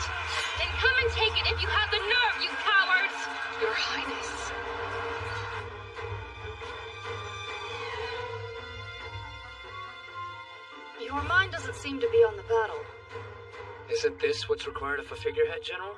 His place is at base camp with too much time on his hands. No one expects you to take up a sword. Let others fight for you, right? Then the king's work comes afterwards. Beyond that, let's see. I suppose in the event things don't go as planned, I'll stick my neck out to plead for my men's lives. Are you telling me you're not afraid to die? What? Of course not. It's not as if I have some kind of death wish. But you just said if it came down to it, you would sacrifice yourself for the lives of your soldiers. Oh, I guess I did. That's kind of odd. Are you feeling ill?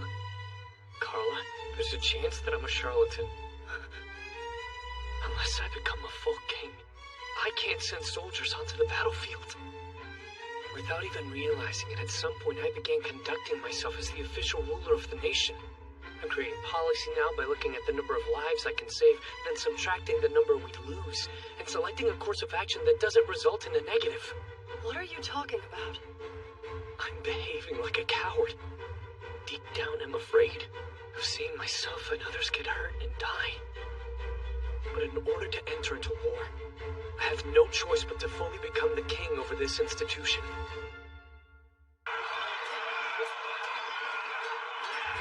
Julius, what is it, Father? Remove yourself from the battlefield. Huh? But you can't be serious. Now, when the fighting has only just begun? The battle's already lost. I don't know what I was thinking sending exhausted soldiers into this death trap. I will buy us extra time while you find some means of escaping. At least get yourself to safety. You can't mean that. The ruler of Amadonia should be the one to survive. I'll buy you time. I'm afraid that's impossible. Elfriden will not cease until they have my head. If only I can defeat him, then the hardliners within the Principality of Amadonia will cave. In regards to protecting the Elfriden Kingdom, it's our best shot. Then it's true. The only reason Soma is doing this is that he wants you dead. Even if I were a coward and withdrew, they would pursue me to the ends of hell before letting me go. Take some troops and get yourself out of here. I was wrong. Compared to the bumbling Albert, this new ruler far outclasses his predecessor. Please allow me to ride beside you, Father. Silence, boy! I gave you a royal decree. What will become of our family if you were lost too? But there's still Roroa. The future of our family has never concerned her. The soul of Amadonia lives on with you and must not be snuffed out here today. Father, you can't. Please forgive me. Now to show them what Amadonian pride looks like. Our only objective is claiming the head of King Soma. It's the main Amadonian force. They appear to have fallen back, except for Prince Gaius and an escort of 500 elite knights, sire. They're charging here towards the main camp. Your collar. I'll re-imprint it. It'll answer to Alicia. If anything should happen to me out there and I fall during battle, I will need you to tell Alicia that I yield the throne to her. Is that your last will or something? If you think there's any way I'm going to carry out that request, you've gone mad. Make life easier. Order me to strike him down. It's not for your sake. Alicia is my friend, and I don't want to see her getting hurt. So give me the order already, and let's finish this. Kill him. At once.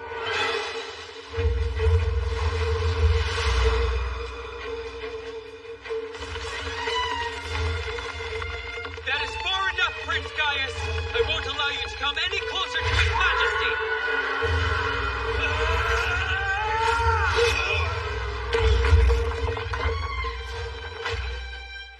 It has been done, Highness. May your wish be fulfilled. That's not him. It's a decoy. Stay aside, you peon! I will cut down anyone who comes between me and my objective! I don't know why you show this king such loyalty, nor do I care! I will achieve the desire 3 generations strove for, and no one will stop me, especially not some Dragonoot wench. Before I spill Soma's blood, I'll gladly paint the ground with yours.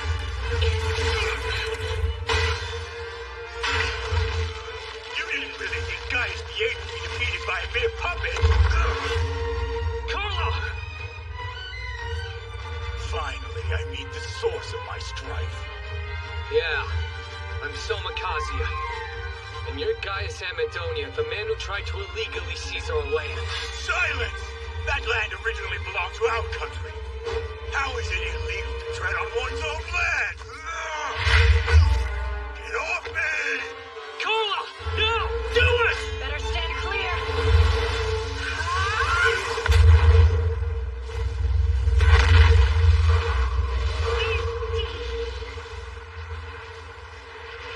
Carla! Are you alright? I thought I told you to stay back. If something happened to you, Licia would never forgive me.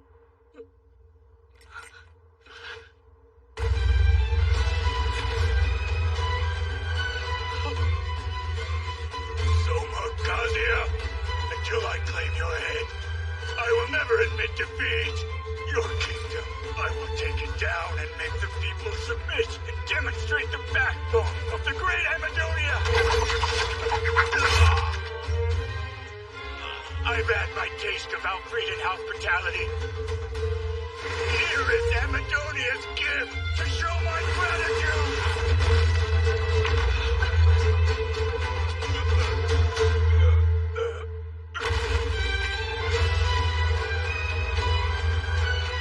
I have seen Amadonian pride! All of you have! We've witnessed the valor of Gaius VIII of the Principality of Amadonia. He will be spoken of for years to come!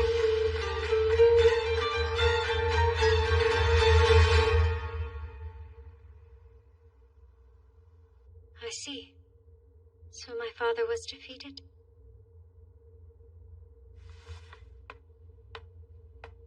Listen, Sebastian. Could you let me have the room to myself? Just for a little while?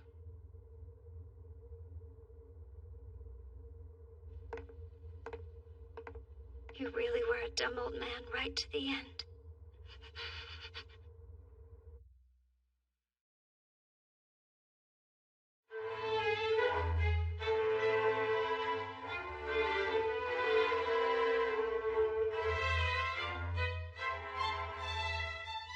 This place is utterly gorgeous. They must have spent even more in decorating than we did at Parnham Castle. If they had that much money, there were plenty of other areas where it could have been better invested. I mean, the layout of the streets is needlessly complicated. It's literally a maze down there. Actually, they were made exceptionally complex on purpose, so arrows and cannons wouldn't have clear shots. It's every bit the military state, huh? So, you've been planning this takeover of Amadonia for quite some time, haven't you? Tell me the truth, Soma. The reason why I didn't tell you Don't was... get me wrong, I'm not blaming you. I'm just shocked how few deaths there were near the border. Especially when there were few at the center of the kingdom who knew about the plan. That was all thanks to Hakuya. When I proposed evacuating villagers near our boundary, he vetoed it immediately. He figured it would tip the Principality off and let them know we were aware of their movements. Do you remember when monsters suddenly appeared near the frontier?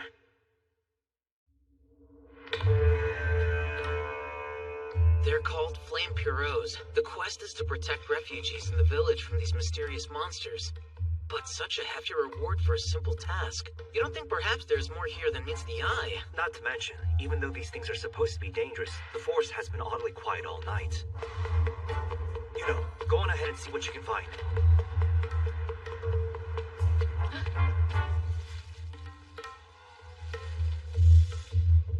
Those are soldiers from the Principality of Amadonia. Gotta report this quick.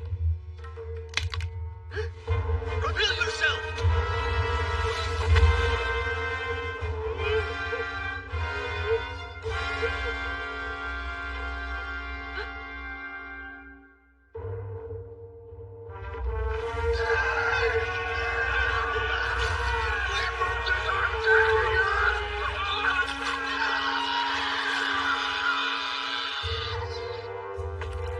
Are we having a repeat of the dungeon incident? Well, Those Amadonians got scared. The survivors all ran off. Looks like I owe you again, Master. In other words, the disturbance involving the Flame Pierrots was just a clever scheme to get the villagers near the border to safety? Your Majesty. Ludwin, your report. Sire, it seems Julius took a detachment with him and fled west. Supposedly there's also a princess, but I am told she left the city and took the finance minister with her, along with several of their key officials. Not having them in the capital hurts us. Contact Castle Parnham at once. Have Hakia send over bureaucrats. At once? Yes, Pancho? I'm here reporting on the status of the Treasury, sire, sir. I feel like you might have anticipated this already, but in terms of their food stores and capital, supplies are rather scant. On the plus side, they have plenty of weapons. So much. Keep the essential armaments, then sell the surplus to raise funds. Until things are stable, let's also ration food in the castle. In the event we run out, we can import more, but only in an emergency. Would that be possible? If you can guarantee our safety while traveling, I think we can manage easily enough, sir. Yes? I'll make security our top priority. Next, Glaive. The soldiers are maintaining discipline and in good spirits. With this kind of momentum on our side, we can easily conquer the rest of Amadonia, if you so wish.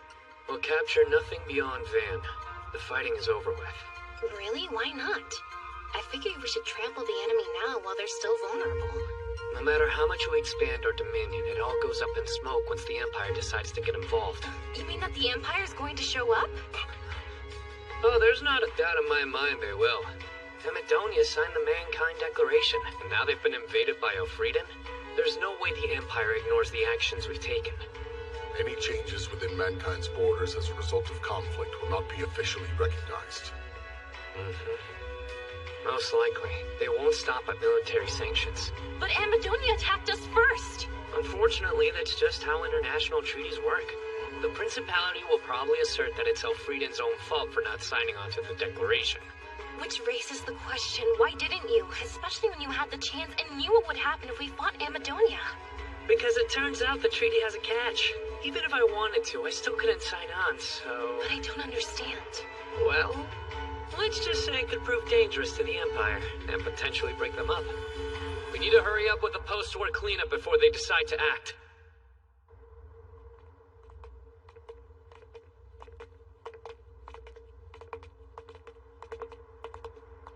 The bitterness towards the Elfrieden kingdom runs deep. What will His Majesty do to remedy their distrust?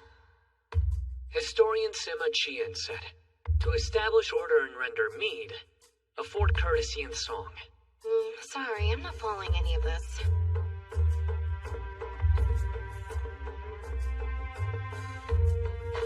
Junadoma here under the command of Admiral Excel. Reporting as ordered, sire. Juna, thanks for coming. Wonderful job at Ursula, and that navy uniform looks good on you too. I can't think of anything more embarrassing than having your majesty seeing me dressed in such fashion. Ridiculous, you pull off beautiful and gallant without any effort.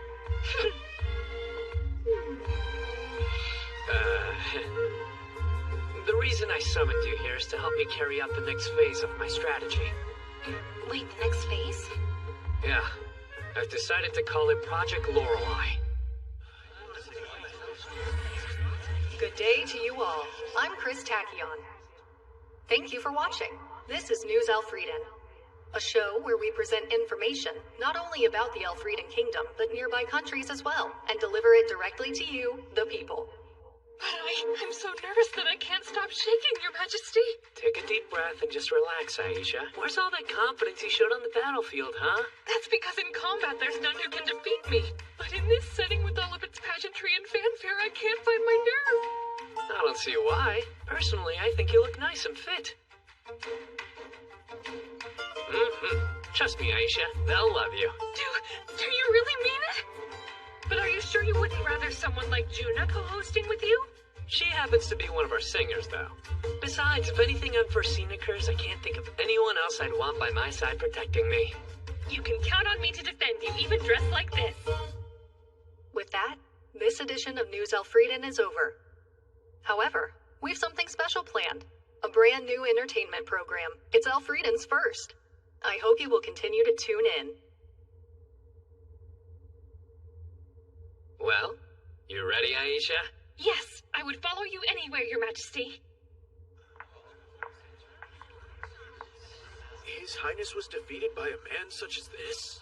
It said he bested the valiant Prince Gaius using only his ingenuity. And now, we proudly bring you Elfrieden's inaugural musical program. First, little Pamille Carroll. She may look like a child, but don't be fooled. When you hear her, you'll know this songstress has a heart of a diva. When not singing, Pamille's favorite pastime is making sweets, though she minds her weight and tries not to eat too many. All right, let's hear her perform a song. Presenting Pamille Carroll.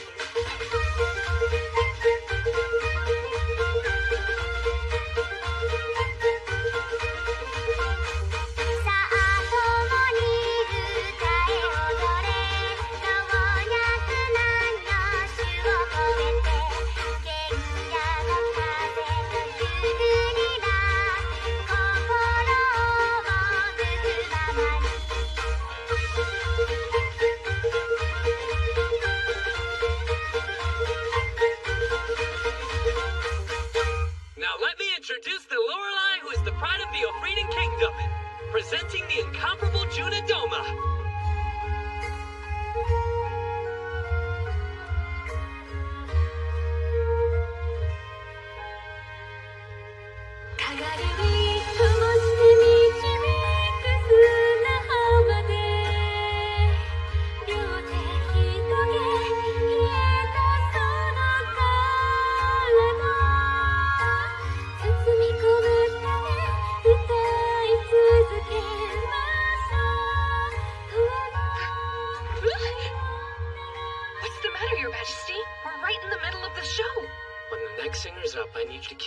Watch over me, just in case. Shh. I haven't told anyone, but I added a surprise singer after Juna's performance.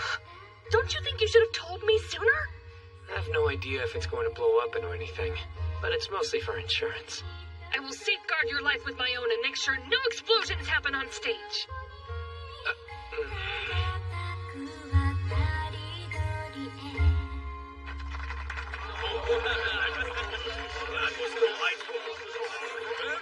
And now, we have a surprise guest performer.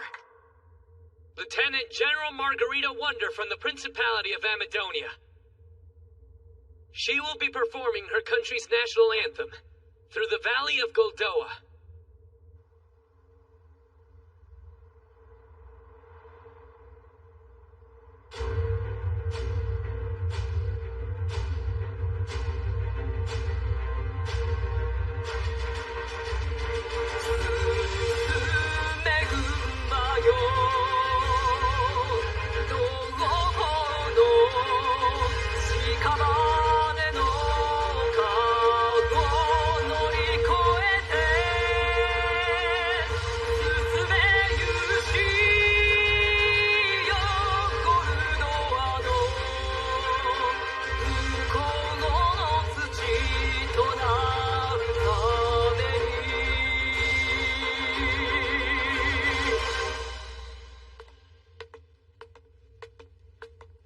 Demonstrated my backbone as an Amadonian. Now you are free to take my head. Why would I? In case you didn't hear, I just sang my country's national anthem. What's more, it's a song demanding the return of the land Elfrieden took from our forefathers. How can you overlook such an outrage? So what if I did? There's no law in the Elfrieden Kingdom that says you can't sing music just because it's from another country. What makes a nation good? It's not an answer that can easily be found. But at the very least, it's somewhere people can express themselves, where one can sing freely. The Grand Chaos Empire lies at the western end of the continent. In regard to Landia, it occupies the greatest amount of territory. Additionally, the Empire's population, military might, technology, and affluences are matched by any other country on the supercontinent. Then, 10 years ago, an incident came about which altered the situation. The formation of the Demon Lord's domain. Faced with the sudden appearance of a swarm of monsters, all across the nations of mankind, a call for solidarity rang out. The Grand Chaos Empire, with its unlimited resources, heeded the call and led the continent into war. Currently, the head ruler over the Empire is Maria Euphoria. She was responsible for putting forth the Mankind Declaration, which was more than just a coalition to battle the Demon Lord's forces. It was a sublime pact, created to put an end to warring and stop ethnic discrimination. Furthermore, owing to her beautiful appearance, as well as her kind-heartedness toward all races, regardless of their financial standing, at some point, the people gave her an adopted title, and she became known as the Saint of the Empire. Come in. Please excuse me. It is I, sister. Jean Euphoria reporting. I am off, leaving with an army detachment, departing for Van, capital of Amadonia. Ah, that's right. You're going to meet with the Hero King in question? Yes. While reluctant to be taken advantage of by Amadonia, I suppose my only option is to negotiate. Van must be returned at all costs. I realize the Principality of Amadonia is the one at fault here. But we mustn't allow the Mankind Declaration to be broken. That would affect the prestige of the Empire. It's an agonizing decision. Please forgive me for placing you in such a difficult position. What are you talking about? Sister, you are the one who was most heartbroken by all this. I promise you, Julius Amadonia may be free for now, but he will receive his just reward someday. I hear that this new King Soma of the Elfrieden nation is truly a brilliant man. I believe that if you talk things through with him, he will prove reasonable. You really think so? From what I've heard, I believe you two are like oil and water. And what makes you say that? Sister, to put it simply, you're an idealist, while this king is a realist. I feel that you two see the world from completely different perspectives. I'm buried in paperwork, sun up to sundown. Even if I had my own room, I'd only go there to sleep. For heaven's sake, taking over Van has only increased my workload tenfold. It's torture not having a proper bureaucracy. Enough of your complaining. Here, the next documents. What? Let me guess, another request to use the plaza. And we can expect a lot more to go through. There's open-air concerts, right? Plus plays, circuses, and seed-spitting contests. I can't help but feel like I've opened up Pandora's box here. I'm not sure what that is, but since your musical program broadcast, the people of Van are having an awakening of self-expression. That's just how sensational it was. The harder one suppressed, the greater they bounce back when freed. I've no doubt this truly is a renaissance. Huh? Nothing, never mind.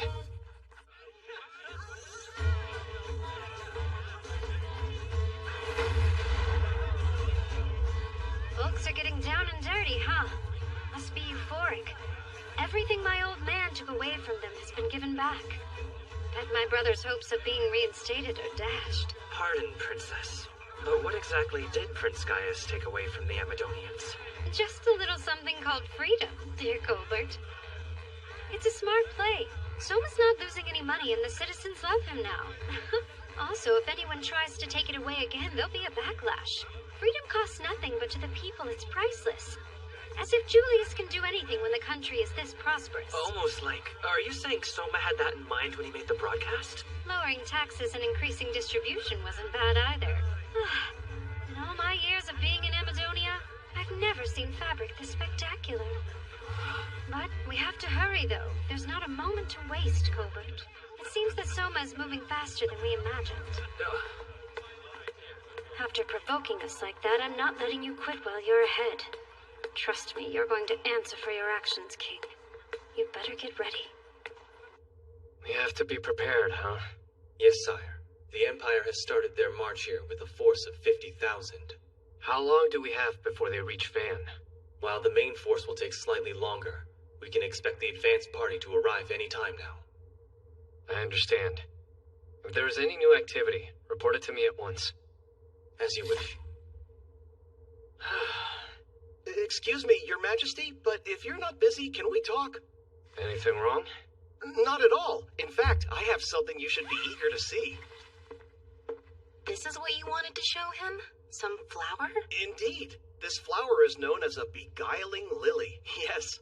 Ah, so I can see that it's a lily, but when does the beguiling part come into play? As it so happens, this flower's pollen has a powerful hallucinatory effect, so if you inhaled it, you would end up behaving like a sleepwalker. A what? Well, would you mind getting it out of here then? It's all right. The pollen has been thoroughly removed. Yes. Besides, the flower itself is mostly for show. This is what I wanted your majesty to see. The plant's rhizome. The lily's bulb? Oh, lily root! What's so exciting? The plant's root is a high-value food product. But I guess that doesn't fully explain it, does it? They're edible. Very much, and the root has no hallucinatory effects at all. Yes. So how's the flavor? They're fluffy and absolutely delicious when steamed. And as if things couldn't be more in our favor, the beguiling lilies grow in clusters all over the mountains of Amadonia. That's terrific news! I know lily root is rich in carbs. They can be a main dish like potatoes. This could be just the breakthrough we needed to solve the Principality's food shortage. Oh, but you can't get near them because of the pollen, right? Yes, sire. Also, you have to harvest them when they're pollinating. Otherwise, their toxicity will spread all the way to the bulb. Well, I guess that rules them out. If they can't be safely harvested, there's no point. Wait a second. How did you get this one here, then? As a matter of fact, there are people who live in the mountains of the Grand Chaos Empire that routinely gather beguiling lilies and eat them as a food staple, yes. Then there must be some way to harvest them. That's where the orangutans factor in. The orangutans, huh? Those monkeys that like getting tipsy? Yes. You see, fortunately for us, sire, they routinely eat the rhizomes of beguiling lilies. The people from the mountain noticed, so they tamed the animals to do the harvesting of the flowers for them. I'm starting to get it. So that's how they're able to farm the plant. How ingenious. Do we have these orangutans in Amadonia? Oh, yes. And to save time, I went ahead and asked Tomoe if she would negotiate with them. As long as we regularly provide sake barrels instead of wages, I believe we'll have a more than content workforce. All right, Poncho. Start production of lily root at once. Yes, sire. Lily stew rations are served over here. Come and get them. Yes.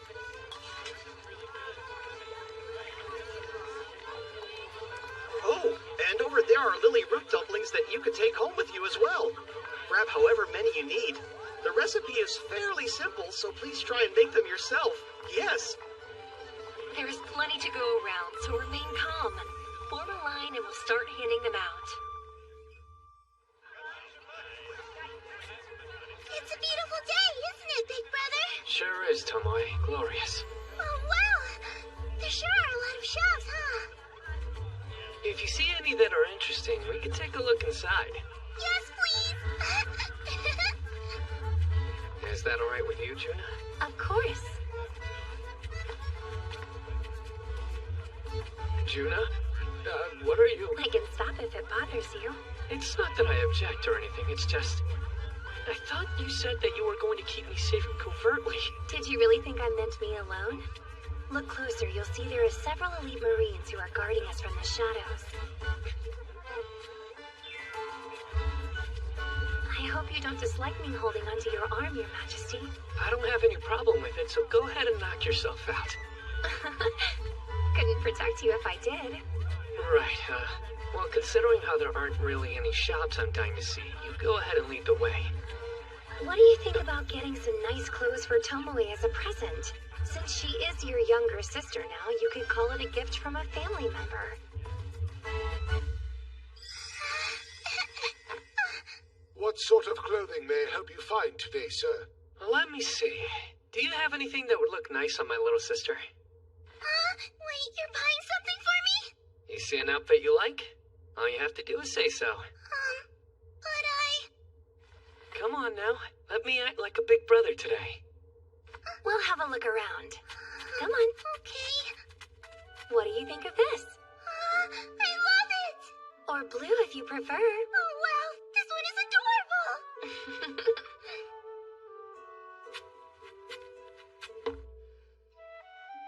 Pardon me, sir. If you don't mind, I'd appreciate your viewpoint on a question I have. What is it? Suppose that on a battlefield, all of your generals were gathered together for a war council, and that the first plan one of them put forward had several merits. Would you not then choose to implement this strategy immediately? No, I wouldn't. I would wonder if perhaps there was an even better tack. But now suppose that you were one of the generals and wanted your plan to be adopted. It would be a better approach to withhold your thoughts and propose your strategy as the solution in the end. Another way to look at it is that when it comes to bargaining between men and women, it's just a different kind of battle.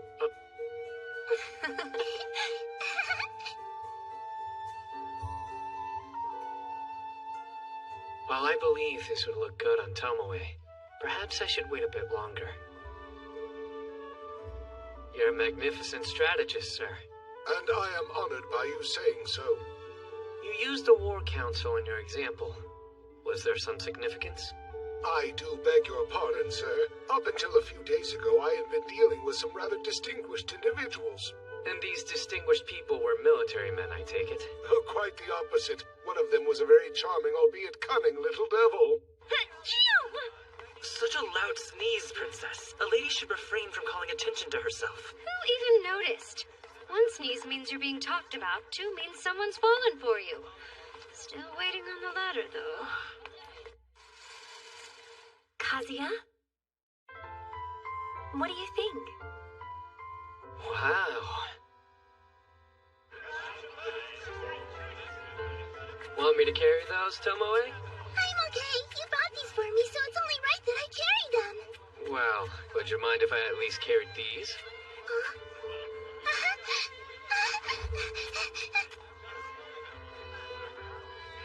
Well, thank you so much, brother. You didn't have to. I'll treasure them always. Oh, and I'm hoping you'll accept this, Juna. Huh?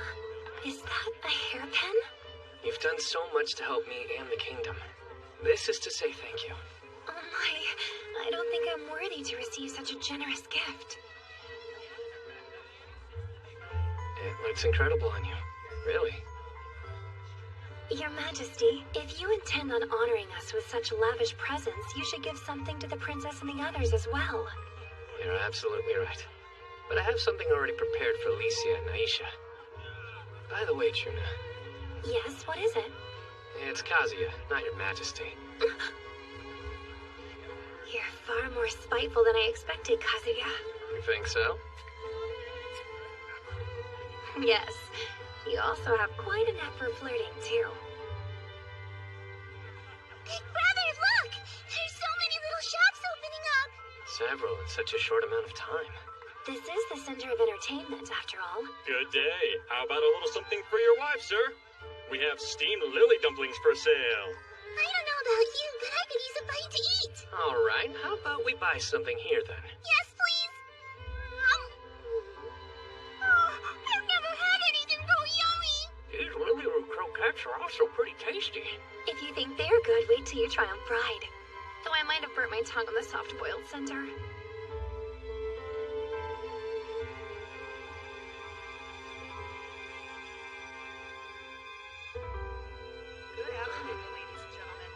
I wish days as peaceful as this could go on forever.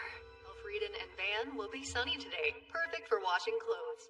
Taking in nature. I never expected to see a gemstone broadcast used in this manner.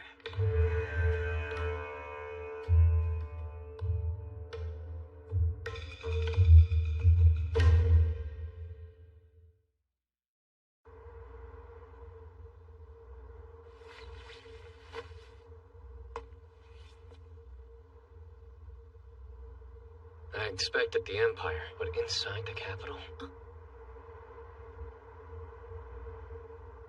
I'd like to introduce this system to my own nation.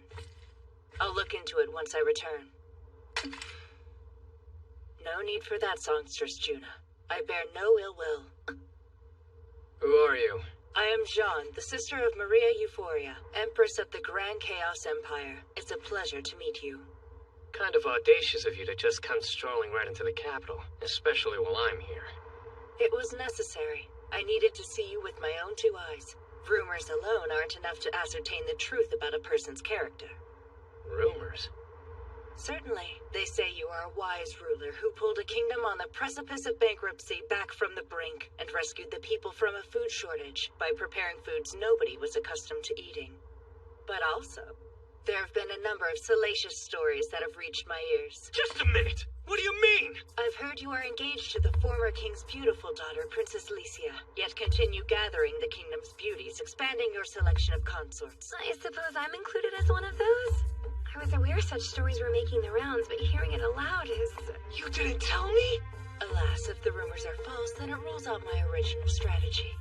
Doing what exactly? If you were as lascivious as they said, my beautiful sister could welcome you and plead her case, and it would not be difficult to get you to cave and accept any terms we desire. Your plan was to try and have the Saint of the Empire seduce me? My sister does not seem to like the title of Saints personally, but it does a little something for the gentleman. After all, you didn't hesitate using it just now. Well, I mean, it certainly doesn't hurt her reputation, so... What about my title? Does songstress do anything for you? I don't think now's the best time to be discussing this. Sorry, just wondering. You are a more amusing fellow than I'd imagined. What you call amusing, others might see as unbelievably awkward. Not at all. A king being so close with his officers is evidence that the kingdom is in good hands. Speaking of, in the Empire, because my sister's a saint, everyone stays distant. Moreover, she's the Empress, but does her best to treat everyone equally. And yet, she feels she must be guarded against everyone. That goes for this matter as well. We have nothing to gain by assisting the Principality of Amadonia, not after they blatantly ignored the Mankind Declaration. We just met, but for being sister to idealistic Maria, your view of the world certainly is quite realistic. When the elder has her head in the clouds, the younger has to have her feet firmly on the ground. Anyhow, I admire the way you're implementing the Gemstone broadcast. Would it be alright if I copied it in my own country? Go right ahead. Not like I could stop you even if I wanted to. Thank you very much. But I'm curious, how are you able to think of so many progressive ideas? Progressive, you say? Back in the world where I come from, this is quite ordinary. The world you're from. I completely forgot. On behalf of my sister, I wish to apologize for that. Tearing you away from your home and family. We had no right. For the hero summoning, I mean. I beg your forgiveness. What's done is done, so please don't bow to me. All the same. The Empire has no reason to want a hero to interfere. Isn't that right? This was your way of showing consideration toward a kingdom that couldn't come up with financial aid for the war effort? Yes. That's what I thought. I was meant to be a human sacrifice all along. Elfriden's too far from the Demon Lord's domain and can't provide aid. Also, they never signed the Mankind Declaration. In the member nation's view, we were being protected by the Declaration, despite the fact we weren't contributing any support. So you arranged for them to perform the hero summoning, to create the appearance that they were giving something back. Wait, since we aren't even signatories to the Mankind Declaration, we had no obligation to provide support in the first place, did we? But even so, we were a direct beneficiary of the bulwark created by the treaty. It was imperative we do our duty, otherwise we'd invite backlash from the signatory nations. Oh my word. To placate the nations that did sign on, you also requested war subsidies from the non-signatory countries, or if they could not provide money, some equivalent sacrifice. I don't know what I can tell you. Let's be honest with each other. You didn't actually think the hero summoning would end up working, did you? Did it matter? The Empire figured as long as the ritual had been carried out, that would be enough to appease the signatory nations. You are quite astute. However, somehow you ended up being summoned into our world. And after being called here, and then having the throne yielded to you by King Albert, every single effort you've made has been to turn the country around. It's like I said before, what's done is done. I don't blame you now that I know all the circumstances. And besides,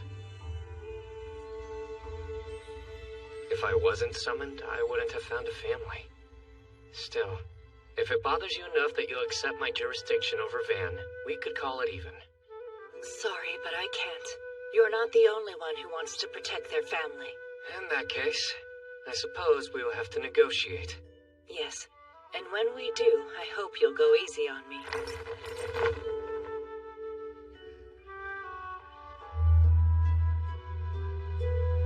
suspect it won't be easy on me. Look at this beautiful dress! Big brother bought it for me at the market today. It's adorable. Oh, and Aisha, I got something for you as well. Your Majesty, I'm simply delighted you went to the trouble of buying me a present. First that dress, Aisha, and now makeup? If this keeps up, it could cause me to turn over a new feminine leaf. But no matter how I look, I will defend His Majesty's life. And Licia, he didn't think I forgot you. It's gorgeous, Soma.